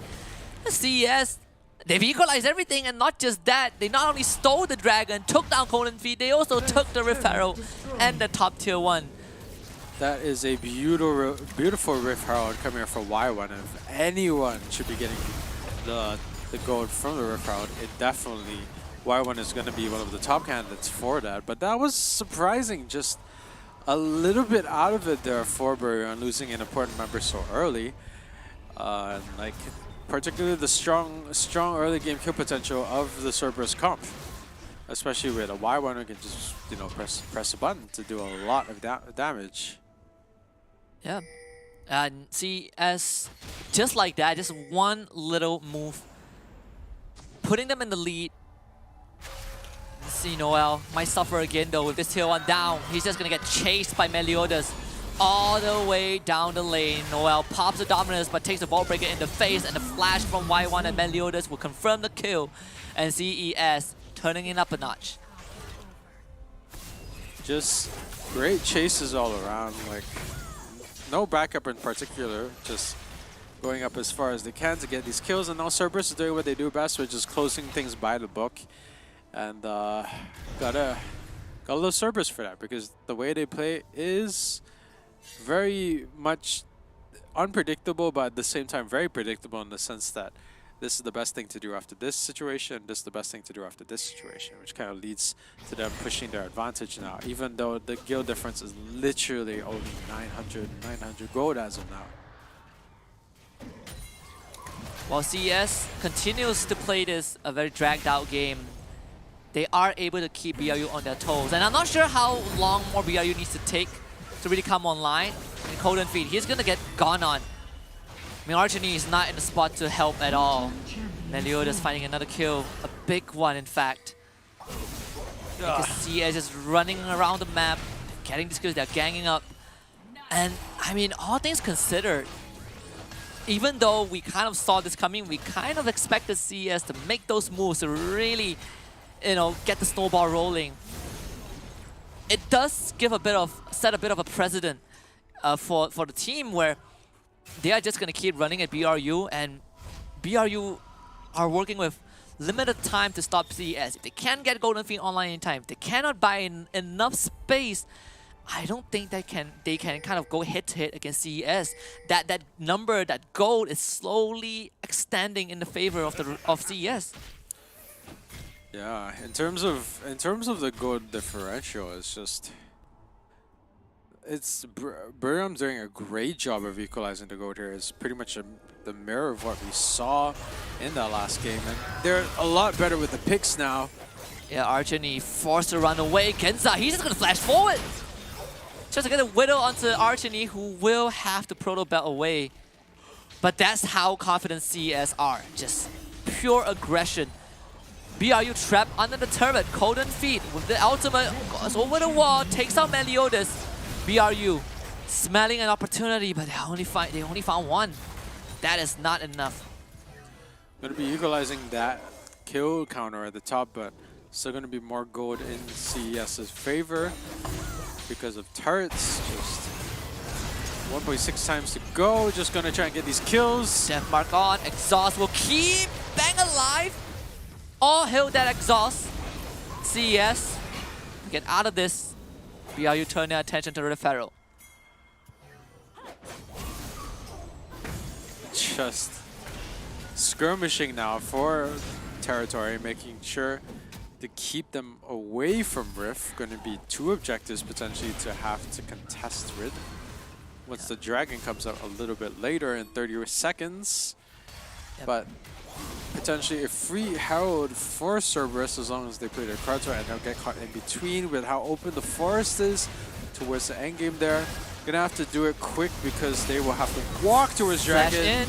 They take down Genza. Rift Herald in the Rid. BRU looking for a steal. Y1 flashes, gets a knockup and a stun. Golden Feet follows up with a flash. Tries to go into Y1, but burns down to the death mark. Herald goes over to CES. Turn around for a double in the hands of BMM. 2 for 3 in favor of CES. Cerberus just taking every little point that they can to make sure that they are keeping themselves slightly above BRU. This seems to be the modus operandi between these two teams, which I can now safely consider pretty strong in terms of rivalry, because in terms of their early game and their mid game, it always seems to be similar for them. And eventually it boils down to who can close it out better, which is in the late game. Tends to be the way that it's played. Yeah, and CES, you can see the numbers. They are extending almost a 3K go advantage at this point.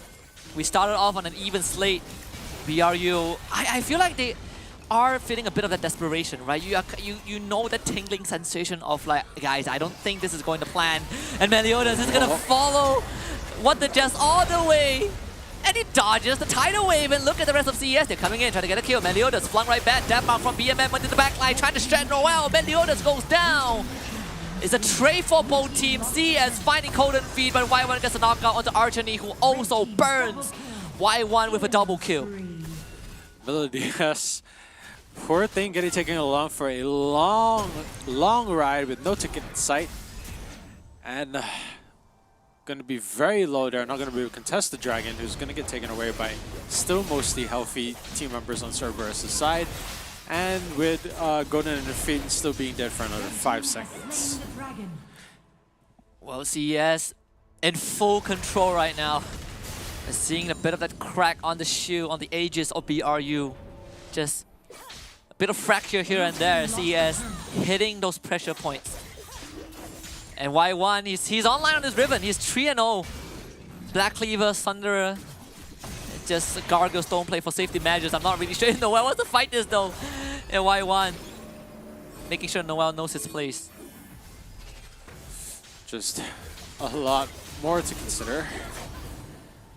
The way the waves are clearing, going to be Baron up in about 10 seconds. Don't think any team will be making a move on it just now, considering how precarious the balance is between the two of them. Only a 6k difference. We'll be making up for the deficit. Gotta get some vision control here and within the jungle on the red side. And then just closing out according to the book, because if I know Cerberus and I know Buriram, I know that it's like playing a game of very, very good Go or like chess. Once you get to the point where the game is done. Yep, Meliodas, he wants to get this over and done with though. The Stone Plate blocking so much output. He's still alive. Coden Feed wants to kill. Bank gets that one. Coden Feed dropping low, ignited, burn down. Y1 shows up and BRU scatter into the wind. They don't want to have anything to do with this Riven. And look at Noel, he pops the Dominus, gets knocked up. Y1 goes right in, the Aqua Prison connects. Archini wants to go for a fling, but now gets the Protobelt to safety, still rooted down. And Tenado, look at Y1, he's manhandling the rest of BRU. They all get out, and CES gain full control of the map. Wow, I'm surprised not much casualties there. So many people walking away with barely any health left and using the rest of their abilities and skills to make sure that they can stay alive. And we were right. Y1 on the Riven, absolute disgusting terror. It's actually scary how well she can be doing for herself right now. And she also, just pushing properly to make sure that they get all these things one step at a time, instead of trying to get it all at once and potentially making a mistake during a team fight. And CS have effectively kind of nullified the threat of BRU just by playing all these, just making these little moves, right? Just aggressive maneuvers. And just a willingness from Meliodas to really start this fight. I mean, this guy is a terror on the Rift. We saw him taking initiative, just going and get the engage off, knowing that BRU can't really respond. The damage starting to kind of be dampened a bit from BRU's side. They still need a bit more time for Coden Feet though, but even if Coden Feet reaches critical mass, he is not enough. Yep, indeed. Dragon's getting taken away from Cerberus, making it a lot harder for Golden Feet to be able to get the stacks that they need. Eventually, we'll be able to get those stacks, but like in a game of professional league, the earlier you get anything, the better, which makes things very difficult right now for the members of Buriram. Well, not in a good spot. Dominus, Gargoyle, Coden Feet wants to save him, but Coden Feet cannot save anyone. And now he can't even save himself. Y1 is on a rampage. Argentine gets a flip off. That's Duck B, but it's only a support side of CES. BRU playing tower defense at this point, but CES, they're hovering around on both ends of the lane. Y1 dives in once more with the help of Genza. Falls right back, flashes forward, back in danger. Argentine Protobelt fling, doesn't get anything done. And BMM flashes away, goes into stasis. Can BRU punish that move? He's grounded, and Bank confirms the kill. Now Meliodas jumps back in with the ultimate. Banks dashing away, and he is still alive. BRU holding on. Just the type of outlook that Buriram needed to try and get themselves back into this game, as long as the Baron is still on the table. That's going to be 3 kills for them and only 2 kills for Cerberus at this point, which things could dangerously swing in the other direction if Cerberus is not being careful by the time when they head out to the end here. What's the next plan for BRU though? Yeah, slowly. This is kind of another scenario where you see BRU slowly bleeding out. Well, Cerberus probably want to try and clear out that huge wave down at Dragon Lane, and also want to try and push up mid a little bit so the minions are not pushing towards the turret before they make a play for the Dragon, but it looks like the roots have already been set by Buriram. They've got everything they need to run a successful business and get the Dragon. Ocean Drake, the third of the game, and if Cerberus gets this, it will be a third for them. BRU spring the trap, but it's on to Genza. It's out. No sums on this Nasus. BRU holding this brush, but CES, they are just forcing them away. Meliodas is looking for an entry. Not able to get it though. And Archini, he's also doing the same. A dance around this middle lane. And CES decides that, we can pull back for a while. You have Y1 shoving that bot lane again. And BRU being put in a position where they kind of have to respond, but they have to hold on to this Dragon. This Dragon has been up for quite a while now. I've been fighting for it back and forth scrappily for about a whole, potentially like 3 minutes. And potentially could take even longer now. This Dragon probably not going to be dying anytime soon, not giving themselves the opportunity to change it into an Elder Dragon. CES, they've already started on the Dragon. Again, if they get this, it's a third quarter. The pokes are coming in. BRU. The ultimates are out. Noel breaks the trap. BMM in danger. Goes golden. Genza now pops his ultimate. They get it. Engaged under the backline. It's going to be Archony, but Y1 sends him packing. Nothing for Archony to get. Everyone is still alive, but maybe Archony will be the first casualty. Banks, gotta make magic happen, but he cannot find Genza. Banks, he has to carry this fight, but can he do it though? He is golden. CS looking to pick him up. What the Jets keeping him alive. Banks is doing miracles for the team. And BRU, they're still hanging on, but they only got Duck B. And BMM, he's forcing that middle lane. Huh. Surprisingly, thought that Bank was gonna chase him. Banks, he's chasing. Genza is down. Meliodas, you cannot stop him. And back here puts BRU on his back. Meliodas, no exchange for you. And Banks saves the team. And he saves BRU. Banking in some real style points here with the way that he managed to pull that off.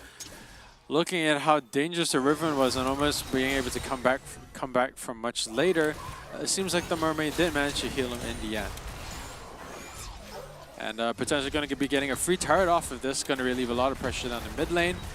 But it's not going to be enough to make up for that goal differential, which is still slightly ahead by about 2k. And then, yeah, just need to start looking at possibly prepping for Baron, getting some deep wards into that jungle to make sure that you're not going to get any nasty surprises.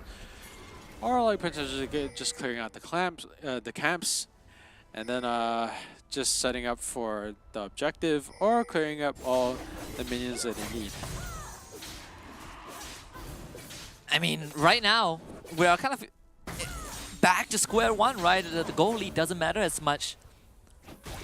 If CS can get Banks out of the fight, BRU have a great chance. That's what we saw.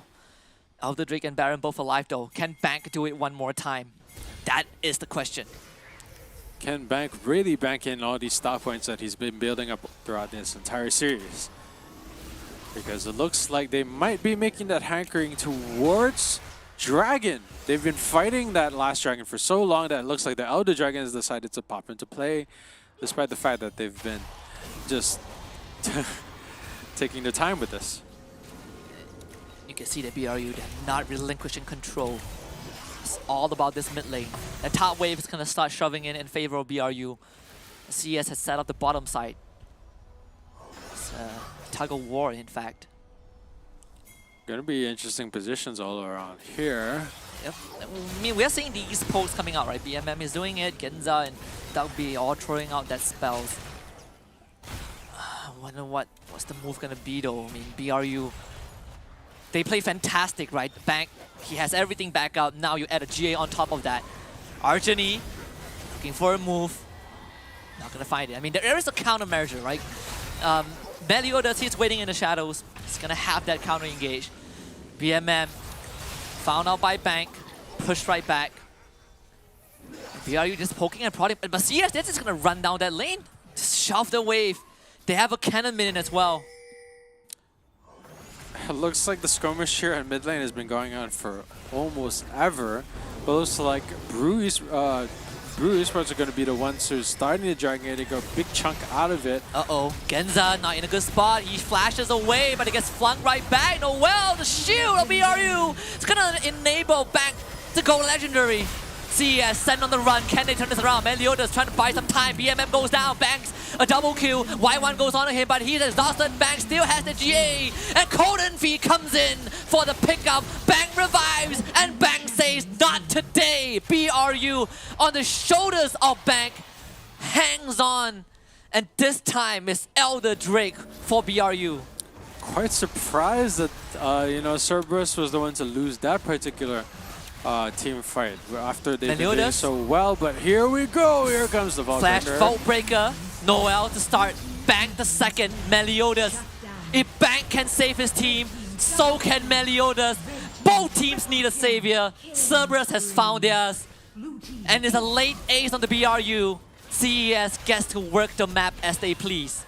Man, I feel like I'm in some sort of looping detective Groundhog Day drama, because I feel like I've seen this movie before with the mid lane dragon and the you know, everything else going on here in the mid lane.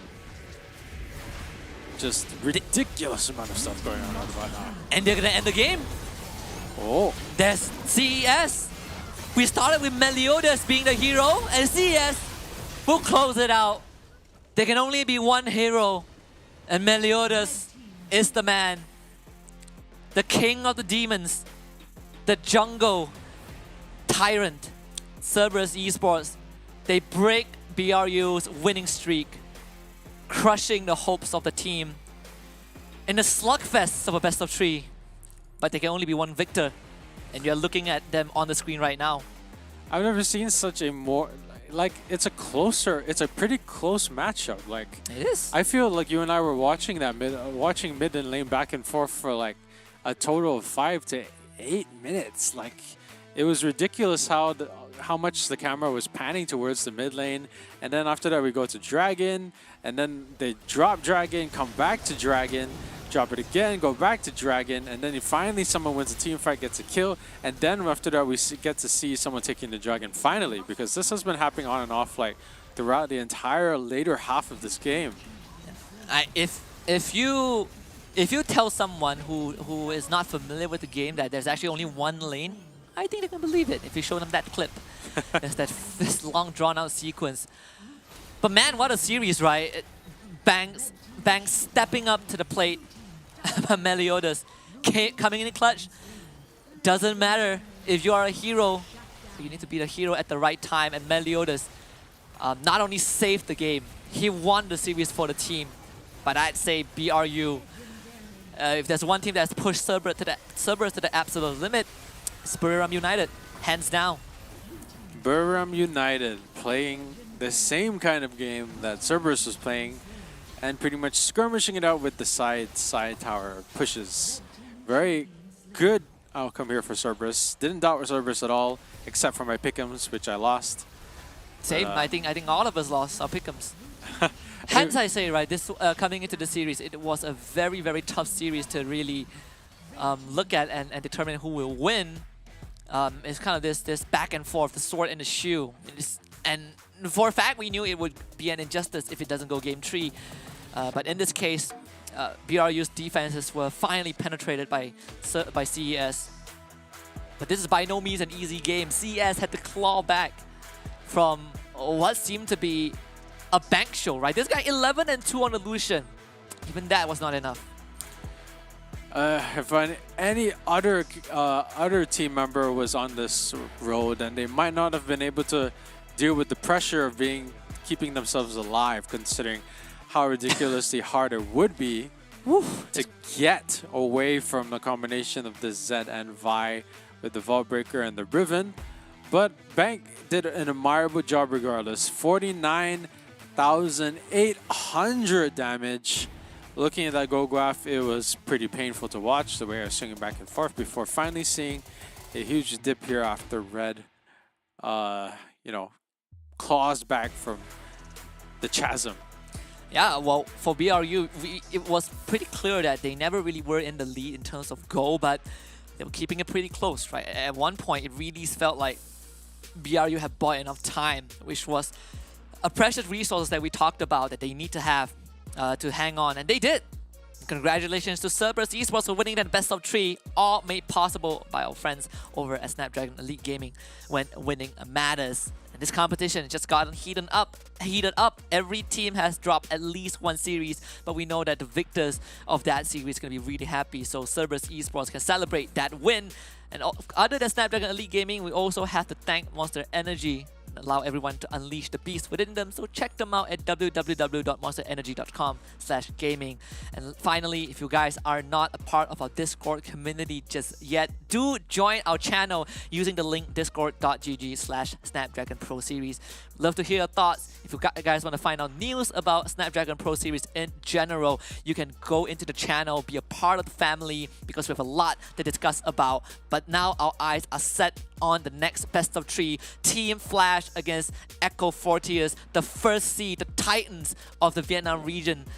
Top 4 at Icons Global Championship. against the second seed of the Indonesia region, which is Echo Fortius. They got second seed in the WCS ID leading up to WCSC finals, and they got second seed in the Open finals as well. We'll see how these two teams match up. We will go for a break and we will come back for the third best of 3 of the day. The Snapdragon Pro Series is brought to you by Snapdragon Elite Gaming and Monster Energy.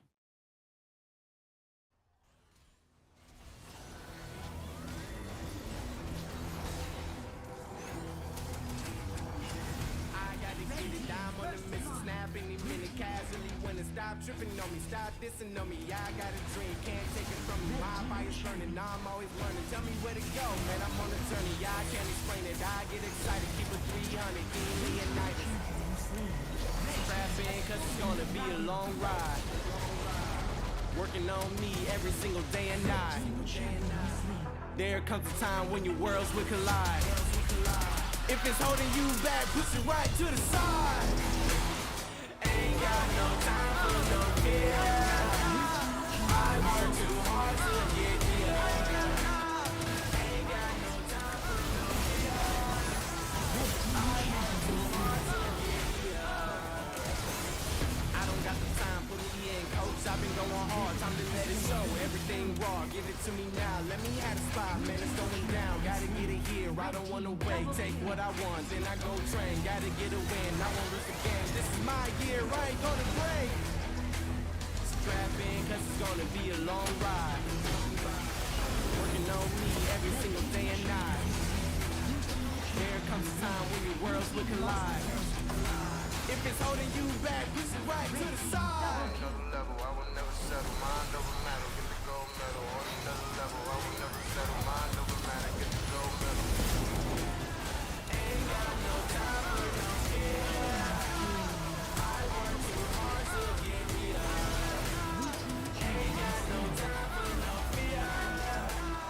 I work too hard to get here. On another level, I will never settle. Mind over matter, get the gold medal. On another level, I will never settle. Mind over matter, get the gold medal. On another level, I will never settle. Mind over matter, get the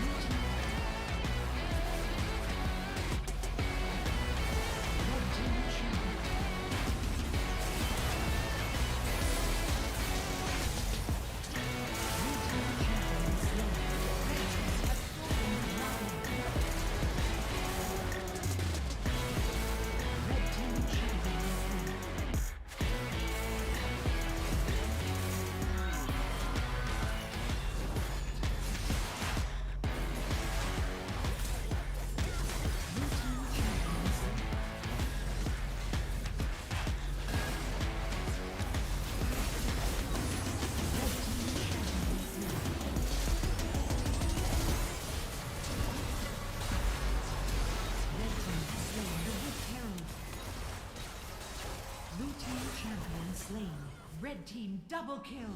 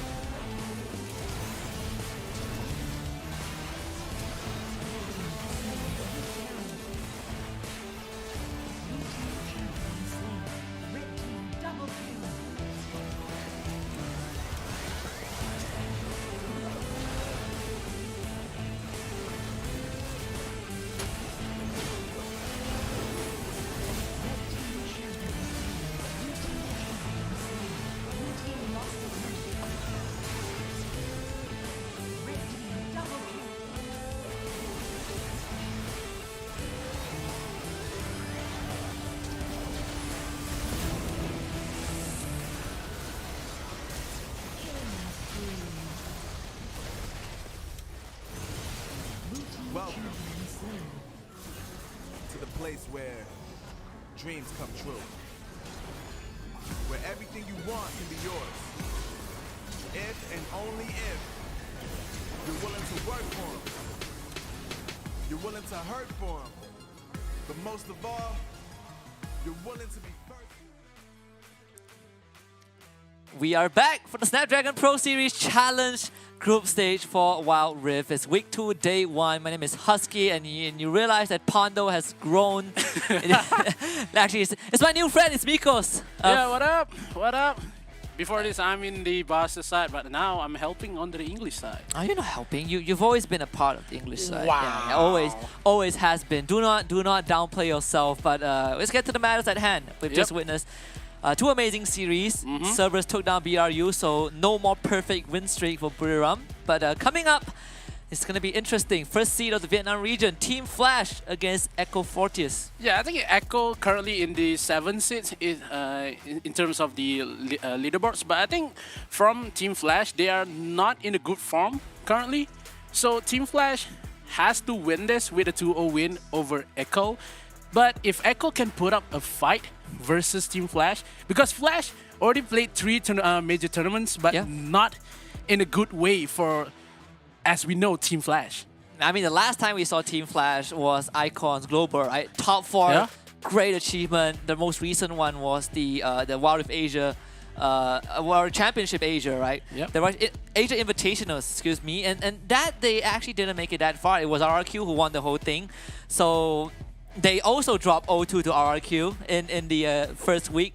So I think what we're looking for is Team Flash at their prime, and whether Echo Fortius can at least leave a mark on the team. This is the current leaderboard so far. RRQ and BRU, they share the same spot. Cerberus now joins the top 3 club with Nigma Galaxy, Team Flash, Echo Fortius from 4th place, tied there. They haven't played the game yet, but for Evo's Esports and Evo's Esports, stuck in 7.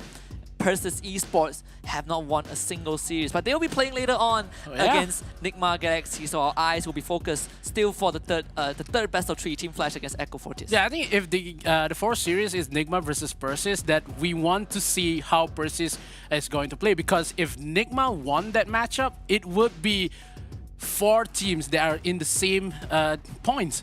So it's going to be really hard for RRQ as well to win. But yeah, for the side of Team Flash, they are in current 4th spot, same as Echo. I'll give you a fun fact. By the end of the day, we will have 5 teams tied for first place, 2-1, right? So that's going to be really fun. Team Flash on your screen right now, you know, Shai, Jisoo, Coyote, Ellie, and MT, they don't need no introduction. The Goliaths of the Vietnam region just, I would say they are masterminds in their respective rights, right? They're not the hyper-aggressive RQ that we love seeing. They're not as flashy, but if there's one thing that Team Flash knows how to manipulate is that macro, is that split-second decision-making. Yeah, they have a lot of chemistry between their players, but I would see that Team Flash has a little bit late in terms of meta, because they recently bring Morgana for Ellie, but we saw a lot more kind of ADC centered for Team Flash. So if they want to bring like a Vayne, maybe a Varus into the lineup for Team Flash, they would suffer a lot more damage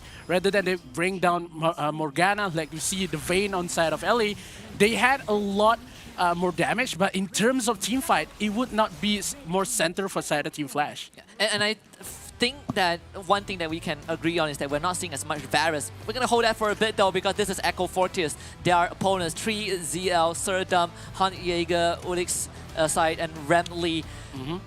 A roster that they have played. When we look at the brand of Echo Fortius, that's a very familiar opponent of Persis Esports, right? Second seed of the ID region when they play in WCS Indonesia. But when it came to the open finals of the SPS, they also finished 2nd because Persis Esports was able to kind of beat them in that long best of 7.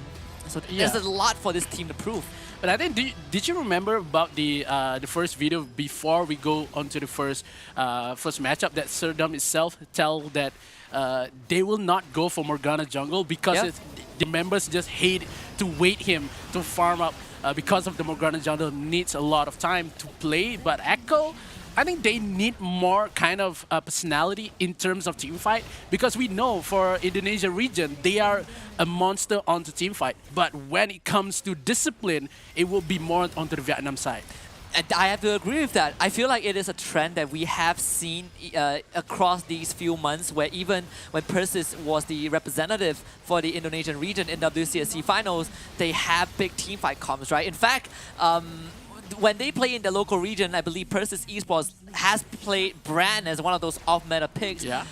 But when it came to making these micro decisions to take fights or just kind of pull the trigger, it's something that has been the bane of these squads from that particular region. And I feel like it could be kind of a detriment, right, up against a disciplined team like Team Flash. Yeah, in terms of meta, Echo has more understanding onto meta because they bring onto support like a Seth support. They bring onto the onto like maybe Enchantress onto Nami. But now we see all the key players for Honey Jaeger with the Gragas as well as the Karma. And we haven't seen any Corki just yet for today because despite being a little bit of a buff, like go onto all magic damage for Corki, but yeah, last week we have much more popular for Corki, but this week still not seeing much for Corki. Yeah, in fact, I want to bring up this Corki topic in a bit, but we have to talk about that mid lane matchup first, right? We've been looking at Dragon Lane for 2 series in a row. It's time to shift our attention to that mid lane. It's Coyote against Han Jaeger. Very, very distinct champion picks, right? Han Jaeger, Gragas, Karma, and Corki. But for Coyote, he plays the Wukong, and next game he plays the Zed. He feels like it, he pulls out the Renekton. But if you remember from the WCS Vietnam, Coyote plays the Ashe mid, the Cinch mid, the Darius mid. So if you think that this is all that he plays, you're in for a surprise. He plays half the champion pool mid. Yeah, because if Coyote wants to bring a lot more champions into mid lane, it would be something that we thought, which one is the signature for Coyote? Because we see Han Jaeger, they have the same kind of composition they want to bring onto Echo. But in terms of Team Flash, because they changed a lot, it would not be a same systematic of Team Flash into this kind of matchup because a lot of metas already been done towards the patch, but Team Flash seems not going to be on the same route as other teams because we see how RRQ before this for After Horizon, they are constantly up and changing, but Team Flash, they are downsided. Yeah, and I think that's what on one hand makes Team Flash very unique, right? Because they stick to what they are good with, and I do agree that RRQ is constantly innovating.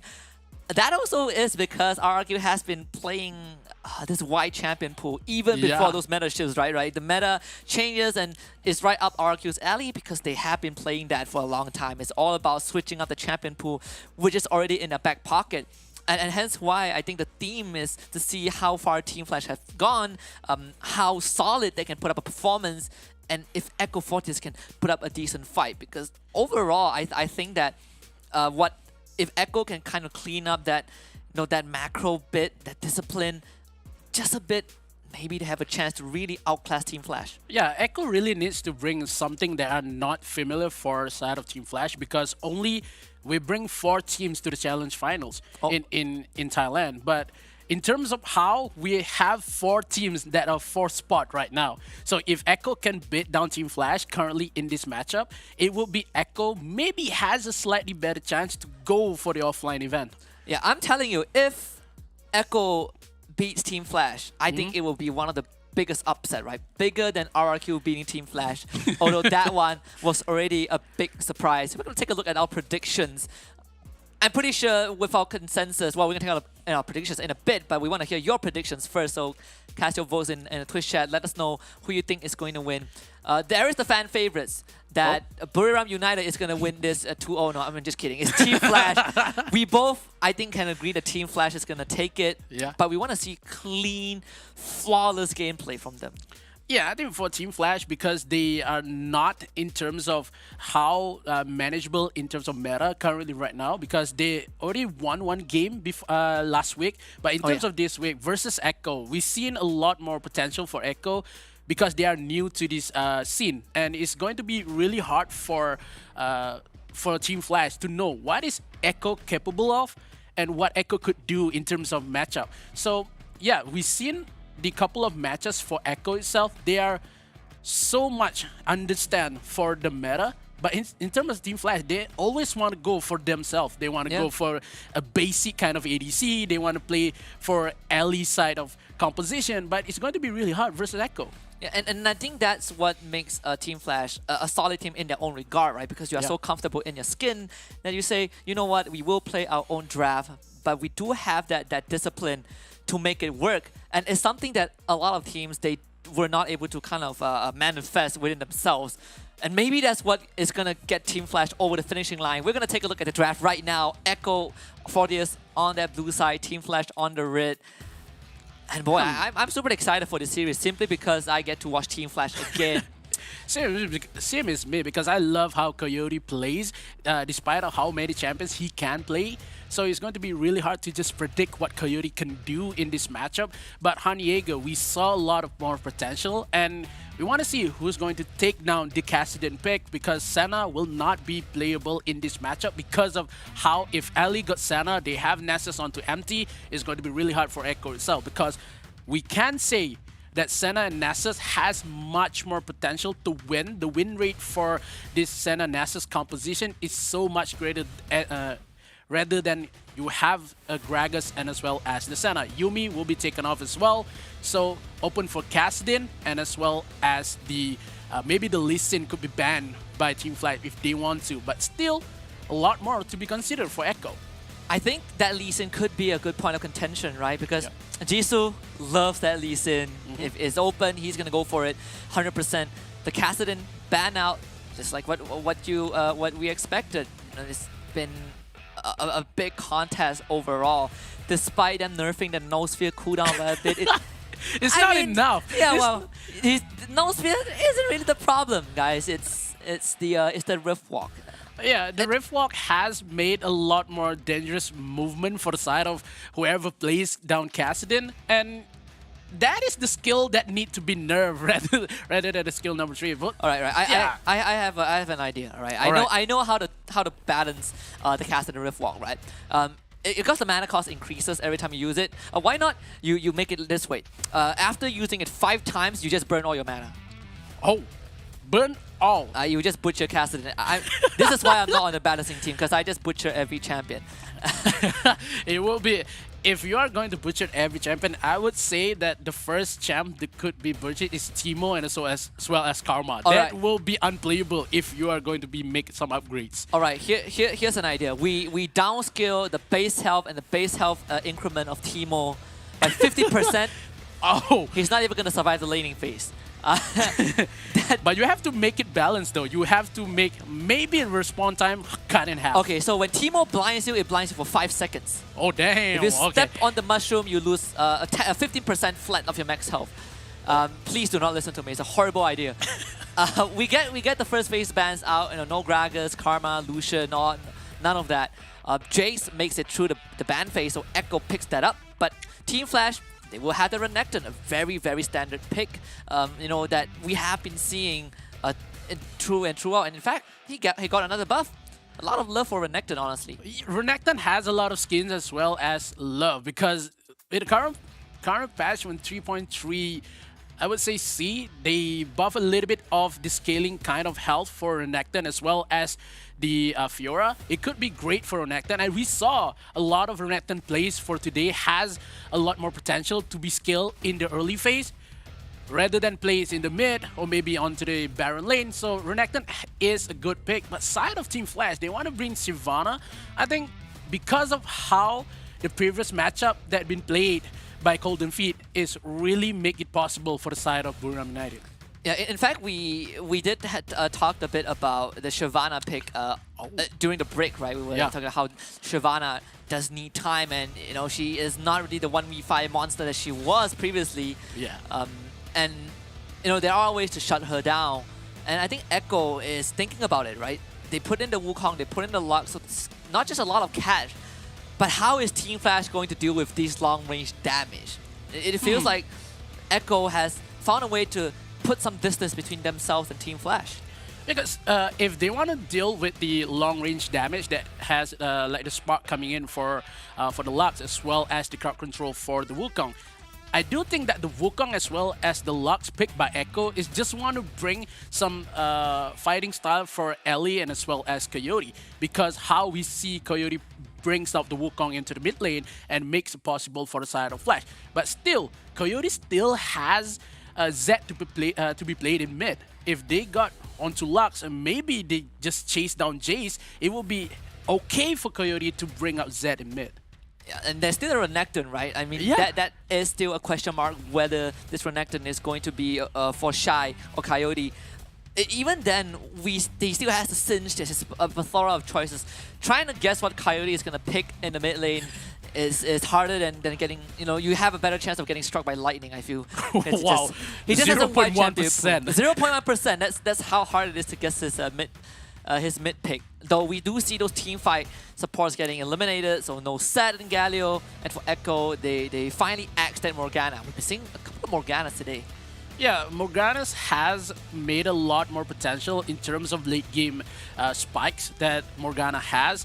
With the Dark Binding as well, make a lot of team fight plays for the side and whoever takes down Morgana. And we saw this is maybe the second time that Morgana has been banned in this matchup, but we rarely see the last hovering coming in for Ellie is that Orianna pick. If Coyote want to bring down Orianna, I think this is going to be a hard time for Coyote because we rarely see Orianna for Coyote itself. Oh, there we go. It's going to be the Ziggs.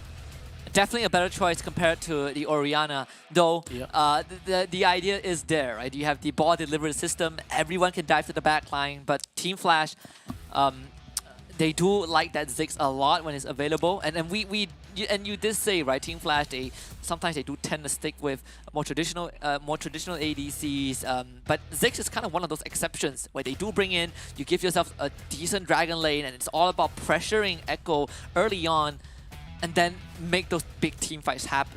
No, Echo continues to have that draft crafted in a way where it's all about that pressure. It's all about go, go, go. So Nautilus and Riven, they do their job perfectly. Yeah, they brought Nautilus as well as Riven for the side of Echo. They had a lot more damage and an early composition with the Nautilus with Lux. But I think this is going to be a Wukong jungle and maybe Wukong mid as well for the side of Echo because they want to just bring Team Flash composition versus Team Flash, but with the Akali pick, the last pick Akali here. They have a lot more magic damage. They have elite spike for Akali, as well as the Mega Inferno Bomb from Ellie, and it's going to be a team fight based comp for side of Team Flash. They have fire damage from Shyvana. They only rely onto the movement speed of quickness coming in for that Rakan. It's going to be a Coyote Akali. You love to see it. But either way, I think that for Team Flash, if you flex the Akali top, it is completely fine as well. Right? These two members of Team Flash are no strangers to playing the Akali. So we'll see what Coyote is going to whip out the bag. We got to enjoy the Helios Z special. We got to see the BMM Z, and now we got to see the Coyote Akali. It is a treat today. Yeah, a lot more flashy plays like we saw early on. But now with Akali, we haven't seen a lot of Akali gameplays with this Twilight Shroud and all. But it's going to be really hard to predict who's going to win in this matchup. Is going to be Echo or Team Flash? Yeah. Hey, whoever's lying on the couch right now. There we go. Yep. They are listening. they are listening. Yeah. I mean, that aside, I think Team Flash is comfortable as always. But do you so we actually I had this food for thought, right? Remember before the broadcast I was telling everyone that the challenge group stage was actually the first time that RRQ played against Team Flash. They've never met for 2 each years. other. For 2 years, yeah, right. They have never met each other. And RRQ beat Team Flash 2-0. So and at the same time it coincides with Team Flash kind of feeling like they're on a downward spiral. So I wonder where does this put Team Flash, right? Are they still the best team in the region, or is that spot being challenged? Maybe this series is going to give us a bit more confidence in Team Flash, because we do expect a clean game. The expectations are really high for this team because they made it really far on the iClones Global Championship. It's them against Echo Fortius. Time to find out. Game number 1 is about to kick off. Echo Fortius here to make a statement, and Team Flash here to remain the strongest team in the region, or at least to prove that they still deserve that title. In fact, it's actually not Ellie, it's actually Teddy for Team Flash.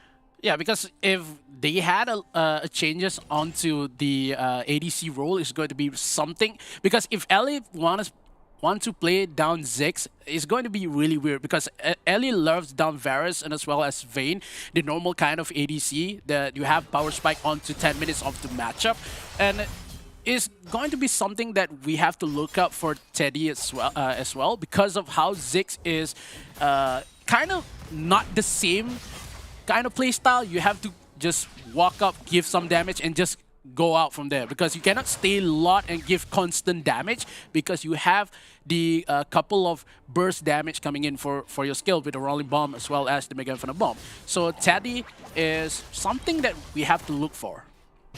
It's going to be a very important match for Teddy as well, right? Because we don't really see him often. Yeah. He's always been kind of early in the spotlight. The dredge line to pull back. A lot of early pressure. Teddy forced all the way back with the ignite thrown by Remley. And from Remley. And that itself has given Echo a bit of that early pressure in that lane. Yeah, I think when it comes to this side, I just heard Ramley. I'm just having my laugh over here because on the other side we call Ramley. I know. Thankfully, I understand the language, right? Like, you gotta understand. You gotta cut me some slack. You know, I caught myself. So yeah, Ramley. Do excuse me though. Bottom lane, Merly dive first blood. Foley Cite, and for Taddy, always gonna get caught by the binding. A flash point blank from Ule.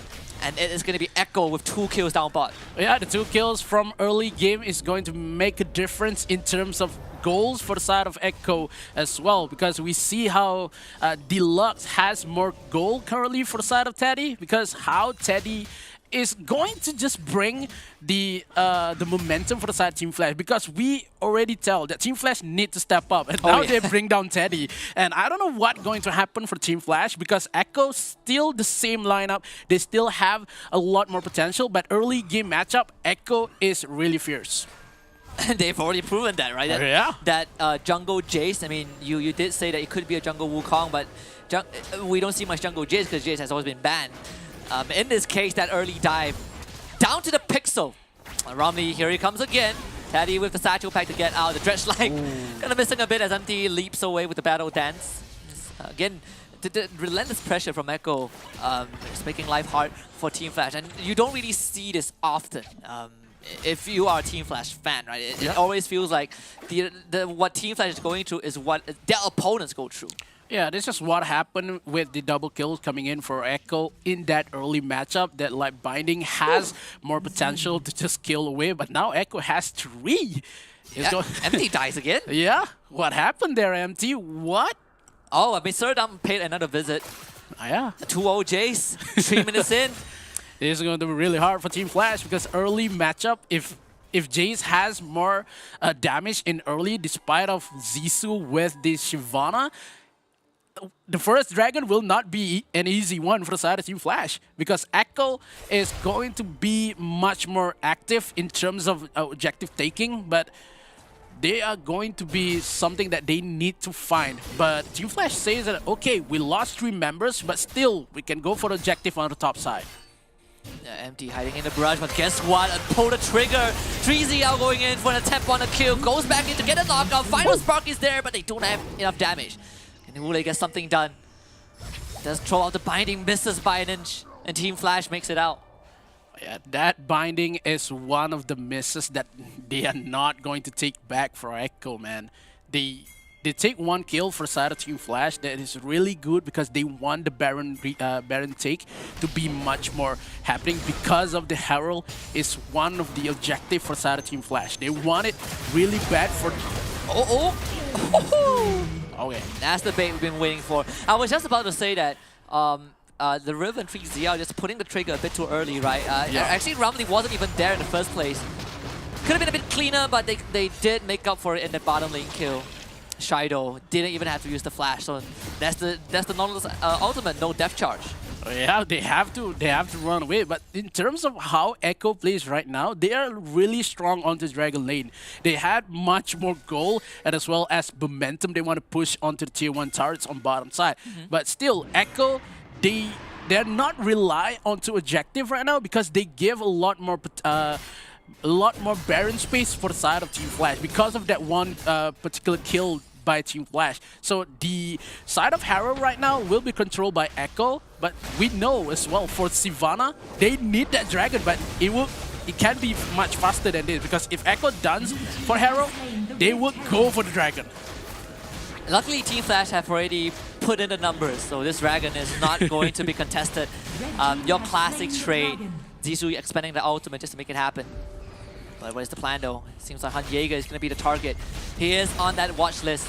And Empty is ready to pull the trigger. They've set up the wave. Han Jaeger does not have the flash. The final spot to pull out the wave a bit. Cyclone is out, gets the knockup onto all three members of Team Flash going in for the dive. The turret doing the work. Coyote with the execution. A point blank flash binding. Jisoo flashes to safety. And Unicida doesn't get anything done, but Echo responds with one on top. Coyote just barely dodging that binding. Echo just doesn't care. You just want to take down Han Jaeger on bottom side. We go for the tier 2 turrets on top side because we had the numbers. We had the power spike for that Ramley as well as Deluxe on the top side. That is such a fast tier 2. Yeah. I think the fastest for today. 6 minutes in. Team Flash got their work cut out for them for sure. Yeah, because how Team Flash just punished onto Baron in that early matchup, and then Echo say, oh, we want to punish our friend? We're going to punish 2 turrets on top side. We are going to bring a lot more objectives in, but Echo, they need to worry now because that late game for Coyote will enter us a lot more trouble for the side because they already have the Lich Bane, they already have the Orb, and going to be really hard for the side of Echo if 10 minutes or 8 minutes into the game, if one single mistake for Echo, it will be Team Flash. I mean, what are we looking at for Echo though? Are we still expecting Echo to be aggressive, get those early moves in, or is it time for Echo to kind of take a step back and manage that side waves? They need to go for the basic after kill, go for objective. And engage, of course, Ramley getting away with the Dredge line. The Death Charge and the Gargoyle Stone play as well. Team Flash dumping everything and not getting any kill. Then Ramley just goes back in. And Han Jaeger getting a kill onto Empty. Looking for the second Cyclone. Tries to go for the Unleash with the Nimbus Strike. Shy forced to use the Dominance, but gets locked down by the Binding. And saved. Secured by Ulecite. Bottom lane. Solo kill. Coyote dodging the Wind Slash. Getting the kill onto 3ZL. But Echo gets 2 kills regardless. How the hell that Ramley is still alive? Because he just re-engaged back when he has 20% health and make Team Flash looking like a fool when they just full-on force going in for Ramley. That Nautilus is really naughty for this kind of matchup for Echo. And what could Han Jaeger do? He just flashed, just trying to go in, but the damage from Flash Mechanic coming in for Serdam, making the game for Echo itself. They're trying for the mid, but still has Empty on the side. And the Shy also shows up. And Echo doing some significant chip damage to the structure, but unfortunately not able to kind of break it just yet. But it is important, right? You're up against a Ziggs composition. If you can break that turret, it's good news. And we always put a lot of focus on that mid-tier 1, but I mean, you look at Echo, you can't really blame them, right? They took 2 turrets up top. Yeah. It's going to be really hard for the side of a Team Flash if they lose 2 turrets on top side. Maybe the third as well because they already have 50% of health. And in terms of gold for the side of Teddy, it will be detrimental to K differentiate. Re-engage, 3ZL caught out in the open. It's going to be Empty with the re-engage. Death Charge as well. Serdam flashes. Is there anything else left in the tank for Echo? He lives. He lives. And they're going to go on the run. But, I mean, props to Shy. That flash stun at that pixel. Man, that guy is incredibly accurate. But Jisoo is forced to flash, but caught by the binding early on. Always have to be aware. Han Jaeger, while he was lurking, it was just for a while, but decides that there's no opening for him to go for. Yeah, it looks like Team Flash is looking for all opportunity coming in for bottom side. It just go with the flow coming in for Flash because, okay, we go for bottom side, we see what happens. We see what's going to happen with Echo responding. And the response from Echo is excellent from the start. They know what they want to take. They take a lot more damage, but they are still alive on that bottom matchup. So Ramley itself with the Nautilus, we saw a lot of Nautilus is not handling a good amount of damage, but this Nautilus cannot die. It actually can. I have a theory, right? When pro players play, their champions are generally tankier, because I've not seen a Nautilus that actually doesn't die. Death Charge though, keeping Coyote in place, buying some time. Coyote back in with a Shuriken flip, and I mean Team Flash, they're gonna pull the fight, bring it straight to Echo. The Cyclone is not enough. 3ZL needs to save this fight. Was able to get a trade back onto Jisoo, but look at Shy, he's putting out the numbers, but he does not have enough to stay alive. Empty next on the list. Echo trying to chase him down, but Empty is forced to flash. A 2-for-2 trade. Empty tanks up the final spark. And all things considered, it's a pretty even fight for both teams. Yeah, I just love how Zissou just jumps over Saddam and trying to find a way to kill down that Lux, but a little bit too much of the light binding itself to make Zissou die in that process. And Shy, he knows he is tanky, but look how Ramley again, 5 members of Flash just gangs onto Ramley, but Ramley is alive, so Saddam is on, and also Han Jaeger is the one to fall. It's making me weird right now because that Nautilus is not going nowhere. I mean, Ramley is 0-0 and 6. Right, this guy has not died yet, but I just want to say Coyote is a madman. Yeah. Because no one would do that. I mean, it's Team Flash, so I'm not guessing. And Surdam just casually steals that blue buff away. I just love how the power spike coming in for the Lux itself has more goal rather than the Ziggs for Teddy. They had a lot more potential in terms of that matchup with the range that Lux has, make a lot of space for Zissou as well as Shy. So Echo still has more structure in terms of team fight rather than Team Flash, because we saw a lot of Team Flash just go with the flow. They want to go in mid, also bottom, then the mid will clash. Yeah, looking for an entry. MT only getting a knockout onto Ramley though, and a good binding allows Echo to disengage. As Ule CT again is keeping Team Flash at bay. And this is a control that we talked about, right? You want to run into Echo is not as easy as it seems. And look at Ramley. Oh, he's gonna take it. They're just taunting, man. He knows that Team Flash wants to re-engage in terms of this Infernal Dragon. They want to, but they just can't. And that is where Han Jaeger's gonna pull the trigger straight up with the final spark. Taking out empty. Team Flash won the dragon. It is low, 193 health. Who's gonna find it though? It's gonna be Han Jaeger taking the dragon away, but Team Flash says, if you want the dragon, we will take everything else away. Shy going on the chase, but Team Flash has found 4 kills.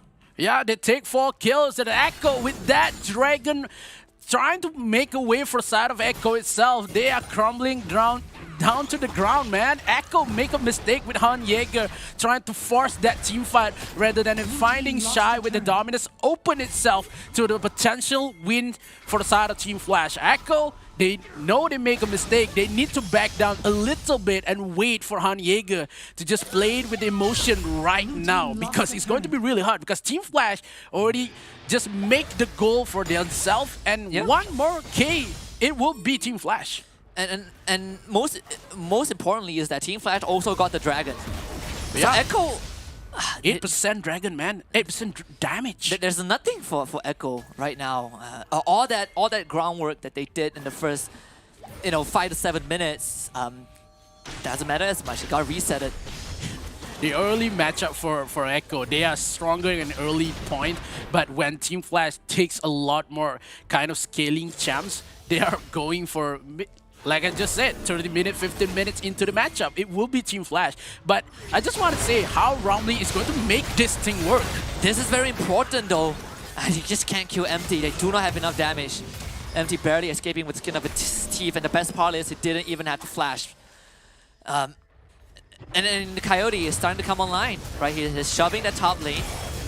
And I don't see anyone from Echo that can just kind of match him one-on-one. They only can rely on 3ZL onto the late game because of that Riven. Because we can see how 10k gold for the Riven is not going to be matched up in terms of how Coyote already have 13k. So if he's going to make a lot more damage, he just 1v1 onto Coyote, and Coyote still can win. You see how many Stoneblade that can made by the Echo? Team fight will be galore for them, but when they just face down Coyote, it will be detrimental when Team Flash positioning themselves with Coyote on the side makes the kill for the side of Team Flash. Oh, this is important. They just killed off Shy. 40 seconds without the Renekton. Team Flash, they want this Baron. Can Echo make it there in time though? Ramley is gonna go in. Buy some time. It's all about delay. But Echo, they might not be able to make it there in time. Coyote. And Jisoo has gotten it. And Coyote still alive. Jisoo now turns around. Surdam forced away. 3ZL left alone to dry. Abandoned by his team. And we are seeing the collapse of Echo Fortius. An ace for Team Flash.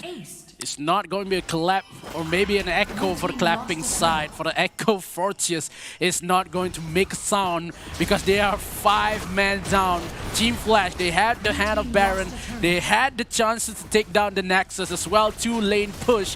They only 7 seconds, maybe 2 seconds for Ramley and 3 seconds for Han Jaeger. Then the Team Flash just pulled the trigger to just back down a little bit to defense. Yeah, and Team Flash is making the decisive call to go Baron. And how the tables have turned. Team Flash are now in the lead. And what is the plan for Echo Fortius right now? They need to funnel away for the side of 3ZL, man, because they need that damage for Riven as well as just give a lot more shields for the side of Riven, because we know late game Riven has much more potential with the damage to kill down Coyote or not. Wow.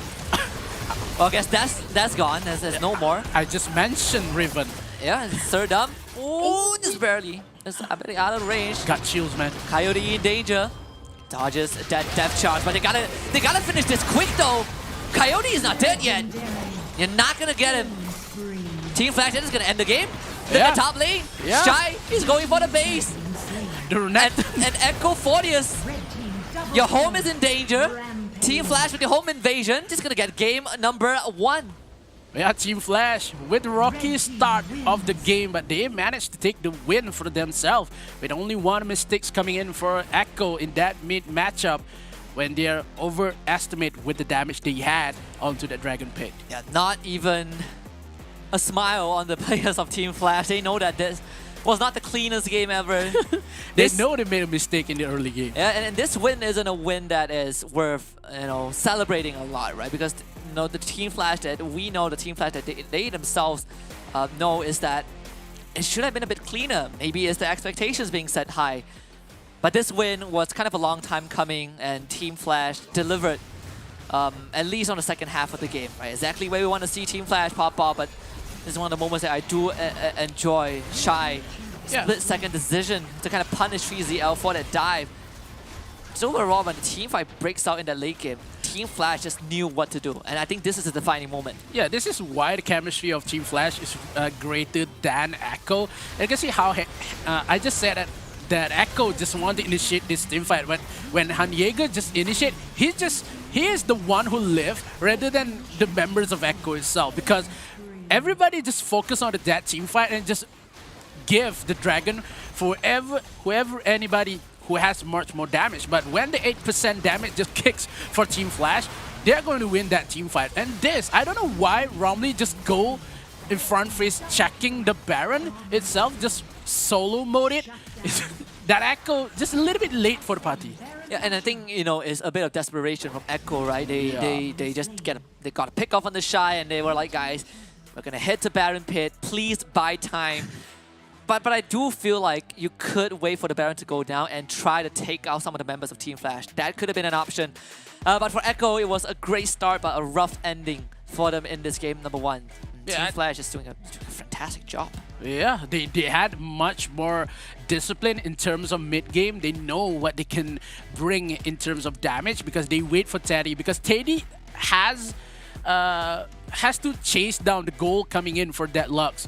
They have to differentiate for 2,000 gold, and he needs that Rabadons to be online for Taddy. They waited, and also when the Rabadons is online, they got their damage, they can play more aggressive to make Team Flash has the potential to take that Dragon retake that been made by Echo, and they won the matchup. Yeah, I mean, Taddy definitely didn't get off to a good start, but I think it's agreeable to say that the star of that match is Coyote. Yeah. I mean, we state, right? Coyote, Akali, it's going to be a great game, and he delivered a great show. All of this, though, made possible by our friends and partners over at Snapdragon Elite Gaming, when winning matters. And that was a pretty quick game, right? I mean, Team Flash making it look absolutely simple, but this would not have been made possible without Monster Energy being a part of this journey, allowing these players to unleash the beast within them. So check them out at www.monsterenergy.com/gaming. And last but not least, if you're on Discord but you're not in our channel, do not wait any longer. Join discord.gg/Snapdragon Pro Series and be a part of the family. Yeah, you will have You have more info in terms of the matchup as well as maybe the Snapdragon Season 2. Yeah. I'm just excited for game number 2, right? Because we want to see Team Flash win, and I think it's a general consensus, but can Echo draw blood? They can do it. We've seen that potential. They just got to clean it up a bit more, and they will have a bit of time to do so. We will take a short break, and then we will be back for game number 2 between Echo Fortius and Team Flash. The Snapdragon Pro Series is brought to you by Snapdragon Elite Gaming and Monster Energy.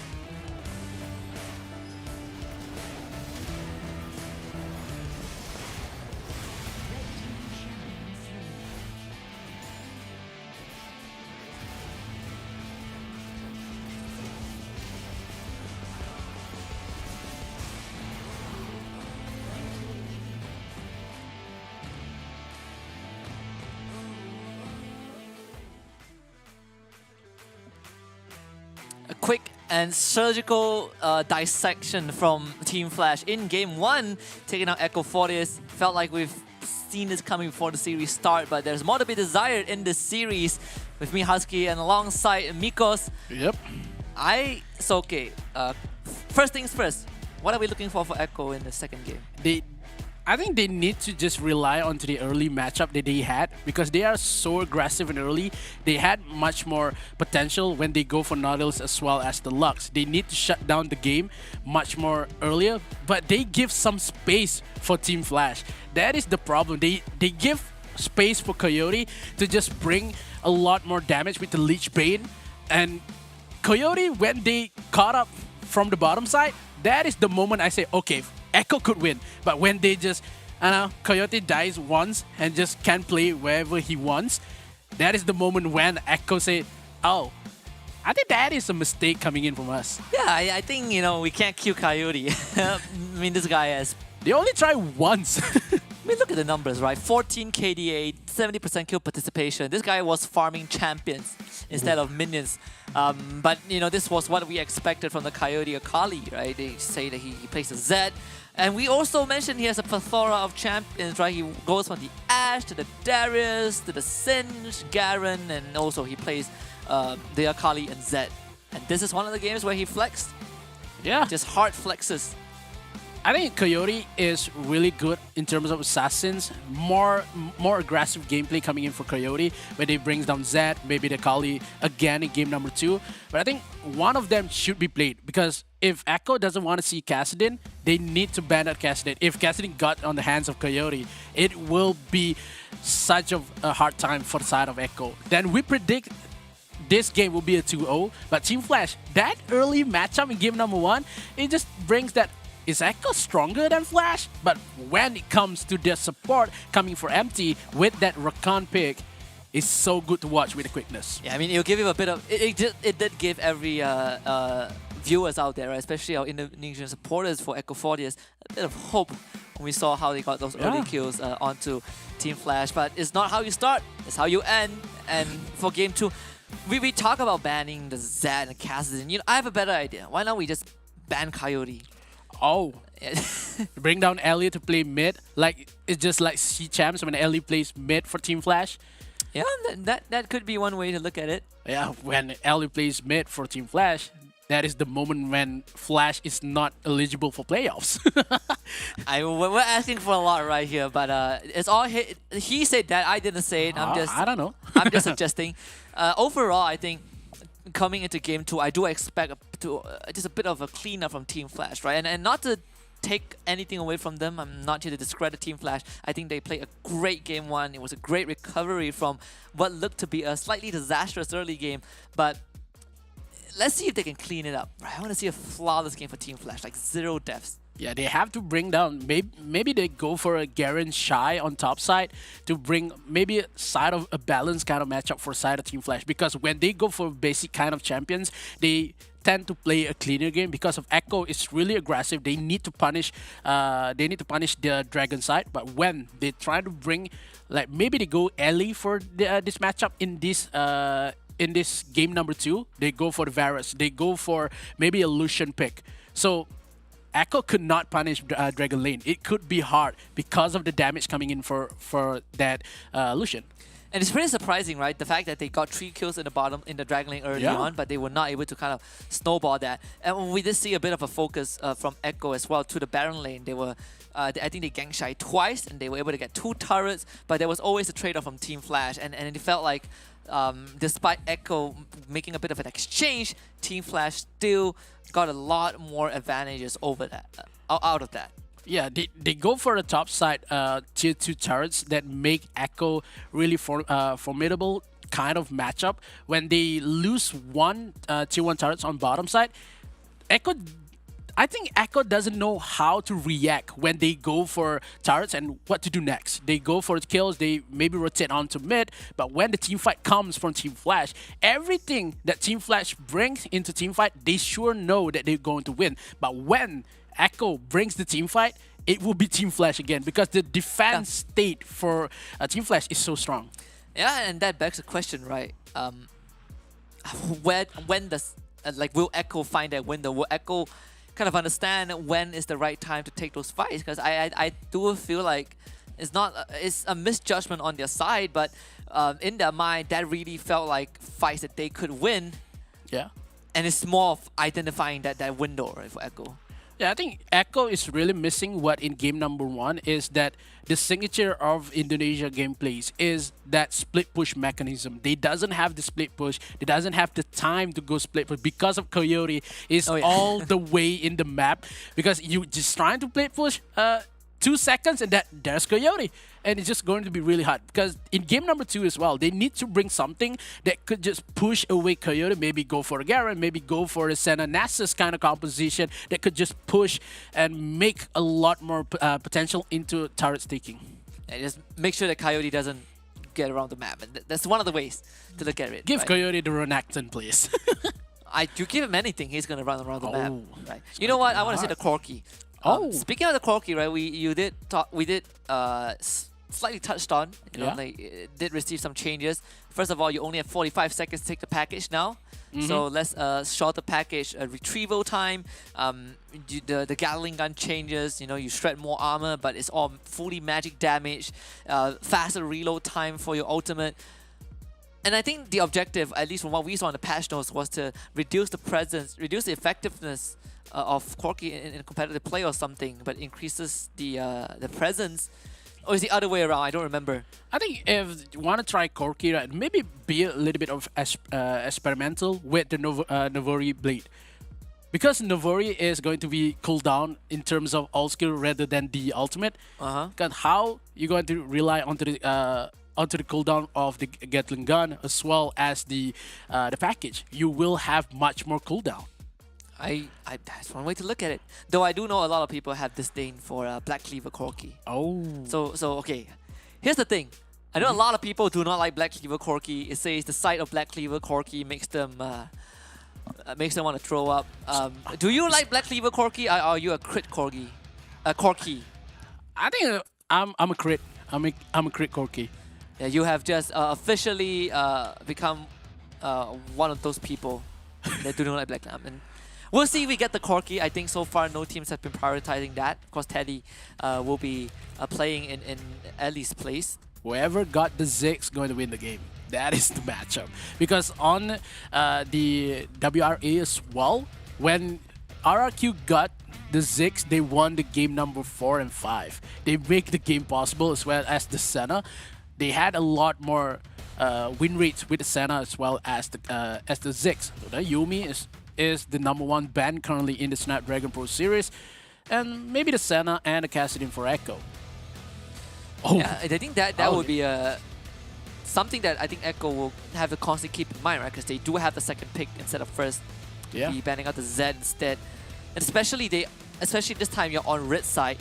There's just so much more to worry about for Team Flash. Though the thing is, if you want to target Coyote, it feels like if you do it in the first phase, you're opening up a lot of picks for Team Flash, but if you don't, there's a chance that Team Flash takes it. So what is Echo looking at though, in terms of bans? If they want to ban out, maybe they already have the Senna ban. They really want to focus on the Kassadin for Coyote. Maybe a Camille ban as well for Shy. It's going to be something that they want to play in terms of they doesn't want to give a comfort pick for Coyote, maybe Shy, but they go for Teddy instead. They ban out the Karma, maybe for MT, for Karma support.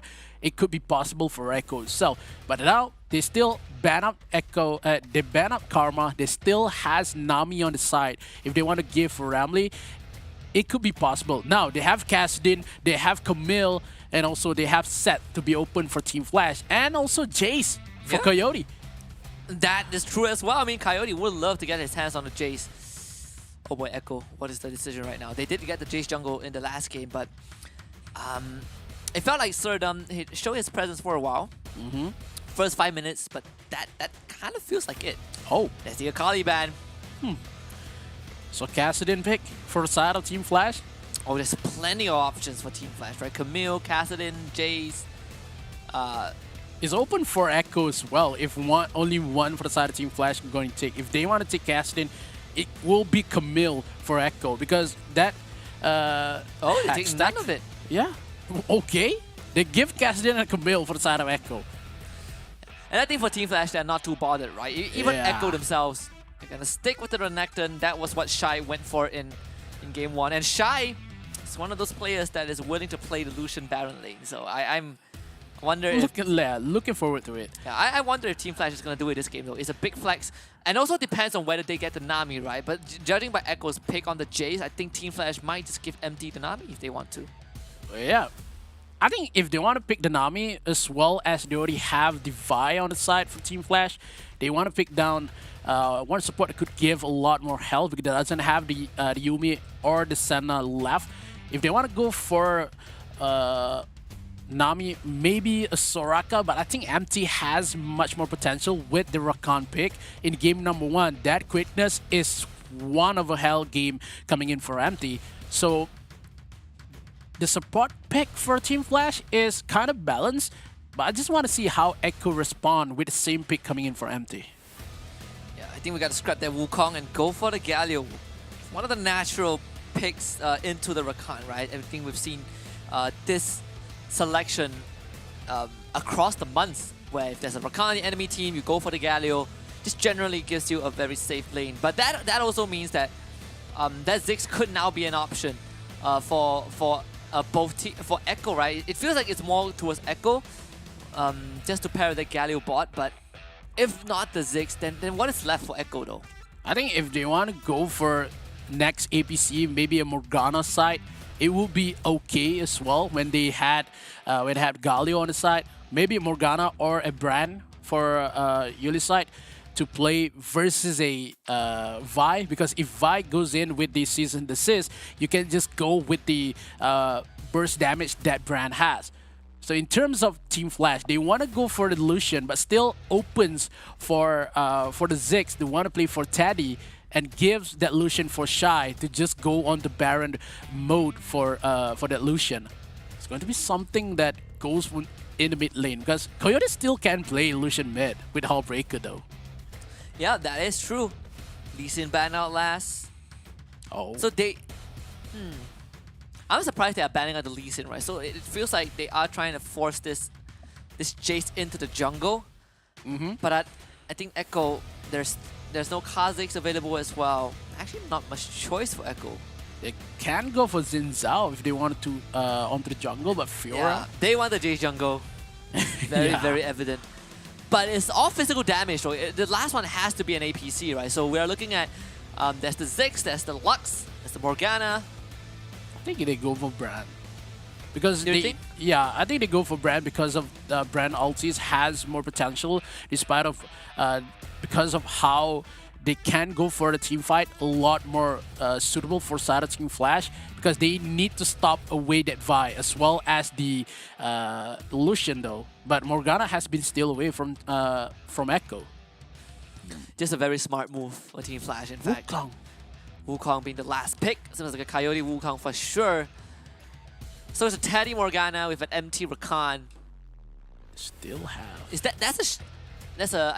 it still could be a Shy Wukong and a Coyote Lucian, right? I mean, we know Team Flash, they like to switch it around. Xayah is the last pick for Echo. So is this all in physical damage from Echo? I don't really have a good feeling about this, but I want to hear your thoughts on this draft. All physical damage is going to be really hard to just burst down the shields coming in for Vi, as well as they cannot take away the chances onto the quickness coming in for the Rakan. With the shields coming in for Black Shield with the Morgana pick here for Team Flash, that damage is really needed with, they need that anti-healing kind of composition for Echo. If they doesn't have the anti-healing, is going to be really hard for, because of Team Flash. It's much faster because they have the Wukong mid with Coyote as well as the Lucian onto the Baron lane. So with the quickness that has for MT in game number 1, he shows his prowess, and this game it will be hard for the side of Echo as well, because if the positioning for MT is good enough, it will be a 3-man. Maybe it's hard to dodge coming in for Echo. So at the end of the day, Echo still not gonna have a good time? I mean, I would say yes. I mean, we've already set the bar, right? For Team Flash, again, this win is important, but it's not the... It's a needed win for sure, but definitely not a win that can just make you jump out your seat and be like, I have beaten, I've beaten a very tough enemy. I still think that Team Flash on paper is a cut above Echo. And we were not really looking for Echo to win the series against Team Flash. We're more looking for Echo Fortis to at least be able to show us something, right? Show us something against Team Flash. Maybe draw blood from them, win one game. That feels like the best case scenario. But Team Flash have shown us that game 1 it's kind of a statement of the difference between them and Echo.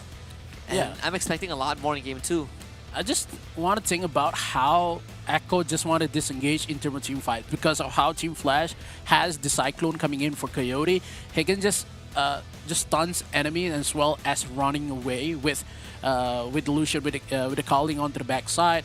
They had much more space to play with the Wukong as well as the Vi. We saw a good gameplay Vi coming in for Cerberus Esports, but now he's going to be in the hands of Team Flash. But side of Echo, it doesn't have the good disengage. They can just go solo disengage, but when it matters with the AoE damage that Morgana has for Team Flash, it's not going to be cope with Echo when they... Yes, you have the Feather Storm to run away, and you have the Dominus to plate with to just be tanky, as well with the plate to take a lot more defensive.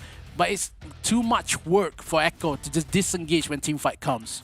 It's going to be a tough one for Echo 40 as Team Flash up 1-0. One more win is going to send Team Flash up the leaderboard a bit, tie them up with the rest of the team for first place. We will find out who comes out on top. Echo 40 against Team Flash in this game 2. I just love how Honey Jaeger currently goes for his Jace mid because he doesn't want to give Jace for Coyote.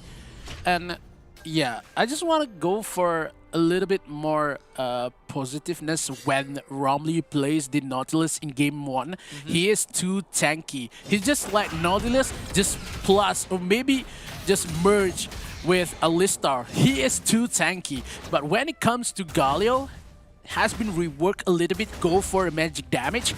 It's kind of not on the side of Romley itself because when Romley plays aggressive in early game, this is going to be an Echo early matchup. And we see a very early shove in the mid lane as well. But I also want to see how Shy deals with 3ZL. Just Lucian Baron lane is one of the Shy special. You'd love to see it. You have range versus melee, and if you lose the matchup, it will be hard because you have dashes and as well as 3ZL with the slice and die. So you have a potential to just run away. Yeah, I mean, unless Shy walks up to your face, you're not really catching him. I think that's the... He needs the Bramble though. 3ZL needs the Bramble Vest right now to just negate a little bit more damage coming in for Shy. Was able to get stun off, but Shy again just winning that trade ever so slightly. This early Ruby Crystal is keeping 3ZL alive, in the lane, but he's not really getting anything done, especially with the wave shove in like that. Han Jaeger, he's getting chipped down by Coyote, especially when we talk about the Wukong, you proc the passive, just more and more damage in prolonged fights, but also the extended range from the Golden Staff, right? Just look at this, he dodges that to the skies with his decoy. Han Jaeger is so low. I just love how Han Jaeger in game number 0. Romley should be fine, but immense pressure from the members of Team Flash. I just love how Han Jaeger in game number 1, he used down the Wukong, just want to show Coyote how to use Wukong in mid lane, and then Coyote said, nah, let me show you how to use Wukong in game number 2. And he plays a lot more aggressive from Han Jaeger. At the moment, he goes for the Blue Sentinel and takes a lot more space and just secures Zisu's side to just bring the Grom, and as well as how Echo just want to just react on what happened to this side of jungle. Yeah, it just get us worrying a bit, right? If Echo is just playing this very reactive game, I feel like Team Flash is just going to bleed them out slowly but surely. Obviously though, I think that, for Echo, they have that Xayah, right? It's one of those self-sustaining ADCs. But in terms of how Xayah currently in the meta, it's not good in terms of they want to fight down Morgana side lane, and as well as to just react when goes with the Rakan support type. Because yes, you have the Feather Storm, you need to be faster, but the damage coming in for Xayah is not making the game for Xayah itself. So it's not kind of popular kind of champions to play in the side. But when Echo is trailing with 1 point, they need to bring something that Team Flash will not think of. So maybe the Xayah is the answer for them. Hopefully it is. Shy gone on again. The rest of Echo shows up. Grand challenge. Flash, Justice Punch, knockout. First blood for Serdum. This is Echo. They played really well, aggressive in the early game. They need to trade with the kills that they had into the objective onto tier 1 turrets on top side. Zissou arrived, still have the season disease, but does not want to commit more because they know Echo still has full minions and they want to go, but Echo says, nah, this is not the right time to take this turret. It's pure discipline from Echo, but that's, I believe, 3 platings already. Yeah, for Echo. They had a lot of gold right now. But side of Echo, they are really disciplined in terms of early game. When it comes to, they lose one team fight, and they just kind of like headless chicken when they doesn't know what to do when they take a lot more damage. But when it comes to objective, maybe in Herald or a Dragon, that is where we saw Echo has a lot more mistakes and as well as weakness they showed with the objective retake. Now Jisoo just farms the Raptors under the noses of Serdam. But still, completely oblivious to that steal though. Yeah, but Serdam still has more damage because of more gold because of that kills. Oh yeah. It's going to be something that this is why Zissou made it clear when they go for invades in terms of they want to go, because they want to go for objective retake here, because how Team Flash is more disciplined in terms of if we can't go, we just won't go. Yeah, I think that's something that a quality that is very hard to find in a lot of teams, right? Because you feel pressure to make a move. Yeah. And it's very hard to say no to something that you feel like you have to get it. It's trading Rift Herald and Dragon. When are you gonna do it? A lot of teams cannot make up their mind. It's going to be something that Echo a little bit more kind of balance in game in this kind of matchup, because we saw a lot more aggressive in game number 1. Echo already have 1 kill, but they had just played a little bit more. Jaeger gets a knockback into a taunt, forcing a flash from Coyote, but Echo just follows up with a kill. Jisoo in danger. He should be able to walk away. The Shock Blast doesn't do enough damage. Team Flash losing one of their members. I just love how Zissou is Coyote again been taken away, and this is maybe the moment that Echo said, okay, we can kill down Coyote, maybe next time we're not going to have much more time, but they have to put a little bit of a trust onto 3ZL to fight down Shy. Using down Delusion is too much damage in terms of late game. They had the Dragon and give Team Flash a moment for the Herald. And Featherstorm is out as well. Look at empty to the backline with the quickness. Rumley uses the hero's entrance just to get to safety. Very well done by Echo Fortius. They were able to get Zissou on the way out as well. Yeah, I just love how Echo is trying to just work it out in terms of early game. Their early game is really strong. Oh, yeah. Even Team Flash could not play it really well. Still has a little bit messy game, but in terms of their sending onto the late matchup is all maybe Team Flash currently. But Echo, they reach again with 3 kills and also with a couple of a goal lead, and still doesn't have much more objective. They doesn't have turret just yet, but they are going to force on top side with the rotation coming in for Serdam in mid. Still, with the Mountain Dragon, with the 8%, will help them in terms of team fights. And you can see the flash forced out from Jisoo, thanks to 3ZL. First turret destroyed. Still is a turret nonetheless. Yeah, it's all Team Flash take the first objective in terms of turrets and giving Echo. And we saw a lot more objective retake, objective centric coming in for Team Flash, because they know if they want to go for the team fight right now, they cannot just kill down that Renekton because of the early spike with the Black Cleaver, had much more damage. And Hanyeager, with the range that Hanyeager has, is going to be really hard for Team Flash. But Echo, they know they had much more potential in terms of team fight. But they are avoiding this team fight much more than Team Flash, because they are trying to force away the objective gameplay rather than they just want to roll down, steamroll away Team Flash.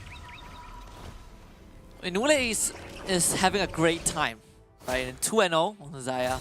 Yeah. Stormrazor, BF Sword, it's going for the IE next. Possibly the best start you could ask for, but that aside, I mean, Echo still dealing with a minor gold deficit though. Team Flash is making sure that, sure, we're not getting any kills, but they are getting that farm. They're getting the objective. That early lane pressure from Coyote onto Hunt Jaeger is also giving them something to work with. I think the best part is that Zissou just has a 1k goal lead over Serdam. Even though Serdam has a kill, Coyote goes in with a Cyclone. It's a knockout by some time. Serdam forces the flash away. Coyote flash 3-man knockout into an empty follow-up. The grand entrance forces Rumley to flash away, and still Echo surviving this. No one goes down. Ule will be forced to drop that ultimate. Everyone from Echo Fort is disengaged. But Team Flash, oh, that binding almost lands. I just a little bit late on saying that Team Flash is waiting for the Rallies coming in for Teddy, but when I just think about it, Team Flash just initiate onto bottom side. They just force Echo.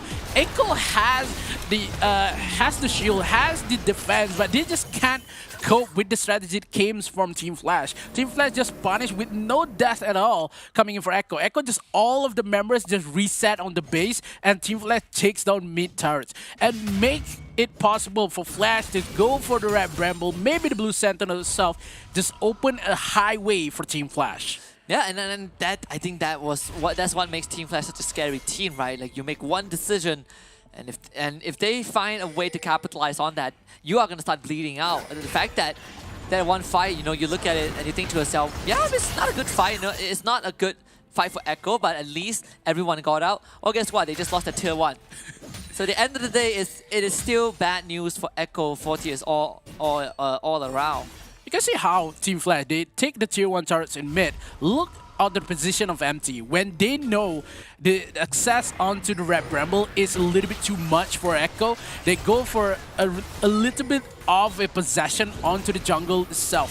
So they doesn't want to give Echo much space in terms of they want to go for the Blast Cone to go for this Herald and make the Herald more easier for the side of Flash to take the game for themselves. But now Team Flash, they have to wait. But Echo really bit woke in terms of objective. They try to fight on bottom side. I mean, Serdam actually got a good riposte stun, but just no damage. And look at Shy. He's doing the exact same thing of what Echo did to him. The Coyote poking and prodding. He's baiting the members of Echo in. But with Empty by his side, it's just impossible for Echo to do much. In fact, it was all distraction. Yeah. Oh, the Shelly didn't get the charge off. That is just a sigh of relief for Echo.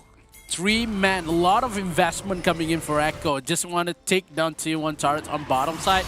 When they deal with 2 members of Team Flash, they only have Coyote as well as Empty on bottom side. They make 2 more people on top side to just defend, and they lost the tier 2 turrets, and they go commit onto this Ocean Dragon. A little bit too late for Team Flash because they maybe think they need something that hard gain coming in for Team Flash because they already got tier 2 turrets on top side. But yeah, sadly a little bit of that Herald headbutt doesn't hit the tier 2 turrets. But I think the Ocean Dragon is really needed for side of Echo because of the magic. Oh, Tan, big one. Rumley gets a 3-man. They're gonna try and go on the members of Team Flash, bringing them down low, but no kills come through just yet. It's Team Flash, able to make it out. Hunt Jaeger pulls the trigger, flash in, knocked out. Binders don't play. Rumley re-engages, but the Soul Shackle is gonna connect onto him. They get the stun off of the Jisoo, but Jisoo re-engages. They've lost Rumley, and 3ZL might be next. Look at Empty, he's diving in and out with the shields. And when I seen it, was like, where did my team go? The flash! Feather Call, Blade Caller gives him a rampage. And Echo's still holding on a bit. 2-2 for both teams. I just love the positioning coming for Ule after the Feather Storm. He just repositioned and just take back his Feather. Just rooted 1 members, maybe 2 at that point. Just take 1 kill, making a way to just level it up with Team Flash. And Flash, they know that is a little bit of mistakes where they give the Ocean Dragon side of Echo. They have the major defense right now. It's going to be really a little bit hard for Team Flash, but they made it a lot more. They need to realize that Echo has more potential in terms of team fight when they cannot kill Ule at that match point. Yeah, I heard that was as close as it could be, right? Ule at one point he realized that, wait, I'm caught between 3 members of Team Flash, goes for the hero play, still picks up a kill. A very even game. I mean, Echo is doing a great job of keeping Team Flash in check. Yeah, this is the longest that Echo is still in line with the strategy and all. because Echo still does not make much more the big mistakes coming in. But Team Flash, they are trailing with 3 kills right now, but still has the greater amount of goal.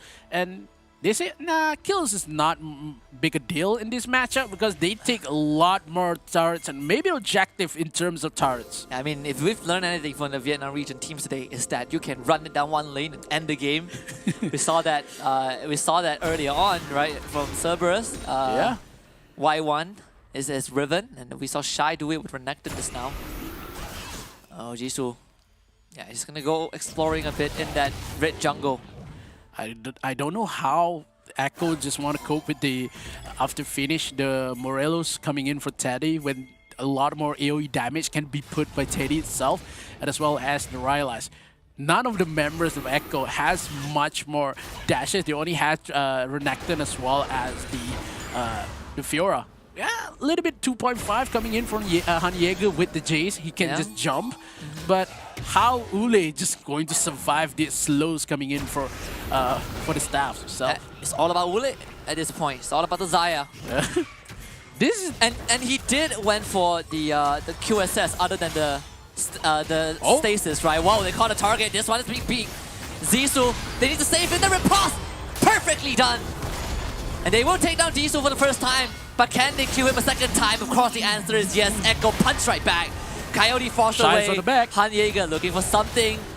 And Team Flash forced out of the Baron pit. Echo, they smell blood. Flash forward. Han Jaeger with the hammer. Big smash on the face. And that's going to be Coyote out of the fight. The culling just to buy a bit of space from Shy.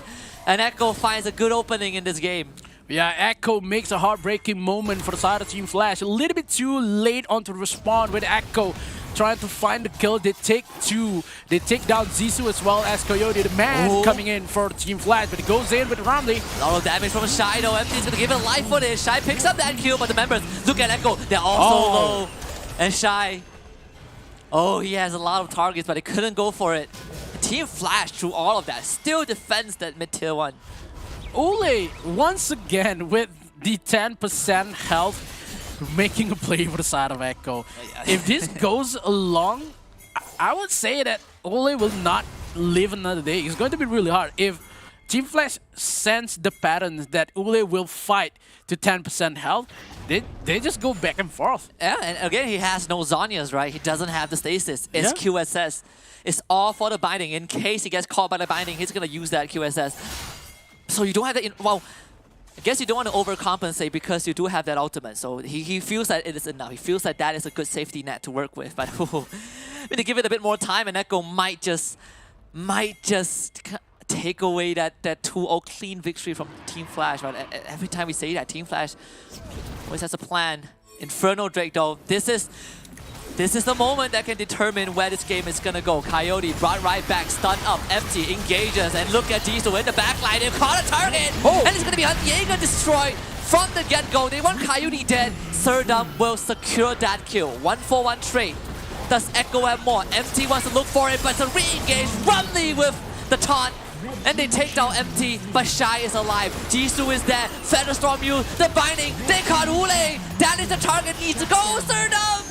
The repulse connects, but Shy doesn't go down, and Team Flash wins the fight. This is what I've been telling you guys. This is the play coming in for Team Flash. They know Ule will fight to the 10% health. They just wait and wait and wait. The rotation coming in for Zissou on the right side, going in front face of the Elder itself, makes Zissou non-visible in that matchup. And when he comes back with the damage, but that game coming in for Shy.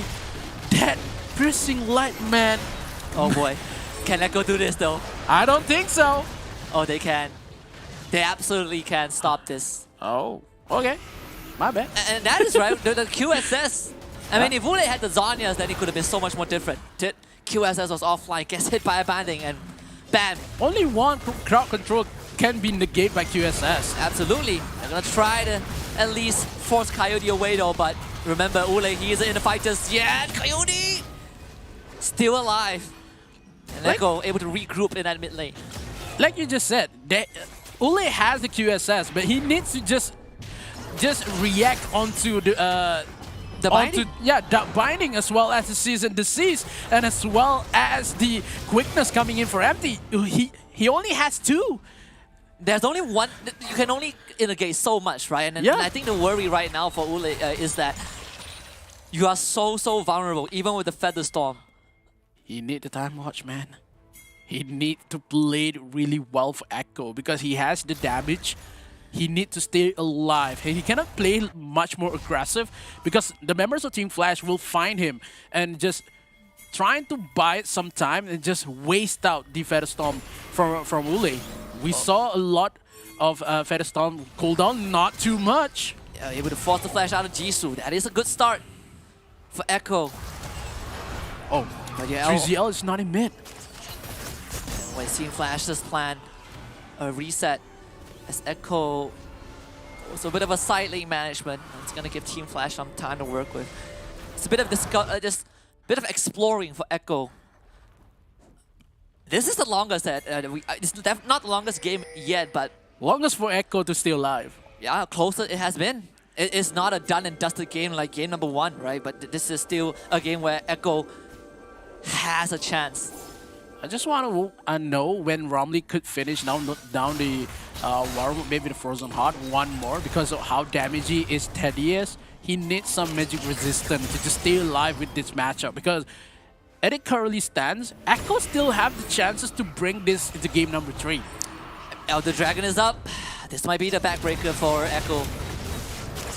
One engage for Romley. It would matters. Yeah, do or die. So then just go for the reset and look at the ping. Echo knows that they want it, but they don't have vision though. Yeah. Team Flash, they're controlling the vision so well in the brush. And Echo, one misstep is gonna spell the end. He doesn't know where Sundam is because he doesn't have wide range of vision, but now he sense. And let's go, gonna be Romley. Doesn't get a ton of Empty. With a good knock up, and Team Flash goes right in. Empty blown up. Romley. Good hero's entrance, avoids the soul shackle. 3ZL flashes away. Surdam wants to be the hero. Hanyeger jumps right in and a riposte. Blocks the damage. Jisoo is low, but look at Coyote. He's looking for the big knockup. The spin bottom. Team Flash not gonna do it this time. Ule keeps it together unless Shy can be the hero again. Ule looking for the kill. And Jisoo is gonna keep Shy safe. Echo with a big team fight win. Yeah, Ule doesn't have the flashes right now. Just want to kill down Shy, but still the Elder will live again because none of the members has smite coming in for the side of Echo. And Zissou a little bit late. I think Zissou has much more luck coming in this matchup because a lot more team fight. Zissou is still alive rather than Coyote, a little bit late into the party, and as well Teddy. Teddy is left alone. None of the members. Maybe Empty enters the fight a little bit early with the quickness, and Teddy has to be forced to put away the stasis a little bit too early. Echo, they went for the reset, and Team Flash, they're gonna do it right now. Can Echo make it there in time? They can't. There's no jungler. The Elder Dragon is gone. They lost top side as well. Oh, Echo is crumbling to the ground. I mean, Team Flash made a veto decision. Straight to the Elder Drake pit they go. How? Team Flash lost 3 members. They reset away and just go for the Elder Dragon. When Echo reset, the timing is always on Team Flash side. Yeah. I think Team Flash just quick on the ball, you know. A CEO decision, man. It is a CEO decision. And now Echo finds it very undesirable to fight into Team Flash, right? All these fights have been very close, but right now, the execution damage, that's gonna be a problem. Empty, you don't want to be there. Try to get away. They found Surdam as well. Coyote goes in for the Cyclone. Surdam gotta survive this. Executed in the blink of an eye. Hanyeger also next on the list. His GA is gonna pop. Can Ule save the game? He doesn't want to be there. Shy with a double. Culling Unleash. Ule getting burned down by the Elder Drake as well. Echo just losing some ground. They want to go on to Shy, but Empty is with him. And Shy, he's just gonna turn around. Onto 3ZL first. Target number 1. And Shy's gonna dash forward. Knocked out by Romley. Ule joins the fight after that reset, but the Elder Dragon's gonna proc Hero's entrance from Romley. But he blows up! Midair thanks to the Tormented Shadows. The Elder Drake buff takes him out. And Ule His GA is just gone. scared. Yeah. Team Flash looking for the win right now. And I think they have found it. The Feather Storm buys a bit of time, but Shy with his dying breath goes godlike, and Team Flash getting a 2-0 in the series. A scrappy one, but they got the win over Echo for this. That one reset coming in for Echo. They won the team fight, Aski. They won it. They won, yeah. They go for a reset. It takes too much time. They just go shopping in terms of item lists. A little bit late when then Team Flash just go for the Elder, mix it in time, as well as the TP coming in for Flash. I think Echo knows at that moment. He knows that is the mistakes coming in. A little bit too late for reset, but when they go for Baron, it just not going to happen for the side of Echo when the damage coming in for Shy is too much to be handled. And when the team fight on top side, Ule is in mid. Yeah, and it's just this micro decisions, but it does give the fans some hope. If you look at Echo and you look at this game against Team Flash, there is a lot to be praised if you're a fan of Echo for this, right? They did kind of give Team Flash a bit of a fight, but again, just split-second decisions, and this was one of the fight as well. Ule getting caught out by that one binding. Echo getting better in terms of how many games they played, and this is the moment when you see Ule is in mid and bottom side for ZL. They cannot take this fight for the side of Echo. They need to go back, but when it comes to Serdam, he needs to fight away. But when the damage coming in 5 members of Team Flash, a little bit too much, and Ule could not go with the passive itself when it comes to a team fight matters. But when Shy just face check that bush, he knows he has one. He knows he has one ward putting away with the members of Echo, but then the save made by Coyote as well as the members of Team Flash, making the game possible to make it 2-0. Yeah, and of course, I mean, Ule played I would say a monstrous game. When it was Xayah, even with him alone, it was not enough. Of course, this is one of a sad death in the fountain. Team Flash coming out on top 2-0. Gotta give it to Shy though. This guy is a beast. 8-2 and 4 on the Lucian Baron lane. We talked about this, right? It's one of his specialty, and he really showed up big time. This game is down to both ADC coming in for Team Flash as well as Echo. But Ule played really well for Xayah. He did. He makes Xayah looks promising in terms of the meta when he goes for the Stormraiser as well as the IE. He has more damage, and it makes Shy takes a lot more time in terms of Baron kind of farming. And Shy, really that late game, he has more damage rather than Ule. 40k damage in terms of 44. It is 50-50 game, man. Yeah, I mean, we see a couple of fights where Echo, we say they won the fight, but Shy is always alive afterwards, right? Yeah. And he's always that big threat that is keeping Echo at bay and making sure that, sure, Echo, well, you kill more of our teammates, but you can't go for objectives because Shy is alive. And that's what happened at the Elder Drake, right? And that was kind of the back-breaking moment. Not the way that Echo wanted it to end. They really were thinking about it, but because Shy and Jisoo were alive, they couldn't do it. Went for that reset, shot for a bit too long, and Team Flash just stole the dragon right underneath their noses. But again, we expected Team Flash to win. We expected it to be really clean. But we just found something. We found out that Echo can put up a good fight. Yeah, Echo can put up a fight with one of the biggest team in Asia itself. It's Team Flash that played in the Icons. So maybe because in this current matchup, and if Echo studies this game, they already know what to look for and what to just make repairs onto their matchup, because they know that single TP home, that is the mistake that they made. That one recall costed them the game. One recall, man. And Team Flash takes for granted to take the win. Yeah, I mean, Team Flash, again, one thing they're good at, discipline. They know how to make split-second decisions, and they make the right one. And we also do appreciate our partners at Snapdragon Elite Gaming for making the right decision, for making the decision to stay with us for this journey. And when winning matters, that is where they come into play. They've been with us for so long, and we are glad to have them for more in the future. Aside from that, we also want to thank Monster Energy for allowing everyone to unleash the beast. So check them out at www.monsterenergy.com/gaming. Last but not least, if you are on Discord, join us at discord.gg/Snapdragon Pro Series. We'd love to have you here. If you want to find out any news about the Snapdragon Pro Series in general, you can come here and learn more about it. But before we go to break, I want to hear your thoughts. Nigma Galaxy against Persis Esports. What do we look out for? Persis has not coming into the game just yet with the form that they played. Before this is not on par for Persis. Maybe Nigma could have a better chance in this matchup. And that's kind of the general consensus. Nigma Galaxy, the fan favorites in the next series. We all expect them to win, but let's see if Persis can draw some blood. We will go for a break and we will come back for the final best of 3 of the day. The Snapdragon Pro Series is brought to you by Snapdragon Elite Gaming and Monster Energy.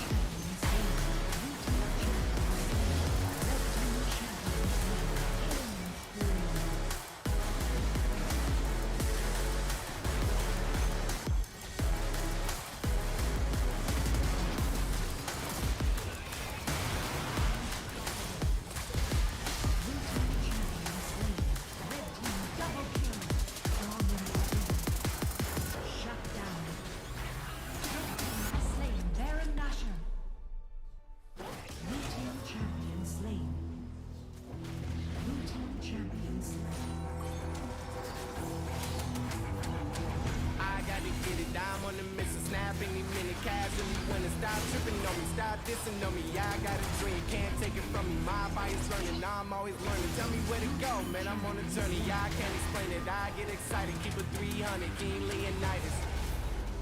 Strap in, cause it's gonna be a long ride. Working on me every single day and night. There comes a time when your worlds will collide. If it's holding you back, push it right to the side. Ain't got no time for no fear. Too hard to get here. Ain't got no time for no fear. I work too hard to get here. I don't got the time for me and coach. I've been going hard, time to let it show. Everything raw, give it to me now. Let me have a spot, man, it's going down. Gotta get it here, I don't wanna wait. Take what I want, then I go train. Gotta get a win, I won't lose the game. This is my year, I ain't gonna break. Strap in, cause it's gonna be a long ride. Working on me every single day and night. There comes a time when your worlds will collide.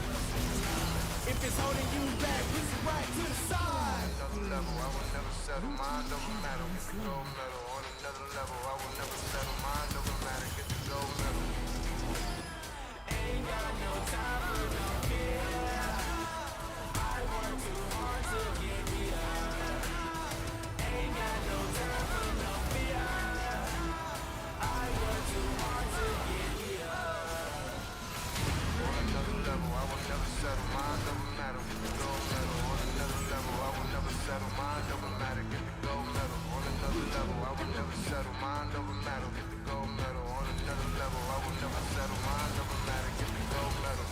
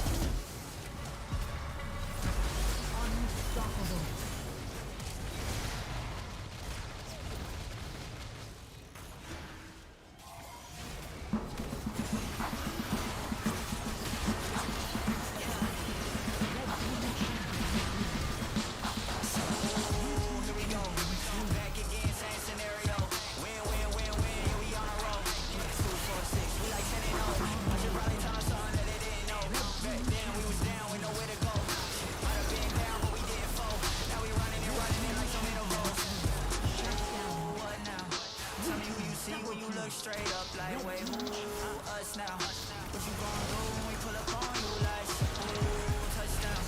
You already know what it is when I come through you. Ooh, shut down. Ooh, shut down. Say, ooh, what now? Tell me who you see when you look straight up like, wait, ooh, us now. What you gon' do when we pull up on you like, ooh, touchdown. You already know what it is when we come through you. Ooh, shut down. Ooh, shut down. Ooh, give me that crown. I need that now, right now. Ooh, don't make a sound. It's my time. You hear the crowd. Yeah, we need that rain. Me and my team. Deja vu. This here a dream. We done all seen 100 times over. Never lose this team. Now we going down. Told them we the ones. They was counting out. Now we counting up the funds. Now without it out, they be throwing other ones. Like they was always rapping. Now believe them if you want. Now they show love. Came with it done. It is what it is. Isn't what it was. They all love to hate when it don't work out. Tell you that they always been down when it does. Look. Say, ooh, what now? Tell me who you see when you look straight up. Like, wait, ooh, us now. What you gon' do when we pull up on you like, ooh, touchdown. You already know what it is when we come through you. Ooh, shut down. Say, ooh, shut down. Say, ooh, what now? Tell me who you see when you look straight up. Like, wait, ooh, us now. What you gon' do when we pull up on you like, ooh, touchdown. You already know what it is when we come through you. Ooh, shut down. Ooh, shut down.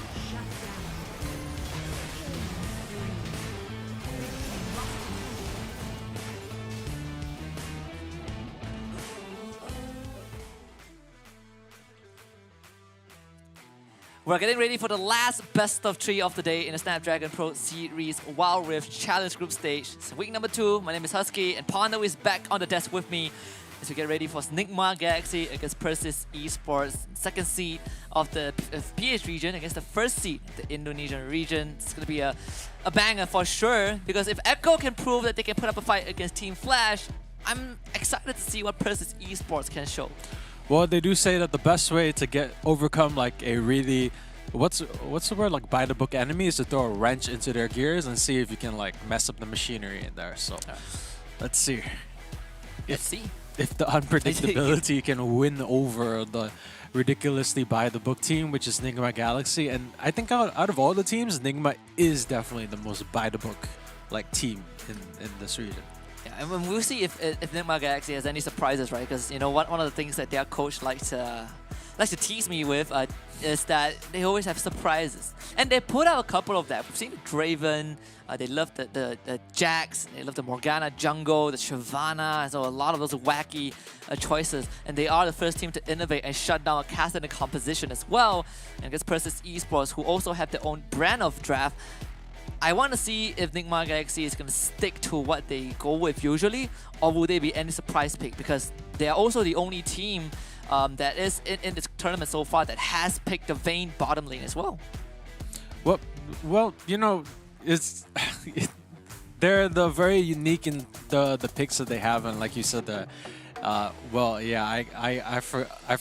you know, it's those kind of things that kind of put it together. But at the same time, like the way that they play out the game, the way that they make sure to get the objectives, it is very, you know, very solid. It's very fundamental heavy. So like, you know what I mean with Nigma. So should be interesting to see it nonetheless.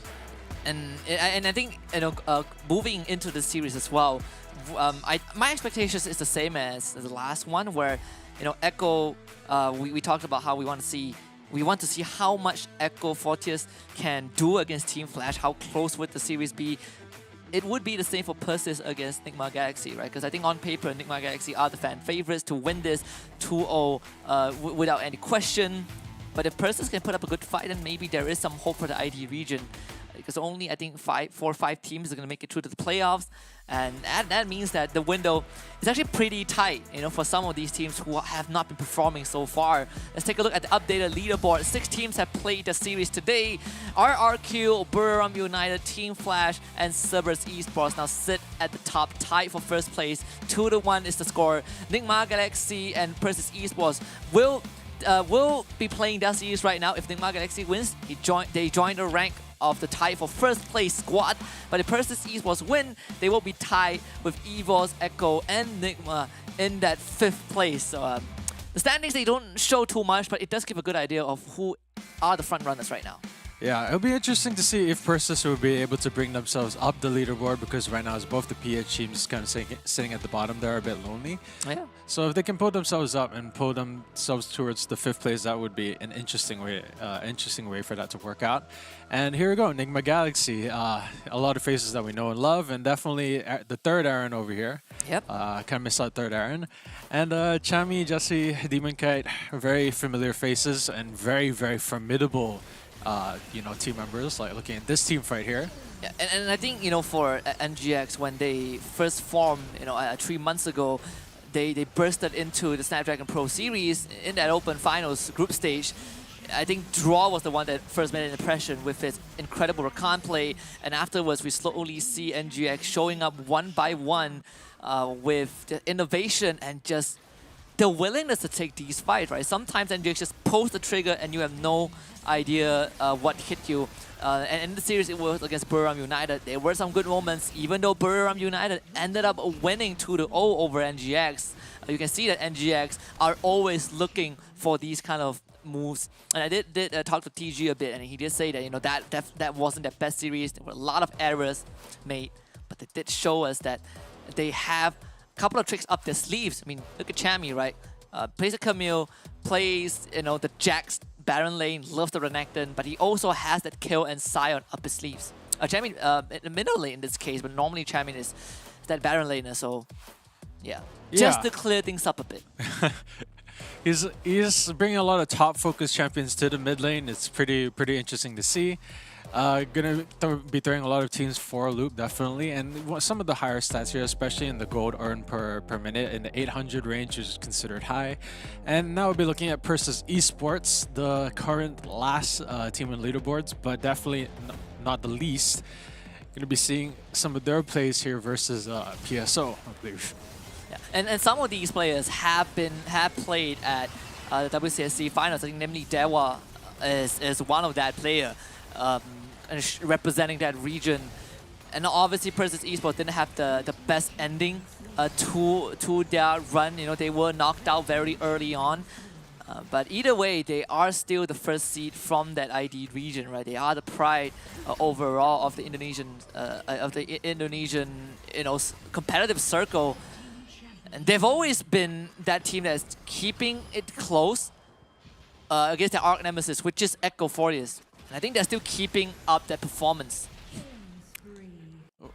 Well, you know, Persis has a lot to prove today. They definitely have to bring their A game, or like show us like some strategies which they've been keeping it under their sleeves, because that's going to be the difference between defeat and, you know, having your name known towards people at the top, or, you know, just fading out into obscurity. They have a lot to prove today, and it'll be interesting to see how they sort of line up here. Like here, Tufts versus Chami. And this is going to be incredibly interesting as well, because we look at these two individuals. Obviously, Chami does have the favor in terms of matchup, right? Just how aggressive he is and how much assistance he's getting from Joshi in the jungle. And so all these unique champions that he brings out, and it does overshadow Tufts a bit. But I'd say that I want to see how Persis supplements this Baron lane, because if you have watched any NGX games, you know that Chami is going to get a lot of help from the jungler, and if Persis Esports couldn't match that, then I do foresee this Baron lane slowly collapsing. Definitely gonna have to bring their A game. Seeing some basic stats across the board here, and Yeah, can't wait for this game to get started. Want to see how it goes. Want to see where they take this, and want to see what strats are going to be in play. Yeah, and of course, for all of you guys out there, there's something that you guys can do. It's just if you're watching on Twitch.tv right now, go into the chat and give us a prediction on who you think is gonna come out on top. And I know a lot of you guys, no matter where you're watching this, big fans of NGX. And I do agree that NGX is the favorite, and that's what we've put in our prediction as well. But again, I want to see if Persis Esports can at least draw a bit of blood. Give us a close match like how Echo gave Team Flash. Yeah, it'd be exciting to see this go to a game 3. I think unanimously we all decided that Enigma would be the champions here. It's only the second match where we kind of just tripped up a little bit, but like we've seen Enigma Galaxy games. We've seen how impressive they can be and see how difficult it can be for teams which are not necessarily as good as Enigma to stand up against Enigma, because Enigma is very good at shutting down a lot of opportunities if you don't match up in things like macro, in terms of being able to skirmish and team fight. So yeah, I don't think any of us are doubting that Enigma is going to be winning today. But if Persis does manage to win a game, potentially even win both games, that would be really interesting. It wouldn't be good for our pick'ems, but it would be interesting. Yeah, I mean, at this point in predictions, it's just for fun and games. It's just people for us to show that we're good at predicting the winner. But I do love me some good upset. I think that it does give us a bit more surprise and shows us how these teams have been evolving. And so far, I feel like in this league we haven't really seen a definitive front runner yet. And sure, we have 4 teams right now tied for first, but it isn't indicative of who is the stronger team. We still have a lot more to go. And this is a double round robin format, right? So we still will get that rematch in the coming weeks. I just want to see if the teams can keep that consistency, but of course for Persis, it is not looking good for them thus far. They have not won a single game. And in fact, one of the series that they lost was to Echo 40s as well, right? The team that they have overcame in their local league, but just couldn't do it here. Yeah, it's a lot tougher up in this stage. There's so much more there's so much more at stake. There's so much more pressure piling on, and going into the international stage, maybe it's a lot more to have to live up to. It's a lot more nerves that you have to overcome. So maybe Persis can learn a lot from this. Maybe there's something that they haven't shown us yet. Maybe I haven't seen a lot of their potential, but be interesting to see what we can pull out from Persis. Though a lot of us kind of say that it's just fun and games here with the pick'ems, and we're just having fun with it. But I know some of us casters be out for blood if we don't get those pick'ems right, because oh man, we take pride in those correct pick'ems, if you know what I mean. There's no prize for me, right? There's no stakes. At least not for now. We're going to get ready for the drafting phase. This is going to be very interesting. Persis Esports on that blue side and GX on red.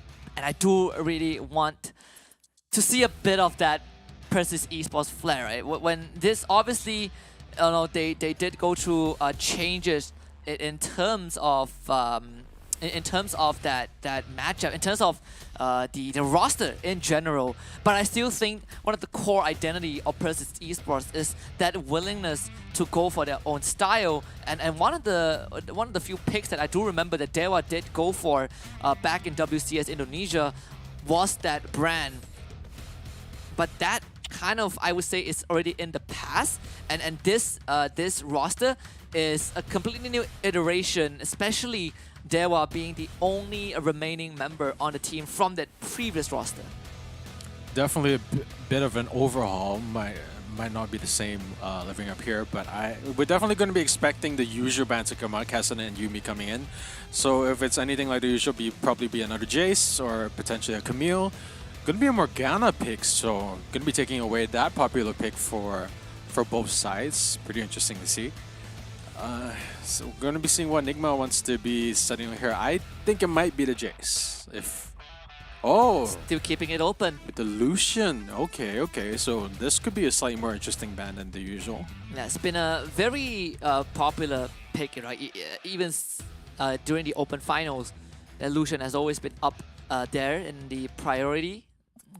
Persis banning out the Jace, kind of what we expected. Let's see what NGX has in mind for the last ban. And that's the coach right there, TG, just adjusting the air conditioning a bit. You know, you can't get your fingers too cold. Karma getting banned out last.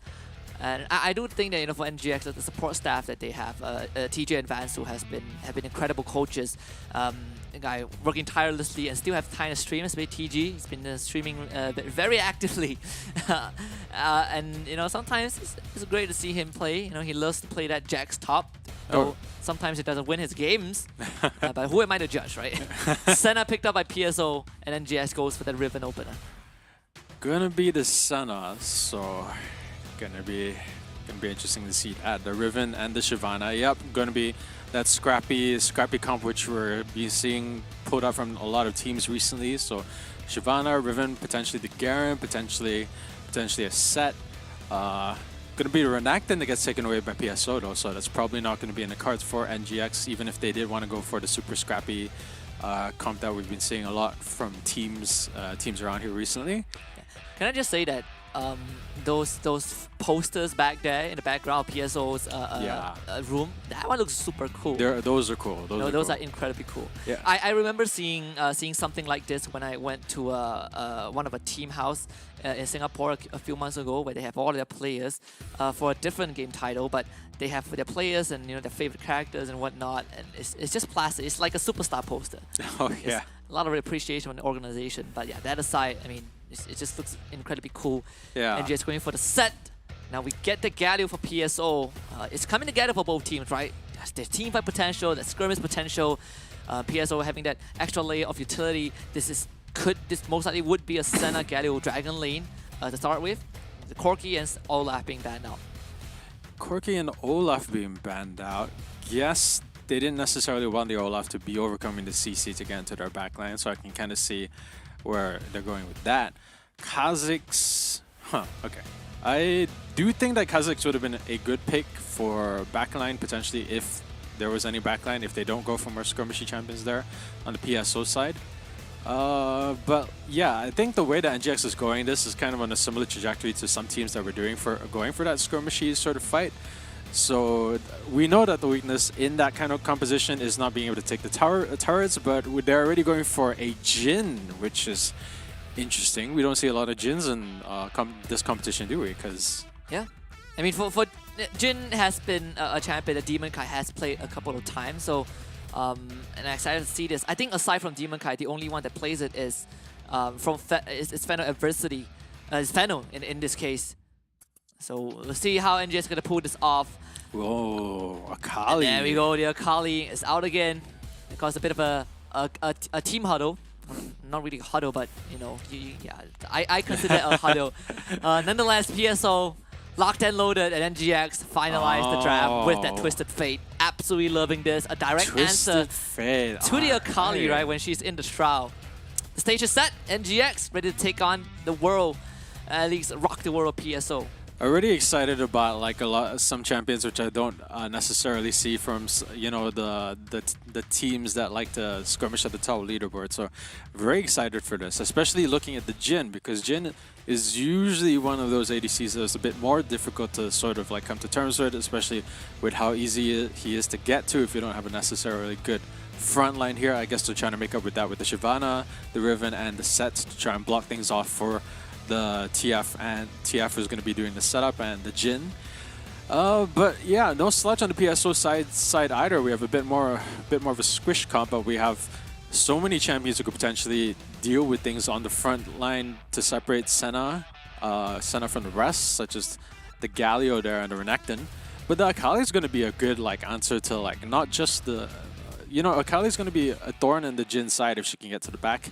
I guess that's why the TF is being picked out here, to try and minimize some of the damage with the golden card and deal with her in lane. But I guess we'll see how this works out.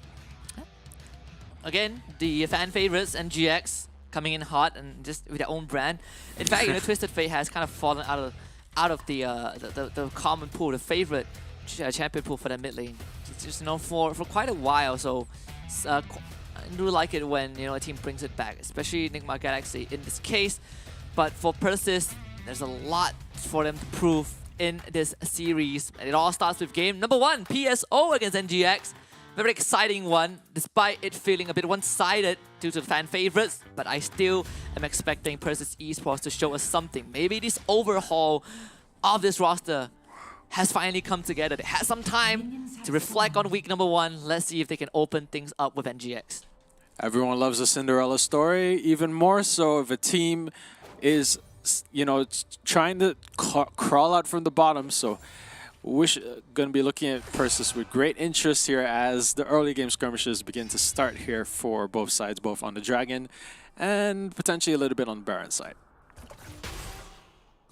Particularly interested to see how this bottom is going to pan out though, because we see Tobu on the Senna actually going for the Ghost instead. And you have Dewa playing the Galio. There's actually a lot of pressure. In fact, it is a Baron lane, Akali, so we get Tufts into Chami. He's already not looking good early on. This Chami hitting at level 2 first. So a lot of pressure is going to be applied on this Akali. And I do find this very interesting though, because I do expect tech maturity to be on that Akali, right? You get that Akali, you know, Twisted Fate matchup, a flash. It's going to be secured by Tobu. First blood going over to PSO. Draw goes down.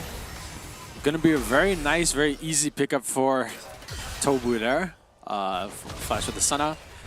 And that's a nice pickup for them, being able to push pretty far in.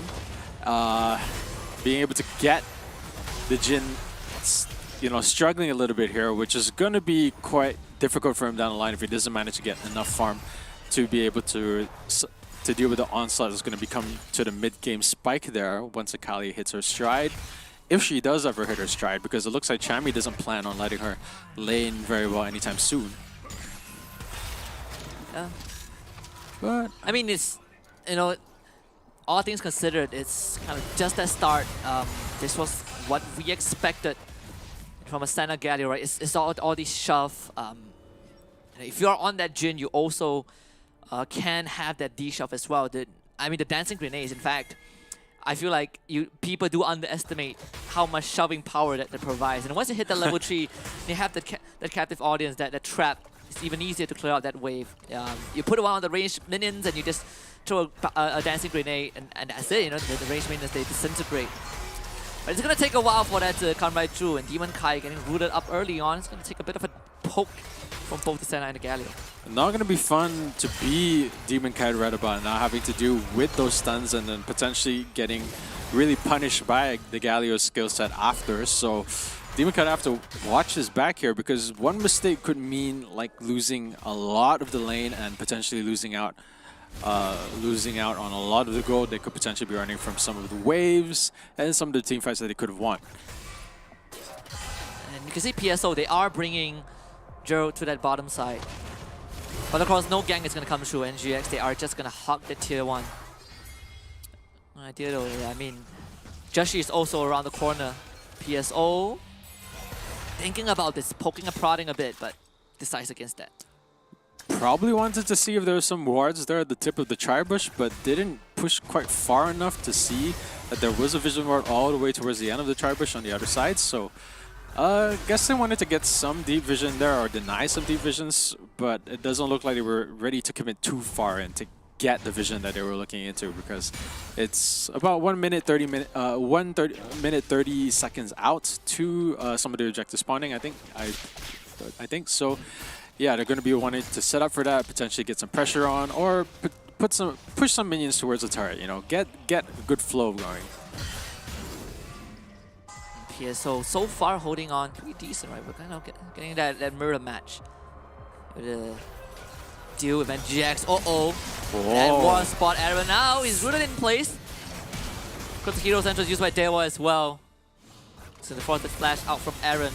He does have the destiny to rejoin if they need him to be there in a jiffy. So not much of an issue from NGX, but it's a good attempt from PSO, getting some resources out, getting some responses out of NGX. Gonna be getting quite the commitment there, but gonna give them some space to put down their own vision around the Rift area. I guess might be looking at challenging that when it spawns in about 30 seconds. And Rift could be the hot contention here, because they are going to want to funnel that gold into some of their carries, snowballing carries, such as Akali, potentially Fiora, So they're going to be well contesting that, considering the first dragon is going to be water. Not a bad pickup, but also probably not going to be as good as the gold that could get from a Rift Herald and the turret plates. And we're seeing that deep push from Demon Kite alone.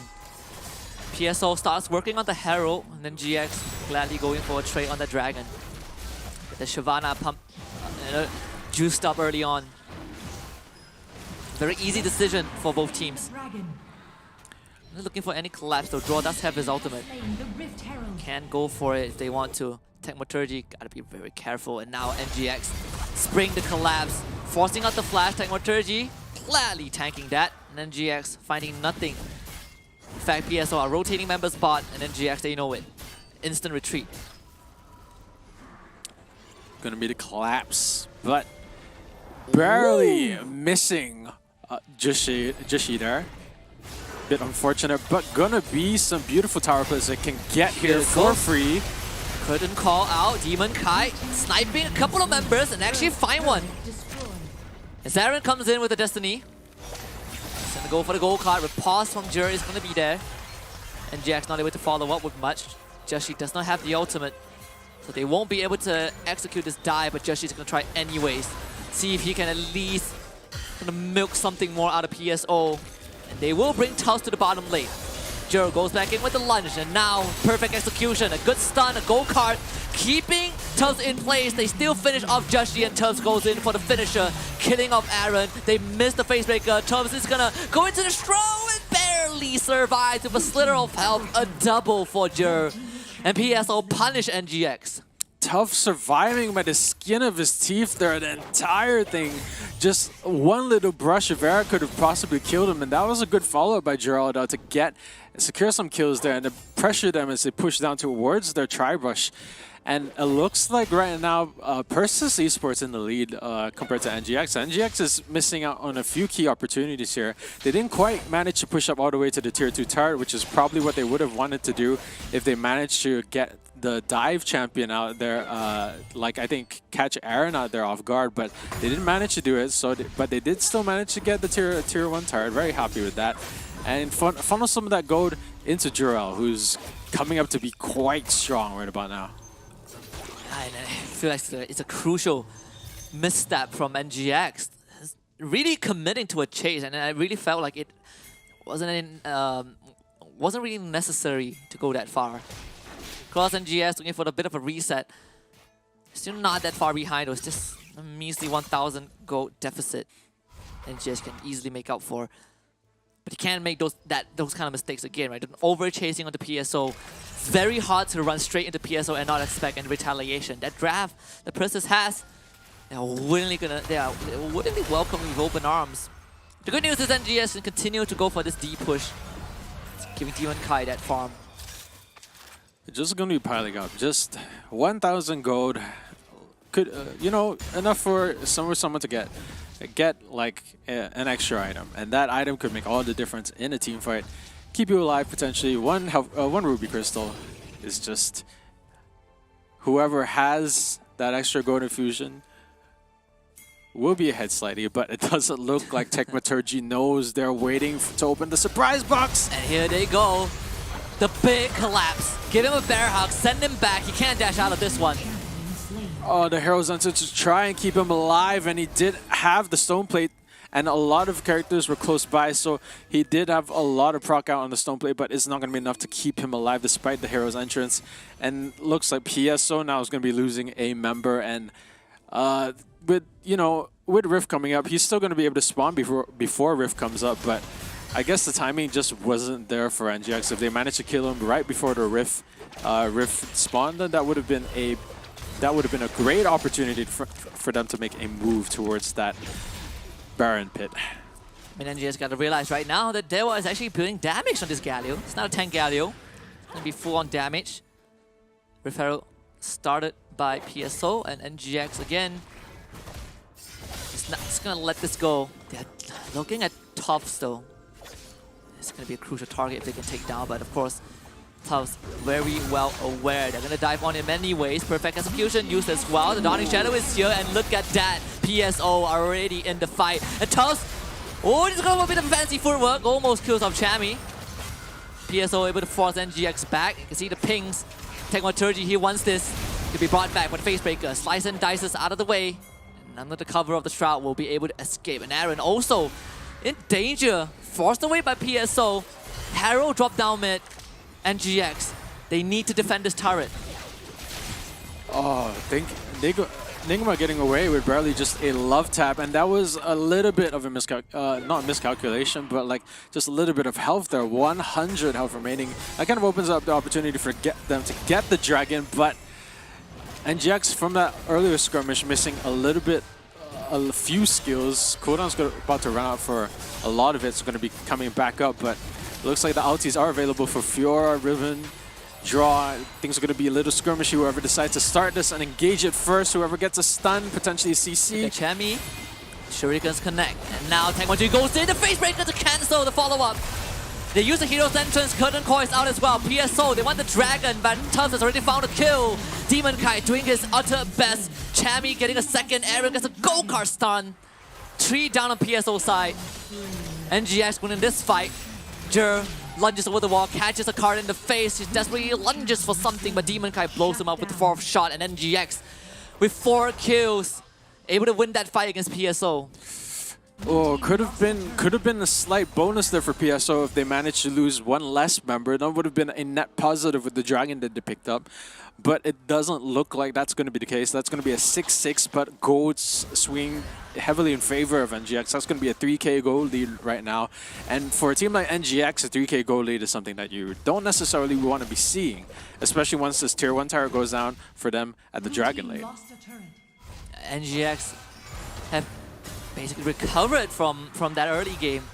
They were never really far behind in the first place, but that team fight definitely put NGX in a very good spot. And Chammy is willing to take this fight against Technoturgy as well. NGX very, very willingly kind of slowing down the game a bit. In no rush, that's for sure. That's where NGX lives. That's what they love. And the pacing that they've come to so enjoy, but it's not quite the same as being the same kind of juggernaut that we've seen. I just noticed that there's a Navori Quick Blaze on Tobu. It did receive a bit of a buff, more CD recovery rate and a price drop, and very preemptive Hero's Entrance to protect Technoturgy. It's a big team fight, ultimate gone. You can see Chammy, he is itchy. Oh, they cancel! Oh, they canceled the escape from Tubbs! I mean, Draw, what an absolute magician! That mid-air grab. Such a commitment to lose the Hero's Entrance and to lose a lot of the initiative and losing Tubbs at the same time. That's the sort of bleeding you don't want to be doing. Did lose Jeshi. PSO answers back with one of their own. Two teams losing their champs like individually, piece by piece. It's the kind of immediate engagement that you expect from a team that has a Galio to a Renekton and a Riven and TF. You know, so when you see an engagement, when it happens already, you already see a champion dead, and that's it. That's the end of the fight. PSO still keeping it pretty close. We do see that. Oh, there is that pick-off opportunity, and when that late game rolls around, I think PSO have a lot of agency to work with, right? You don't necessarily get completely outskilled by NGX.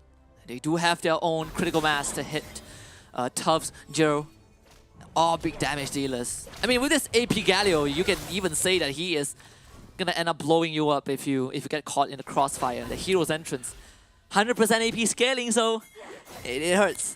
Yeah, a lot. Yeah.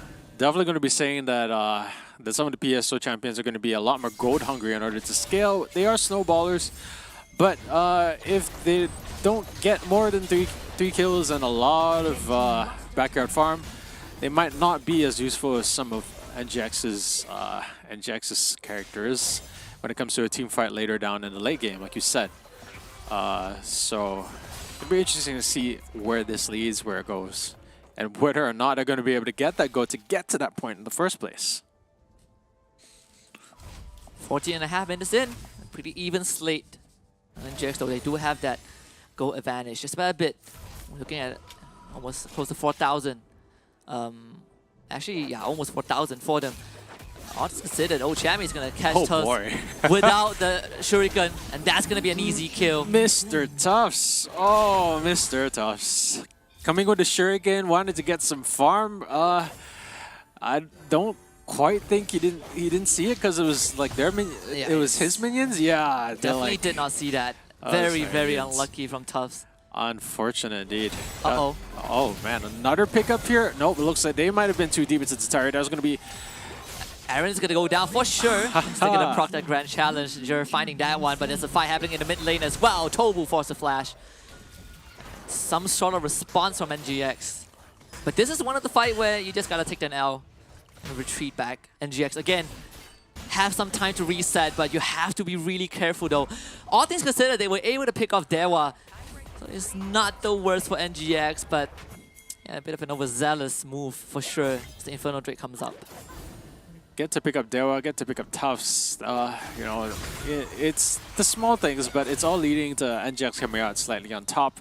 When it was supposed to be PSO's ball on the court, they had the upper hand, but it looks like they're losing it slowly. It's something that comes really slowly, something that you barely notice when someone puts a potato in your room and then 2 and 3. But then by the time it's piled up, you didn't even notice that all those potatoes were there. PSO identifying. You know, this dragon cannot fall into the hands of NGX. If able to take one away, but I'm keeping my eyes on Tufts. Just got his Rabidol's Death Cap, so that is a lot of damage from this Akali. Oh. He is as vulnerable as he is deadly. A glass cannon. Ah, yes. Glass cannon. I am familiar with the term. But yeah, the Rabadon Death's Cap is one of the power spikes they're going to be seeing on Akali, so it's nice that they got the pickup now, especially when that dragon fight is ready and waiting. They're going to start it. NGX. And look at Draw. He has planted that Blast Cone just a bit to the side, and he's ready. Oh boy. Draw goes in. The Dragon still goes over the PSO, but Jashi's going to die toward the backline with the help of the curtain call. Dewa gets the ultimate off. Draw still survives. Grand Challenge proc. Chami gone on. Aaron isolated as PSO. They isolate the members of NGX. Oh. And one by one, they get picked off. 4 dead. An incredible team fight from Persis. And a triple kill for Jur. Oh, NGX having the element of surprise on their side. They had a lot more opportunities there, but it looks like they didn't necessarily have the best positioning when it comes to their individual champion setups, ending up losing them the fight, potentially losing the game. Still 20 seconds on many of these timers, and there's no time.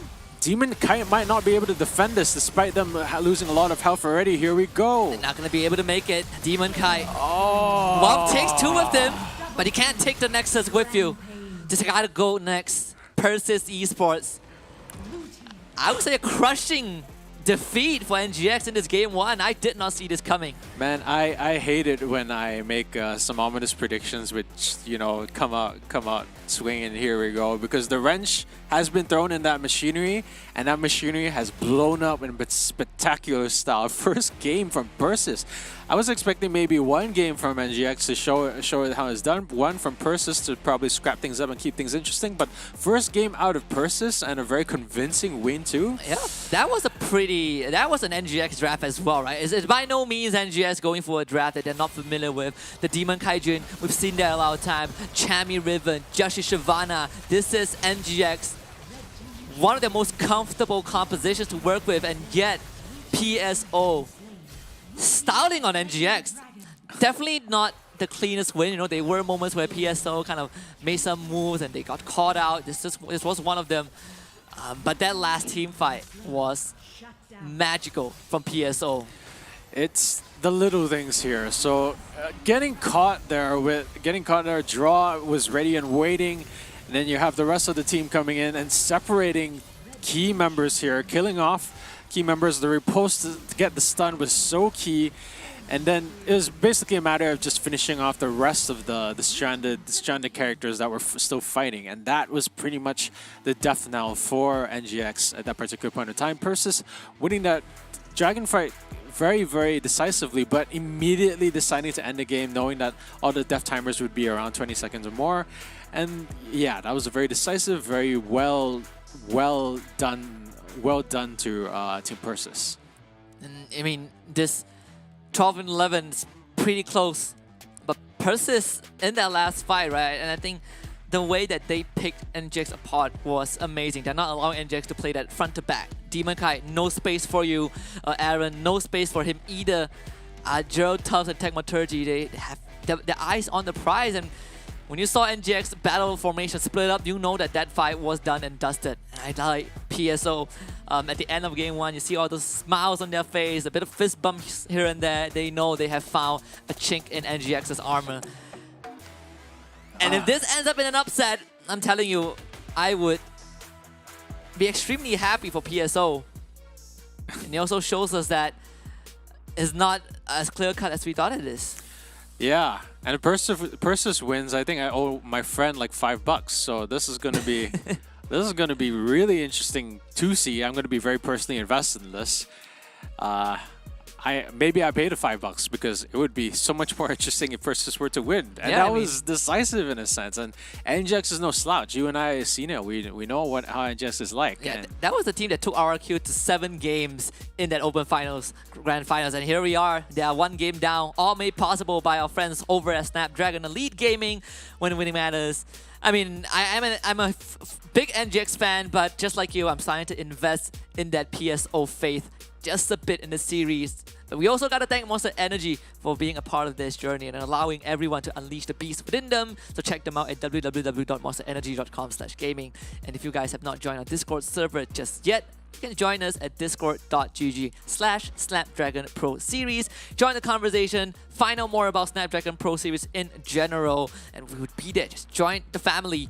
Coming up, Game 2, PSO against NGX. I want NGX to win, but PSO has tugged on my heartstrings just a little bit. And no matter who wins at this point, I just want to see some good Wild Rift games. We will go for a short break to let these teams recompose themselves. We will come back for game number 2 between Persis Esports and Nigma Galaxy.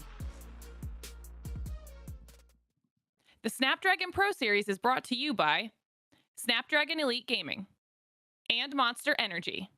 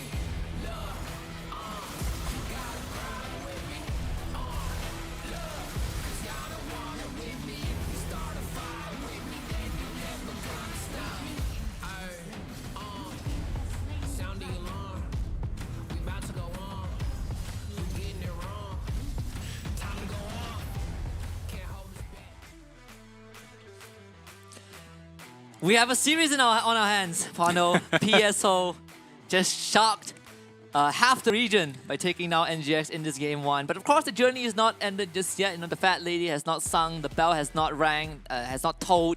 PSO have not won the series, but they are one step closer to taking down Nigma Galaxy. Who are the fan favorites? Nigma. Yeah. Yeah, yeah.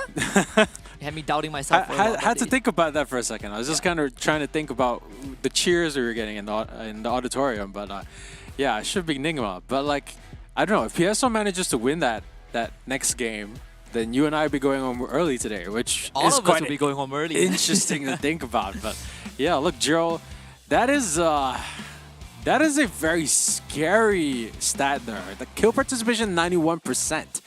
Anyone in the 90s range is terrifying. And he not only does he have a 90% kill participation rate, he's looking at a 900 gold per minute stat, which, like, you and I have been seeing some of the better players in the higher part of the leaderboard. We're seeing them top out 800, 850, and some of the, you know, the ones that have to focus more on utility running around like 700, you know, give or take. Yeah. Maybe it's the stat for just Fiora, but that is some really scary stats here if you're looking at it. Yeah, I mean, Joe, fantastic Fiora jungle. That's what we saw in game number 1. But also, right, the hand holding with Tufts, with Tecmaturgy, just 3 big cores on the side of Person Esports that really came together when they were needed the most. Just picking apart NGX one by one. I think that was incredibly impressive. Now NGX are on the back foot, a position that I don't think they would expect to be in, at least, you know, at this against Persis.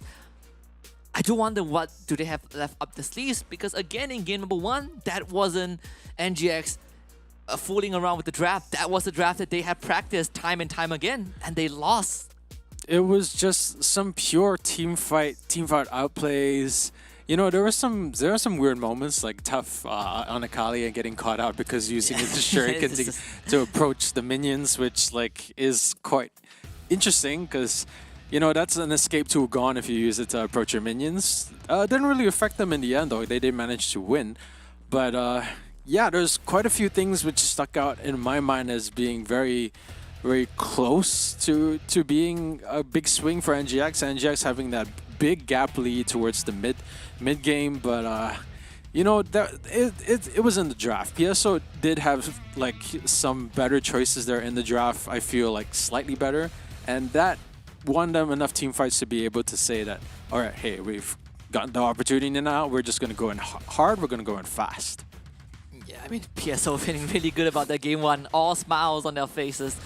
NGX, you can feel the tension in the air, right? Again, both coaches, TJ and Vansu, just kind of trying to figure out how do you kind of fix that game 1. And when I say fix, I don't mean you fix the draft or anything. It's more like how you approach that game, right? Because I think PSO kind of found a formula against NGX. We see these very early moves. We see how PSO really dealt with those team fights. And just the finger snapping decision making, which is something that I think was what put NGX on the radar. It was what made us look at NGX and be like, my goodness, these guys, they are going to go for it. They will not hesitate.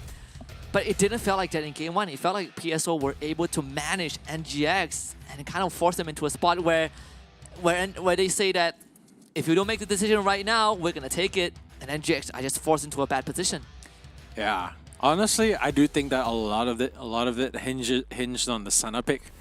And yeah, I think you and I both know that Senna is really high as a ban pick, top pick for a reason. And like, she's not sitting at a really great win rate. I think it's around the 46 to 48% range, though picking that from a third-party site, so don't quote me on that.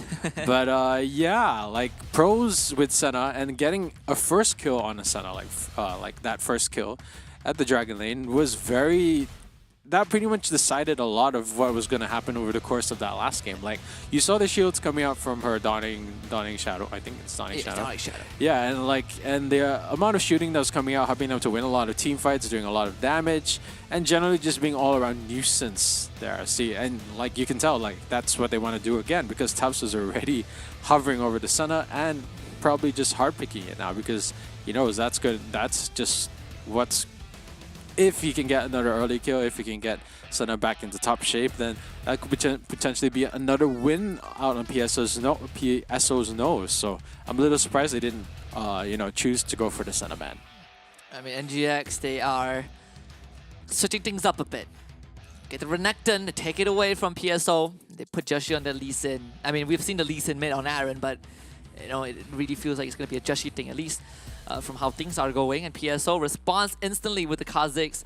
And remember, right, what we saw in game number 1 for Senna wasn't your usual Senna Dragon Laner, right? It wasn't the Senna that takes the heal barrier. This Senna takes Ghost. Tobu takes that Senna and just builds Navori Quick Blaze, which is the first time I've seen it as well. Regardless, he had a fantastic game. And then GS taking the Gragas first, banning the Galio. I expect the Nasus to go out second. It's going to put that Senna pick in a bit of a weird position. And I wonder what else PSO has left in the tank. Well, like you said, Navari Quick Baits have been pretty popular recently. I've been seeing them in a lot of my ranked games as well, in Legendary Ranked. And like, having the Dawning Shadow available on such quick notice, on such quick notice is such a boon for like so many little incremental things. Like a small skirmish at mid, Dawning Shadow. A big team fight, a Dragon, Dawning Shadow. My Akali accidentally got caught off guard while trying to go farm creeps, so well, Dawning Shadow. It's just like beautiful shields from across the map and any configuration that you speak of, anything you want to shoot at. And going to be Nasus ban on their side, so yeah, surprised they didn't go for that. And there it is, Corki out for PSO. First Corki of the day, probably the last if PSO walks away with this one. But NGX, they did get their hands on that Fiora as well, so it really does feel like, it really does look like NGX are going in a more active direction, right? Something that they are very comfortable with. A lot of the displacement, a lot of that utility. PSO finalizing the draft with a set. And they're all set for this game too. NGX. I just want to see what this last pick is going to be, right? I feel like there is still some flex potential. And there it is, the Demon Kite Lux. Been waiting for this. Some teams swear off Lux, some, embody Lux in the end. But like, yeah, that's an exciting lineup. That's an exciting comp. Picking Lux into a Kha'Zix is kind of terrifying for me, but I think they do have a plan. I don't think they'll be picking out a Lux for no particular reason, but it's I guess it'll be great against frontliners such as Garen, such as Set, when you can basically light bind any of them before they decide to get anywhere close to your champions and give your champions a lot more room to breathe. But they have to figure out a way to deal with tough Senna and potentially the Corki, because there's only 2 frontliners on the PSO side, but like I feel like the damage output is going to be a lot bigger and getting to key members is going to be a lot harder. But I did say that for the last match that we were casting together, RRQ, and RRQ managed to pull it off every time. So maybe I should have a little bit more faith. Yeah, I do. I definitely. But again, right? If PSO has shown us anything, is that we wanted to see how far can PSO take it. Well, they took a game of NGX, which shouldn't have been the case, right? Indonesian region. They got to a very slow start. Of course, they were 0-2 at this point, but this could be the turning point. This could be the turn of fortunes if they take down NGX to put their first win on the board. But they still have to get through NGX in this game too, right? A kind of a shift in the dynamics of the NGX draft, but it is still another iteration that NGX is very familiar with. Joshi Lee Sin, we've seen it a lot of times, incredibly active. Now, PSO was that in game 1, but can they stop NGX? Can they at least slow it down? I think that is going to be a very important question that PSO needs to answer. Well, I'm sure Persis has a plan, or they're thinking of a plan. I didn't go. Well, Persis up 1-0 against Nigma Galaxy. A scoreline that we didn't expect it would see, but here we are. Persis Esports are 1 game away from shutting it down and giving Nigma Galaxy the 2nd loss in this challenge group stage. We're in game number 2, potentially the last one for the day. PSO have a lot of proof. They've taken that very first step in proving something to us. If they take down NGX as their first win, that's gonna be quite the statement to make. Like you and I know that. Like, NGX gonna be taken out by Persis. That's gonna be something that they'll be talking about for like weeks. That would be an exciting like thing. Though, you know, I'm not biased. NGX is a good team as well. They certainly are. No, I mean, I right? sound biased saying that. Well, I mean, what the theme so far is that no team is invincible, right? Team Flash, they dropped their game. Buriram United dropped theirs today. They were the very first loss. So all things considered, I mean, RRQ, they lost to Cerberus Esports, right? So with that in mind, I think PSO beating NGX, it does feel like a long shot if you compare to all the other upsets that we've seen, but it's definitely not impossible. This is kind of the opening that we saw, just like in game 1, Chami showing that dominance in the lane. The riposte across Tufts, not really too bothered by it. I do wonder how this set is going to fit into that bottom lane. The set, and we have seen this before, although very rare. I think the only team that has played is Sem9. That was during the Open Finals. But it's not really as effective as you expect it to be, right? Compared to having a Gragas or a Galio or even a Karma. Tobu, see the Lee Sin, see Joshi around. And GX not able to make that early move. Terrifying alarm bells going off if you see a Joshi Lee Sin close to you at any given point in time. So yeah, wisely decided to back away and make some space, and they know it. Which is why they're corralling those minions towards their side and making sure that the wave doesn't move anytime soon. Yeah, and this time we see Dewa on the Senna instead. I want to see how this Corki fits in. It's gonna hit that level 5 very early on. New Corgi changes as well. We shred more armor, but the Gatling gun is not fully magical damage. Oh, I think the overall buff for Corki, the overall change to Corki, I do think is pretty neat. I mean, this game was good. Yeah. We see how it's gonna be, right? Estes Reaver. Well, actually, I feel like it's gonna be the Manamune for Techmaturgy. It's the first item. Manamune. Very straightforward. Yeah, it could potentially be something that allows him to spam all of his little cheeky things on board. But yeah, just par for the course. Each team being very careful here. Knew that Lee Sin was kind of skulking around bot looking for something to find, even though he's blind. You know, because he's looking around, but he's blind.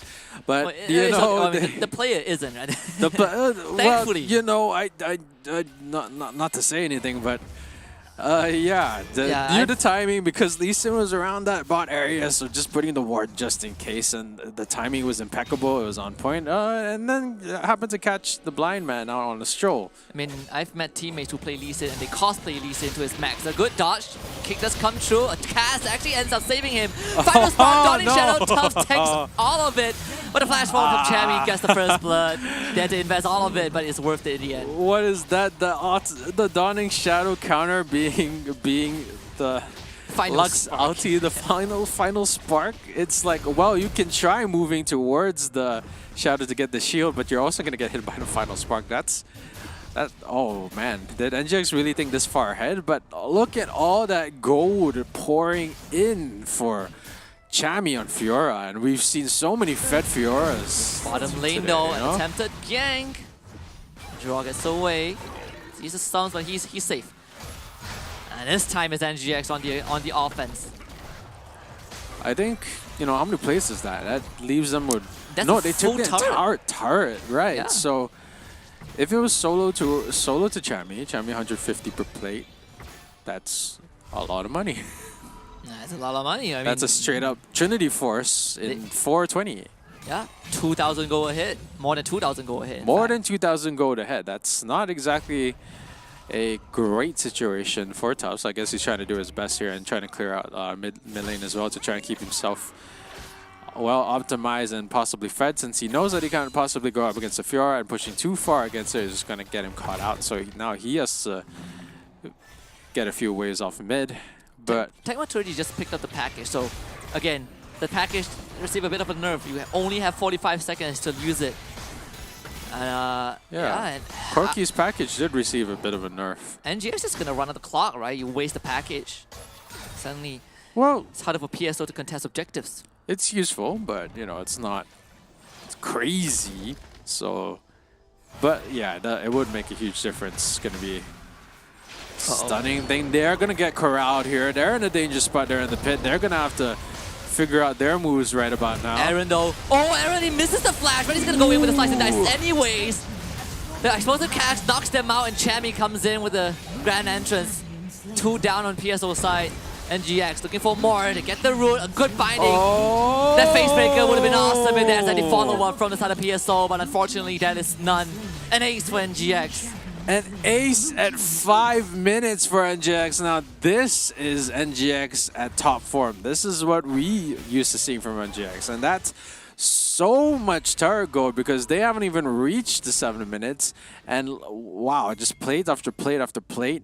They're practically swimming in money right now, and we're looking at a 1-6. PSO's gonna have to put their back into it in order to catch things up. PSO at least will get the hero for himself. That's a consolation prize. Consolation prize? That's 30 seconds till the plates are gone, so if they want to get the plates, they got to put it down fast. But Dewa just kicked to death. Dragon's Rage onto Tobu. Joe, he really wants to get something done.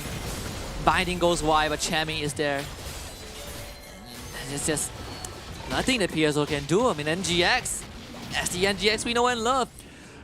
Just aggression and taking control of the map this early on. This is the impression we've been talking about. So, gonna be difficult for PSOs to do something because if we know NGX, we know how they don't necessarily like to give back like space that they have conceded to you.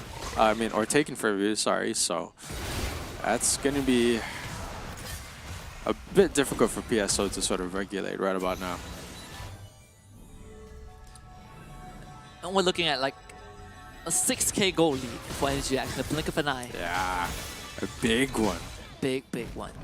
That's going to be leading down to... Oh, Tower Plate is gone. Haven't used the Rift Herald yet, so not going to be able to get those bonus plates. Guess we're going to be saving it for a rainy day, potentially tier 2. That's going to be that would be a better pickup because like getting tier 2 and opening up that space is going to make our lives a lot easier, but the Goat Deficient is still kind of staring you there in the face. What is PSO's answer? And it really feels like there's not much avenues though. You know, we're gonna go and try though, getting Demon Kite. He is golden. Draw wants to save him with an explosive cast. Get Demon Kite out of danger. Not able to accomplish that though. Joshi now shows up. Looking for a kick angle, connects it. Tobu is safe. Can't say the same for Draw. And now Aaron shows up, flashes in, goes for the stun.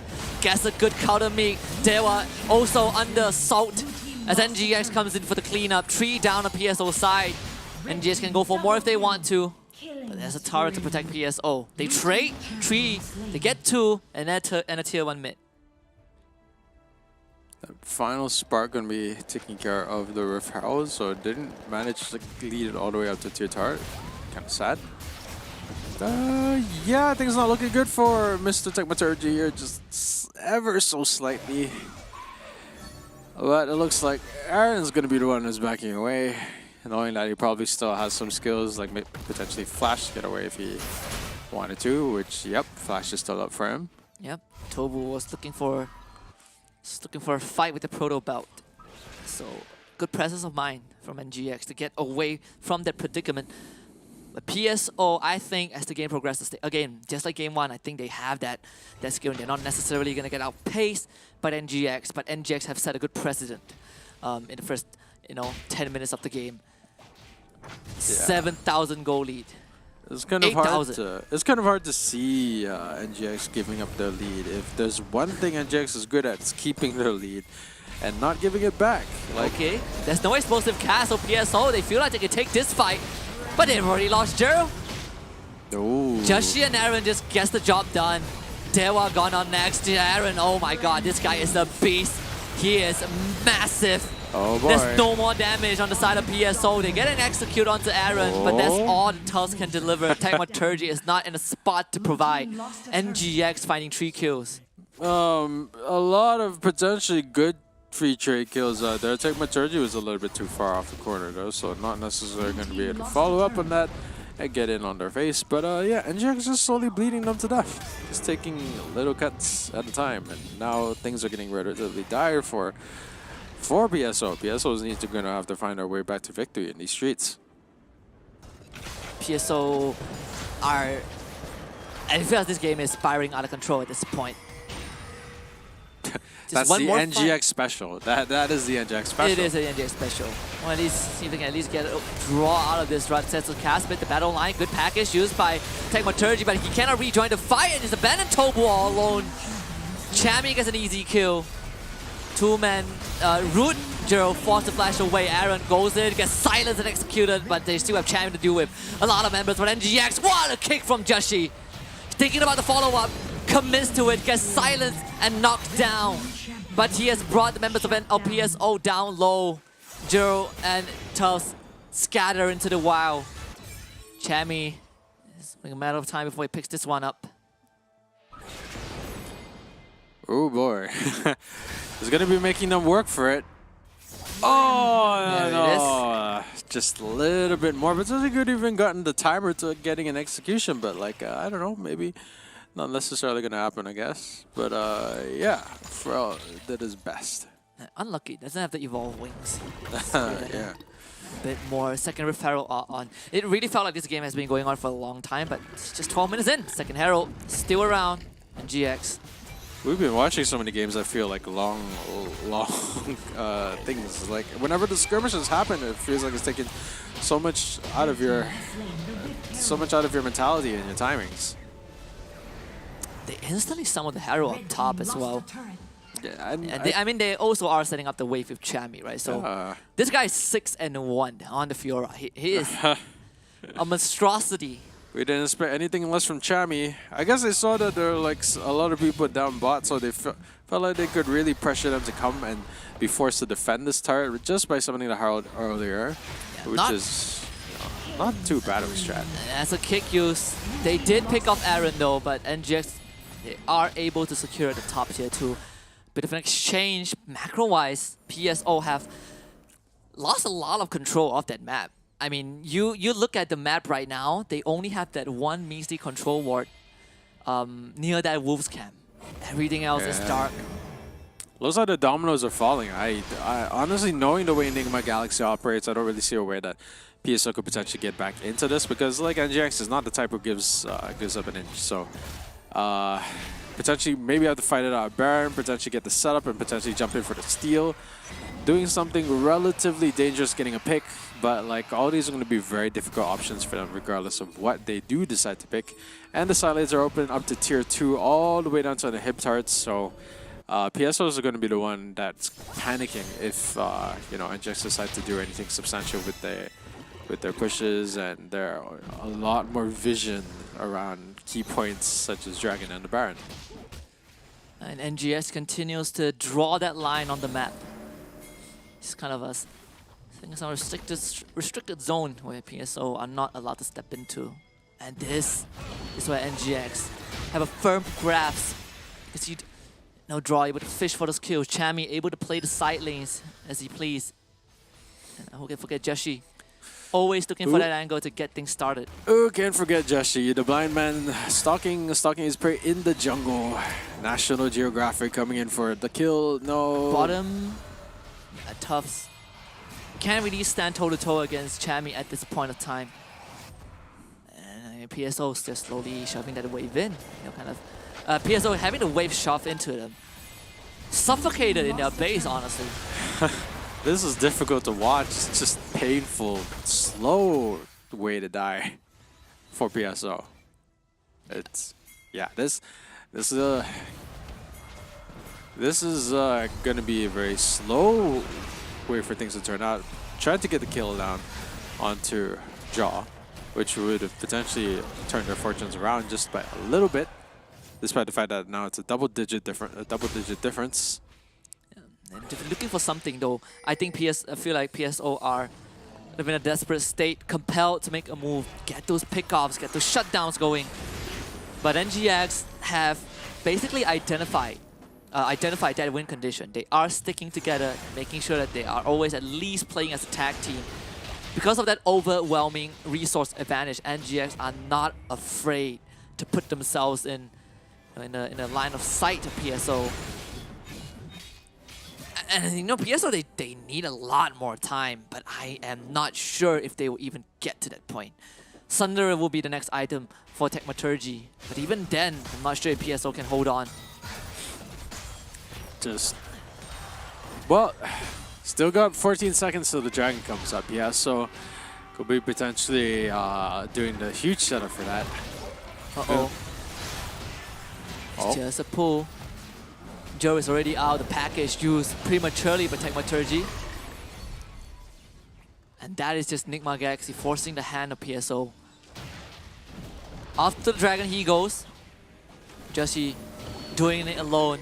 Does PSO really want to try this though? I am slightly concerned. The Shroud is out. It's only Draw that gets rooted. Joe completely out of the fight. I don't think PSO can take this at all, but they've committed into this. And you can see that Dewa is in no man's land. And Aaron, he's gonna do this job all by his lonesome. Double for the Joshi. And 3 dead on PSO's side. Triple for the Lee Sin. PSO completely forced out of the fight. Completely forced out of the game. Nothing left in the tank. And NGX brushing off game 1 like it never happened at all. An ace in game 2. The icing on the cake to close things out. NGX says they want to play one more game. Well, if anyone's going to be making such a ridiculous, towering statement, it's definitely NGX. And yeah, it's kind of a new form of cyberbullying, because that was cold. That was stone cold. Like, they were just playing with their prey at that point, because like all signs were pointed to it being very one-sided from, you know, straight up the first half of it. So that's the Nigma Galaxy we know. That's the Nigma Galaxy that plays all the fundamentals, all the fundies by the books, and you know, they're strong. They're strong. Just need to find their stride sometimes. And you know, Nigma Galaxy just being able to play that fast-paced game, those early setups, that really trickles, right? And this was one of the strats they did pull out against RRQ in that open finals, grand finals, where they take this heavy demolished lineup, they go for that gang in that Baron lane, then they instantly break that turret. And from that point onwards, the game plan was just you pressure the individual lane, you send your solo laners to side lane and just draw pressure, draw attention. And they've done that in a spectacular way. The rest was history. NGX running down PSO, and that kick was beautiful from Joshi. Did lead to his death, but very much worth it in the end, considering the amount of damage they were doing there. Look is the great escape from Joel.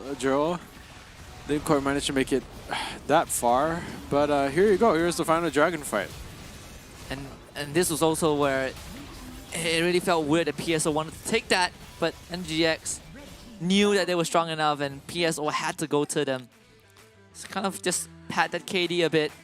A close to flawless win for NGX, honestly. Yeah, not everyone with one death as opposed to just Aaron, but Aaron was at the front line making sure that nothing could get close to his backyard, including Demon Kite, who was final sparking every single one of Dawning Shadow coming out from Dewa. That was a bit, you know, in a bad manner. Yeah, and just globals, right? Just global spells in a nutshell. Nothing much that needs to be said. I think NGX played this game as good as we expected them to, right? It's just because this was the NGX that we are so familiar with. Gold graph, everything else tells the story, all painted in red. All painted in red with the tip of blue, like a party hat. If you reverse it and then you put the other half of it on the top, then kind of looks like a party hat or a dunce cap. Depends on you know, what shadow you used to have. But yeah, well, what can you say? I mean, I'm excited for Game 3, right? At the end of the day, we know that sure, Persis Esports won that Game 1, but it's not the end. You gotta close the series. Nigma Galaxy did not allow that to happen that fast. So we're going the distance. None of this enabled by our partners and friends over at Snapdragon Elite Gaming when winning matters. They've been with us for such a long time.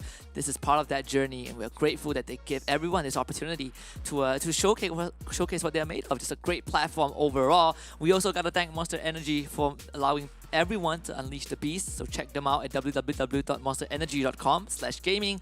Last but not least, if you guys have not joined our Discord server just yet, do join it using the link down below, discord.gg/Snapdragon Pro Series. We'd love to see you here and talk more about anything, the game, Snapdragon Pro Series itself. Just join us, then we'll do talk further. Coming up, the deciding match between PSO and NGX. Persis Esports need to close this out to finalize that killing blow onto Nigma Galaxy. We will take a short break and we will come back for that one final bout. The Snapdragon Pro Series is brought to you by Snapdragon Elite Gaming and Monster Energy.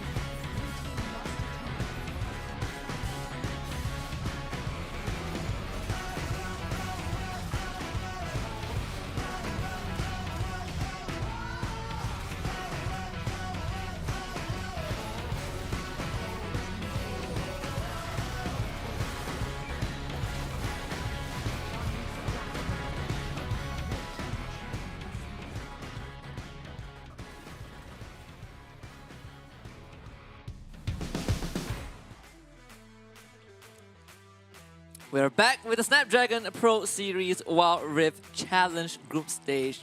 And we've seen, this is the second series that's going to go the distance, right? Nigma Galaxy against Persis Esports. Persis coming out the gates, swinging and taking down NGX in game 1, but NGX swung back and they hit right on the mark to force us into this deciding match. And I'm very excited to see if NGX can close this out. It's a very convincing game too, but is it consistent? Yeah.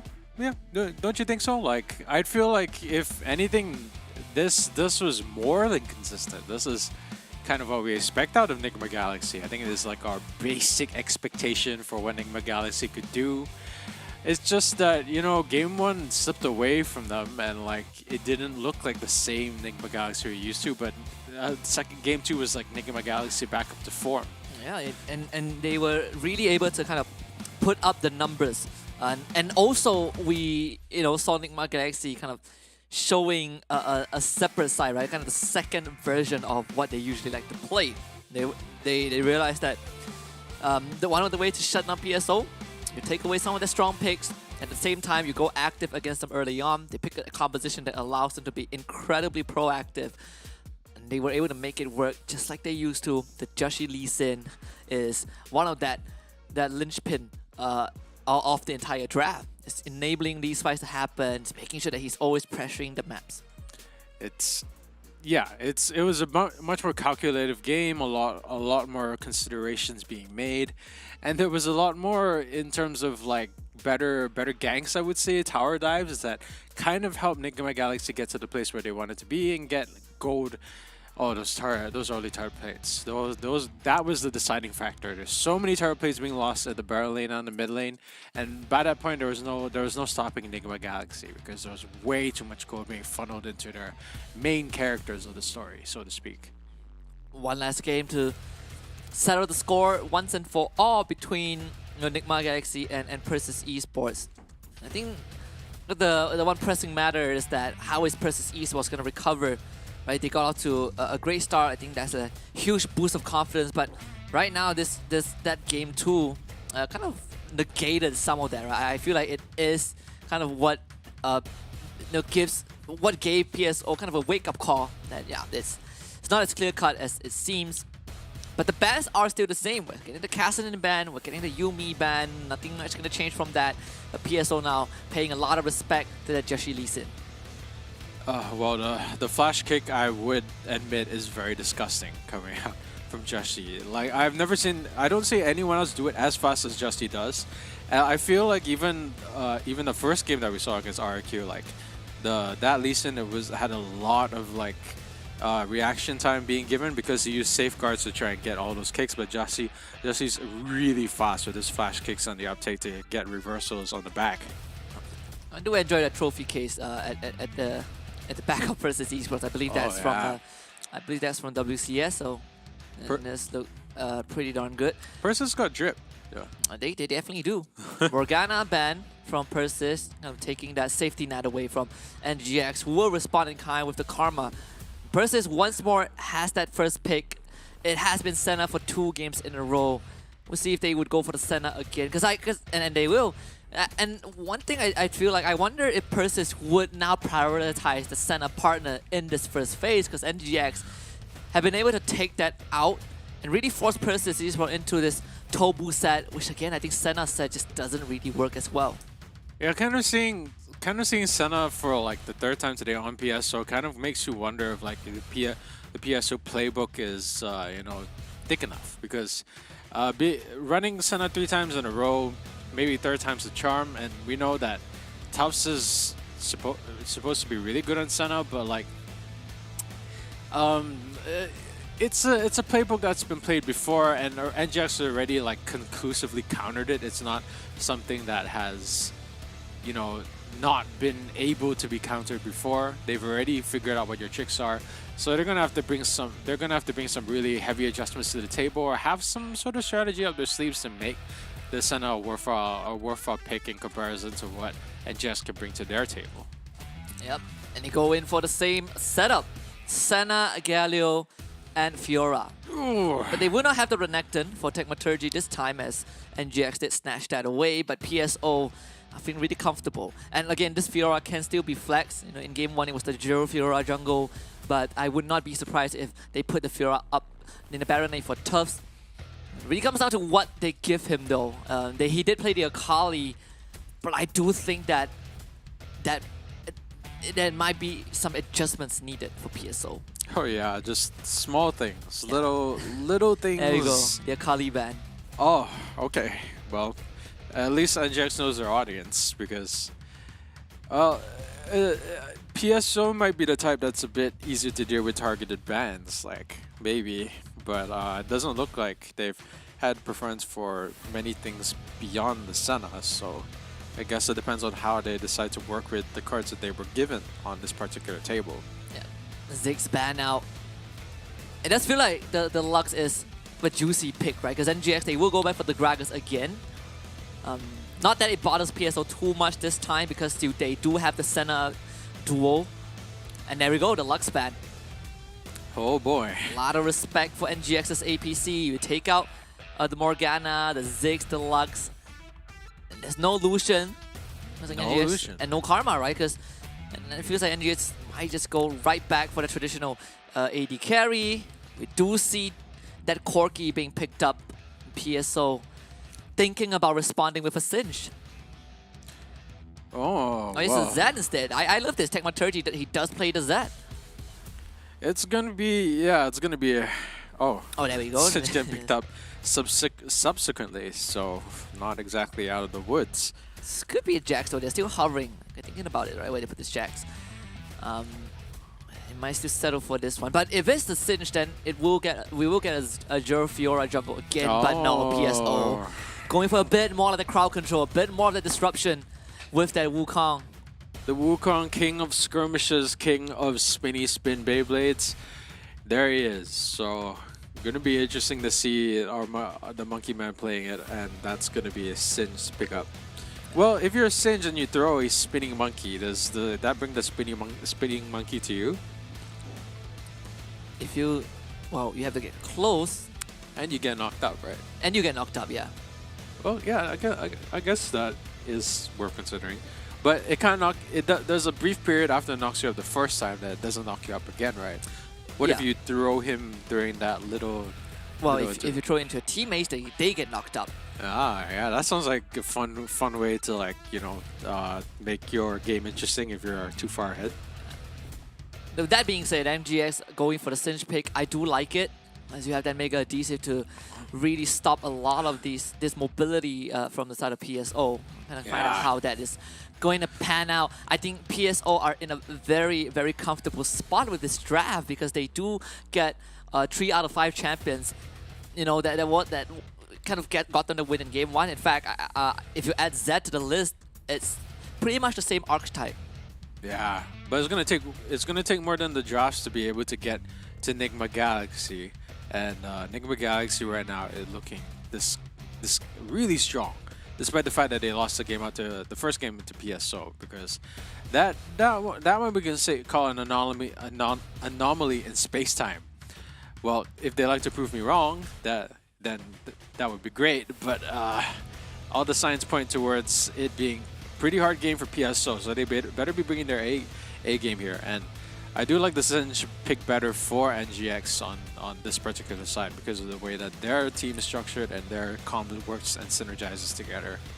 Of course, you know, on the side of PSO, we can see kind of the big difference between game 1 and game 2. But game 1's all fist bumps, all smiles, it's positive energy, but the tension did build a bit after that game number 2. We'll see if Persis Esports can recover and kind of close out the series and deliver themselves their first series win in this group stage. Game number 3, they take on NGX. Very important match, honestly, for both teams, but more so for PSO, who are still searching for that first victory. Oh, whoops, my bad. Well, PSO has to recapture a bit of the magic of the lightning in the bottle. And they've got a lot to prove if they want to move themselves away from that leaderboard. And I think beating NGX would definitely prove they have what it takes to cruise up there with the big boys and are not just another team waiting to be sacrificed to the bottom of the leaderboard pit. And so far, we've only seen, I think, Wukong twice today. It hasn't... It's 1-for-1 as far. I think the team that won with it was Team Flash. Across Chami, again putting up the pressure, hitting level 2 first. He's really kind of try to bully out Tufts. I just love that Fury management, making sure he's getting to have to that 50 Fury bar. Getting able to shove that full wave into Tufts and just quickly putting on the pressure. And look at this, Chami. What a sneaky crocodile. With the Fury stacks and the healing from the Fury stacks, and that's going to be a little bit of a blow to our monkey man over here, but not the end of the world. Oh, good fling, but there is the shadow for Techmaturgy to get out of this. Fling on the man. He saw it coming. He knew it was going to happen sooner or later. Put down the shadow early on. A little bit pause, but Draw is showing up. Mega adhesive into a flash body slam. The body slam does go wide a bit. Gerald flashes Poison on fire. The red buff gonna take him down. First blood for Joshi. Nothing he could have done there, but you know it is with NGX. Give them an inch and they're gonna take a mile. So PSO are probably sweating right now with that little bit of gold given away to NGX to start their run of the Empire. And NGX not done just yet. Coming back for round number 2, forcing PSO to really just fall back, right? There's a lot of pressure in that middle lane. And again, NGX is working on their proactiveness. Scuttle Crab also secured by NGX's side. I just love this early movements from Draw, understanding that they were able to push Dewa and Tobu back early on, so that gives a lot of room, a lot of time for Draw to make those initiatives and support that middle lane, and it did both bear fruit.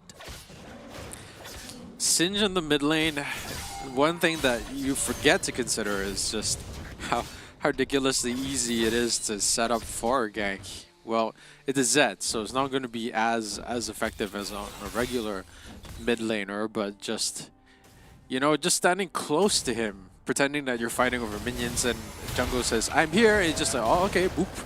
Flips over, and that's a package for you right there. Yep, Cyclone forcing the flash from Chami. PSO at least getting something out of it, some resource trade. Of course, that means that no ganks will come through. They also identify where Jur is as he's beelining towards mid, but I don't think you can kill Aaron. Guy has a fleet footwork, and also he has that exhaust. It's impossible for Zed if you are to kill him.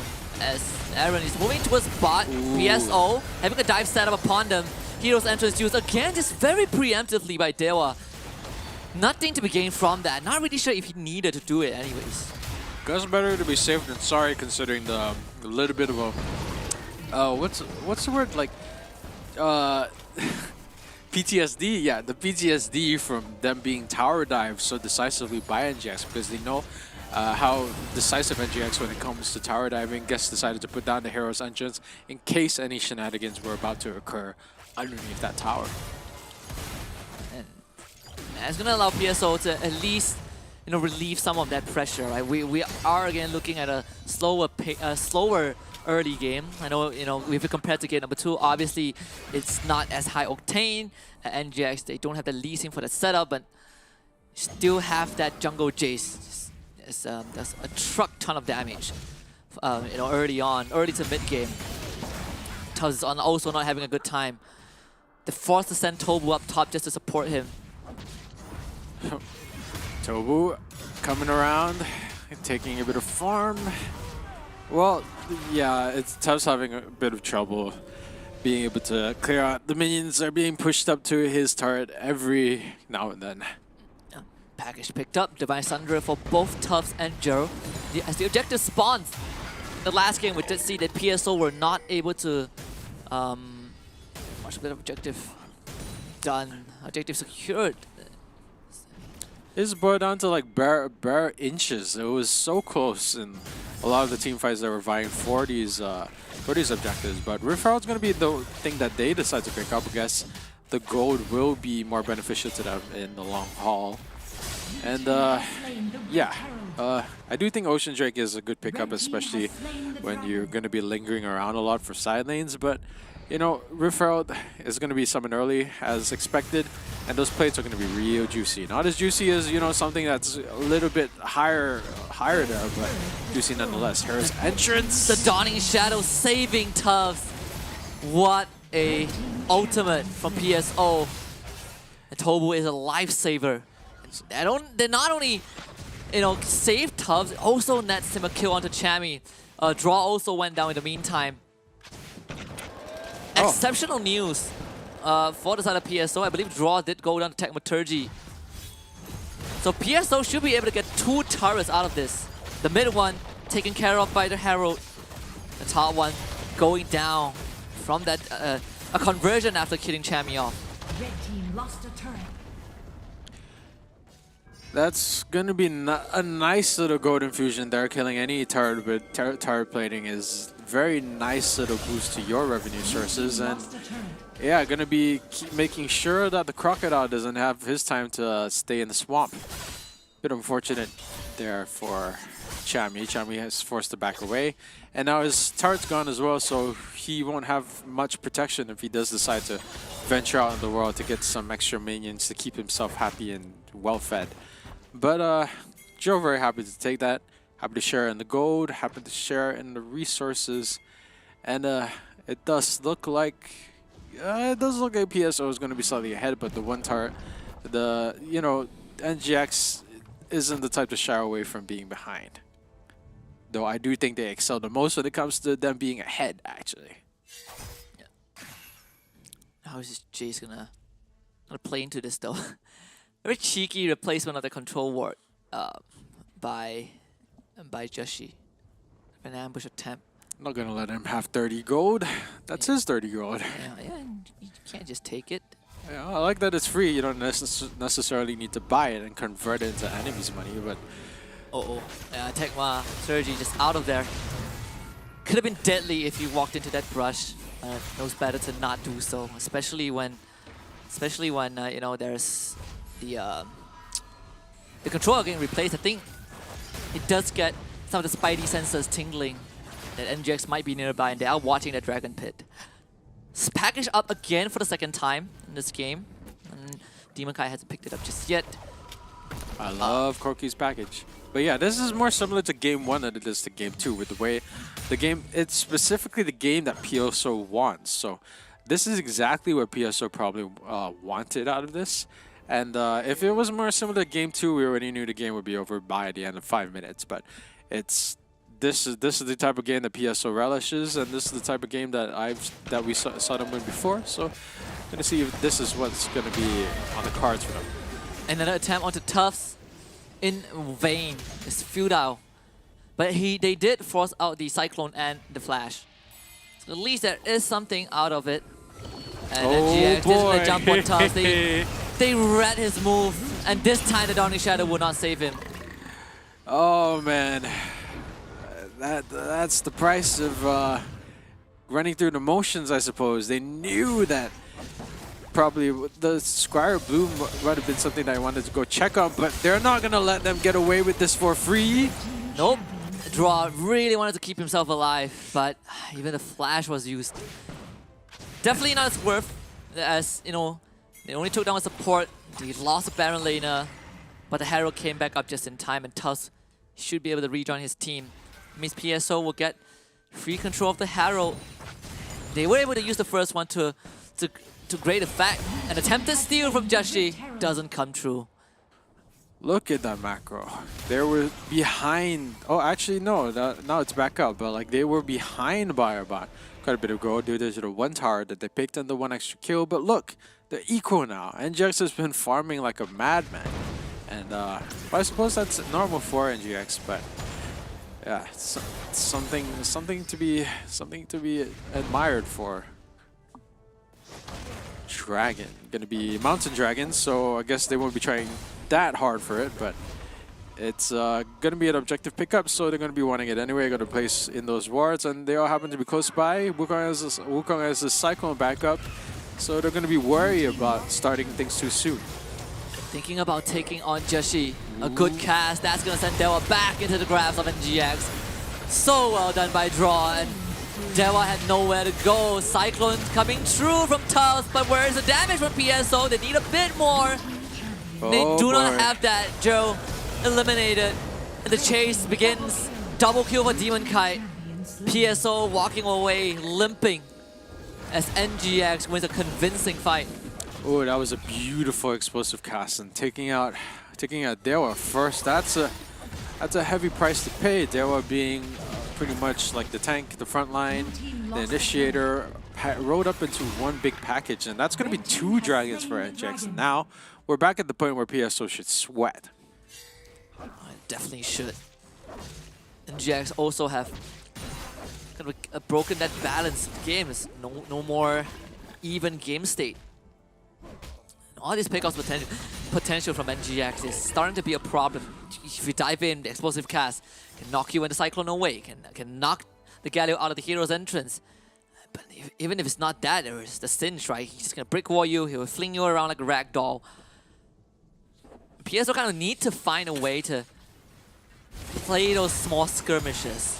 I don't think they are proficient in teamfight as they were in the first game. We haven't seen much out of Tagmaturgy or Juro in this game because it is just simply tougher to deal with NGX this draft. We have seen that on full display. This does look very similar to what we saw in game 1. Deathmark, hero's entrance, both use, and NGX gets out. Well, it's better to be safe than sorry is PSO's motto. A lot of early ground entrances. But yeah, I admire it. I know a lot. It's better than seeing a lot of teams who don't want to be saving things.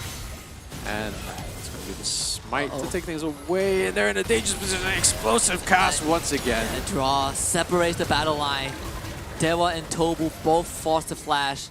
And unfortunately, Tufts cannot join his team. He has to deal with Chammy. Just drawing the attention of this Wukong away. No Cyclone for you, my friend. No Cyclone for you, indeed. That's a lot of power being taken away from Tufts. And gonna be putting down that referral at a particularly long part of the lane to try and pull away some pressure and leave Chammy to deal with it on his lonesome, while the rest of them go on a little bit of a witch hunt to try and get some vision down, potentially pushing it back in the jungle, or to get their vigilant eyes on anyone who would try to like invade again. Let's see how PSO responds to this though. Baron is up, packaged, picked up by Demon Kite again. NGX. Not as aggressive as they were in game 2. They're not really putting the bodies in front. The posture slightly more towards their side of the map. But the lack of damage is starting to kind of come true for PSO. It feels like it feels like they have enough damage to kill 1 or 2 members, but definitely not enough in a team fight because they are not staying alive for as long as they would like to. And Draw has been instrumental in setting up these fights and really just displacing the members. PSO, the flash body slam on the tree as Draw pulls the trigger. PSO, they were not ready to fight that. All scattered into the wild.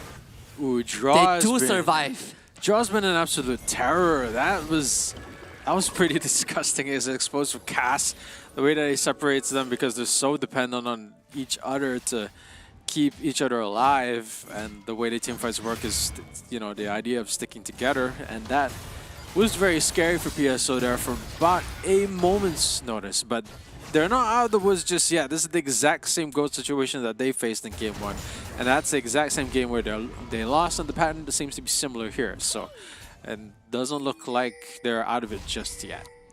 Definitely not, but it could have been a lot worse. Silver lining for PSO is no one died, and no one had to use their flash. It could not have gotten any better than that for PSO. I'm surprised they didn't need to use their flash. The explosive cast actually knocked them into a nice little nook and cranny there by the jungle. It didn't really knock them to a wall or anything that would necessarily have to flash over, so that was a nice surprise. But yeah, still terrifying. Draw is still terrifying. That is some ridiculous explosive cast energy coming out from him. He has been on the ball the entire game, entire series, in fact. Yeah, he's been on the ball. He's been on the cask. He's been a very good dude. I don't know. I'm slurring. We've had so many games in a row. Very good dude. He's a very good dude. Yeah, he is. He is. I like the dude. I don't know the dude, but I like the dude. Yeah, he's a bit of a shy guy on interview. It's great, great nonetheless. Again, right? This is that natural state of the game where it's gonna be push and pull to and through until someone forces a fight. Oh boy, Draw is nearby. No flash available just yet. Draw is his explosive cast up, and you know what that means? Time for a big old party. The Dragon. And GX is gonna go for it. They know that PSO have to fight into them. Yeah, that's the big one. And this is the team fight they want to be picking up. Here comes the Cyclone. And Hero's entrance, good knockout, but where is the damage from PSO? We're still searching for something. PSO jumping in. Chami, incredibly tough, but they've lost Tobu. Nigma Galaxy dives the backline for a kill. A riposte comes out from Gerald, but it's Aaron. Oh, the Rider's Crystal Scepter, slowing down everyone on the side of PSO, and they just could not stand. And GX played it clean as a whistle. Gerald, good riposte, but Draw is on him. Blastcone gets him out of trouble, but Tubbs might have sacrificed himself just to keep his team alive. You keep Gerald alive, but at what cost? 4 dead on PSO. Nigma Galaxy pushing it all towards the end, and I'm not really sure if Joe can save this though. 1 versus 4. This NGX could be the end. took them long enough, took them quite a while, took them 1 loss in game 1, but Nigma Galaxy strikes back and they strike at the heart of Persis. Nothing can be done. NGX win the long fight. It's 2-1. It wasn't even that big of a loss. It was Zed doing work there in the back, but the rest of his team just getting absolutely destroyed, and then Zed coming back to a battered and broken team and being taken out by himself in the end. But that was unfortunate. Tufts went in to try and save his teammate Gerald, but like didn't see that he already got away by Blastcone, basically dooming himself because Gerald was too far away to do any sort of backup, and that was it. That's the game. He can't do anything. He basically just kind of sentenced himself to death there. That was very unfortunate. Yeah, and I like this. I mean, Draw doing an incredible job on this Gragas. You love to see this man set up plays, those explosive casts. It's always an indicator for NGX to start a fight, to take it to PSO. And he's my personal MVP for this game itself. Yeah, I'd even say he's the public MVP for if we had our way here, but. These are just small things. NGX were kind of turning these advantages into big leads. And this was when, the last team fight was when they overturned stuff, and then it was clear that they had managed to become the winner of that fight. And this was the deciding one. They still wouldn't have won if it weren't for Tuff's kind of dying there at the last second, but it was close. It was way closer than any right to be. Yeah. But, if anything that we've learned from this series is that despite PSO unfortunately still having to deal with winning a 0 series win thus far in the group stage, they're 0-3, they have drawn blood from NGX. And I think that is a pretty commendable result, right? Commendable effort that they've shown. But in the wall of attrition, NGX just a bit stronger. It would adapt to what PSO's playstyle is and completely come up with a solution on the spot. I would say it's a good reset for NGX, considering the fact that they did beat Cerberus on that first day, and they ended up losing to BRU on day 2 of week number 1. So this is a very much needed reset, especially how they felt that they didn't play well enough in the series that they lost. Yeah, this is a good wake-up call. Now, we kind of talk like Persia being at the Persis being at the bottom is kind of a matter of fact. I said Persia, I don't know why, but seeing them in the performance today, they're absolutely no slouch. Pulling off a game off NGX. Everyone expected them to go 2-0, kind of ruining our predictions there. So thanks, but it's just now looking at it, you're just these guys may be 0-3, but they're absolutely not they're not bad players. This is just some really good competition. They got some really good people they face, and like, yeah, they absolutely deserve to be up there in groups. There's some good games. We've seen some good games out of them, which is great. You say $5. That's well, $5 is $5. Yeah, I felt like you were really eager to give that away. But yeah, no, I don't need to give the $5 away. I bet that Persis wouldn't win.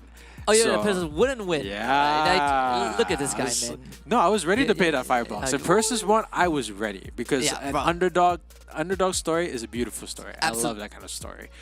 I mean, I that's what I was looking for, right? Either way, I think the run is not done yet for Persis. I feel like, yeah, sure, they're at the bottom of the leaderboard, but double round robin, excuse me. So there is a lot more for Persis to go for, but it's crunch time from here on out, right? You don't really have much more games to play, and the fact that you gotta make it to the first quarter, the first half of the leaderboard to even qualify for that LAN. So we'll see if they can make it happen. But we're gonna put them aside and talk to the winners of that series from NGX. We're gonna be able to talk to both Aaron and Chami, the jungle mid duo. Hello, guys. Hello, guys. Hello, guys. Just to repeat, Chami top and. Oh, Chami top. What am I talking about? Chami top and mid. My brain is fried. It's been a long day. And jungle is Jashi, right? So say hi to the rest of the team for me. But first of all, congratulations, you guys. You know, awesome series. But just a quick question. What happened in game number 1, right? It felt like it was a slow start for you guys. Yeah, in the game 1, even though we have an early lead,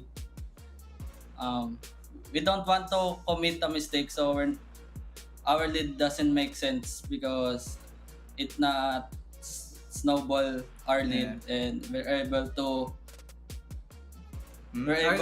not able to punish them on early. That's why we lose on 5v5. And our calls are really husky, and then our call is not good enough, so we're really nervous on game 1. Yeah. So what was the adjustment for game 2 and 3? Did you guys kind of clean up that shot calling, and you guys just decided that, you know what, we will take that first move, we will just commit to our decisions and, you know, get that lead? Since on game 1, our laners, our lane is our lane is pretty strong. That's why we pick on aggressive comp, and we punish them using like Renekton and Lee Sin to snowball early and late. Definitely pulling out all the stops here. So, would you say they put up a really good fight, or do you think that you made a lot? It was just mistakes in game 1, and it's not because it was a really hard fight. Again, can you repeat again?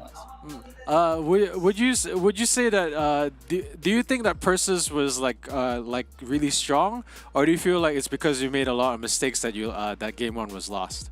I think we just commit a lot of mistakes. Yeah. So especially on comms. And what I am intrigued to find out is that last week you guys played BRU, right? And it was a 2-0 loss. What adjustment did you guys make, you know, in that 1 week? You know, how do you guys recover from that? Because I think going into that series, you guys had really high hopes of being able to beat BRU, but it didn't go the way that you guys wanted. I think we really fixed our communication skills, and I think our nervousness, when we take out the nervousness between us on scrims, it really helped us to win all games. Since on BRU match, it's really hard to overcome those pressure when we're fighting against a strong team. Yeah, and I think, you know, just props to you guys. But I want to shift that attention a bit, right? I want to talk about both the coaches, TG and Vansu. Do they have a mantra? Like, how do they kind of keep you guys together when you guys say suffer a loss? How do they keep the team together? Like, do they scold you guys, or, you know, like, are they a strict coach? No. They just teach us to let go what happened and move on to the next game of the tournament, and we review our mistake and not commit them again. Yeah, it's pretty zen. I like that. one Okay, game at a time. So who do you guys think is the MVP for this match? I think it's Renyel. Draw. It's draw. Yeah, It's draw. draw because Okay, well, let's take a look and see who the MVP for this is. And it's going to be Chammy. Okay, here we go. All right. Draw is my MVP for Game 3. I think he did phenomenal, but you know, overall, Chammy also delivered on that part, right? We saw 3 different picks across the series, and I think one thing that has been constant is that strong lane, right? I mean, you guys did a phenomenal job. Despite that loss in Game 1, it was still the same playbook where you guys win that lane and you guys try to push that lead. You were able to really demonstrate that in Game 2 and 3. So I would say Chammy is the MVP. I mean, Aaron's the MVP. Draw is my MVP. Hi, Vansu. We have our coach right here. They already left. I think they thought that the interview was already finished. So yeah, it's nice of them to stay. It's okay. Well, with that being said, I mean, congratulations to you guys. This is the 2nd series win. There's a lot more games for you guys to play. We'll wish you guys a good rest of the night. You know, get some good rest. See you tomorrow for more games. See you guys tomorrow. See you guys. See you. I can't wait to catch that break. just leaves right after. I think Chammy got too excited. Oh, I'm the MVP. All right, that's it. Goodbye. Good night. Yeah, well, you know, at least they're happy about it. It looks like they have drive to improve. Yeah, I mean, I would be happy, you know, if I'm nominated as the MVP and from a home crowd, but this will be the current standings, right? RRQ, Buriram United, Team Flash, Cerberus Esports, and Nigma Galaxy, they all are tied for 1st place, only losing 1 series respectively, followed by Evos Esports and Echo Fortiers tied in 6th place, only winning 1 series and losing 2. Persis Esports kind of suffering a blunder in the first 3 series that they played, winning none of it. And 2 of them were heartbreaks, right? 1-2 against Echo Fortiers, 1-2 against Nigma Galaxy. Just hope they bounce back tomorrow. Yeah, I'm definitely down but not out. Persis Esports, plenty of opportunities to rise like the Phoenix, but it's been such a close like leaderboard here. Like we've already had to allocate 1 to 5 for like teams that are 2 to 1. We don't have any like superior teams which are sweeping the competition 3 to 0 or something. But like, yeah, makes things exciting. Makes it hard to make predictions on what could come next. Like we have our personal favorites. We know. We do. We know like some teams which we're going to say, okay, yeah, these is definitely going to be the winner. But yeah, you're going to be seeing the schedule here, and then you're going to be seeing how difficult it is to make these pick'ems, because like these teams, anything could happen. We could have upsets. We could have teams that play like really, really well. This is going to be interesting. We kick off tomorrow again with RRQ opening up the curtains, this time taking on Buriram United. 2nd series, we have Evos Esports against Echo Fortiers. For series number 3, Cerberus Esports against Persis Esports, and we end the day with an exciting best of 3 between Team Flash and Nigma Galaxy. That is one series to watch out for.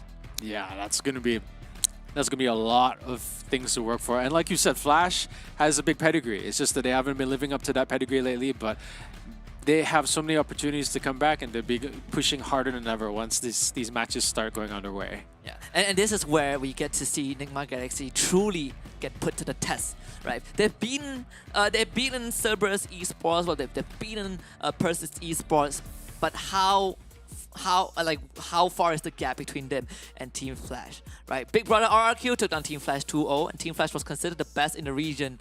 Let's see if Nigma Galaxy can draw some blood from Team Flash. I don't think we're looking necessarily for a series win, but we're looking to see them get closer than what Echo Fortiers did today. And all of this is only made possible by Snapdragon Elite Gaming when winning matters. They provided everyone the platform. They've been on this journey with us for a long, long time, and we are always excited and look forward to more days with these guys. And we feel like a family at this point, so really appreciate them being here for us. We also extend our gratitude over to Monster Energy for being a part of this and allowing everyone to unleash the beast within them. So do remember to check them out at www.monsterenergy.com/gaming. And if you guys have not joined our Discord, just do so with the link on the screen, discord.gg/Snapdragon Pro Series. Join the conversation, get to know more about all the games and the Snapdragon Pro Series now and in the future.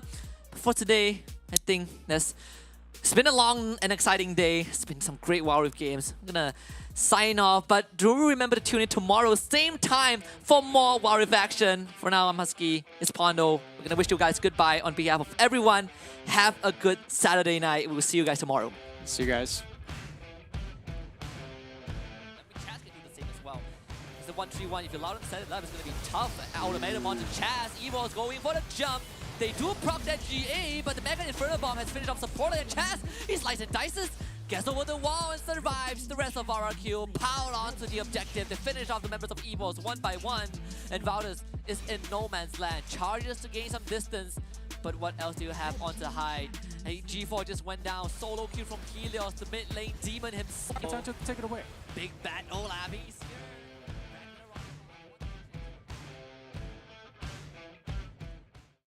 The Snapdragon Pro Series is brought to you by Snapdragon Elite Gaming and Monster Energy.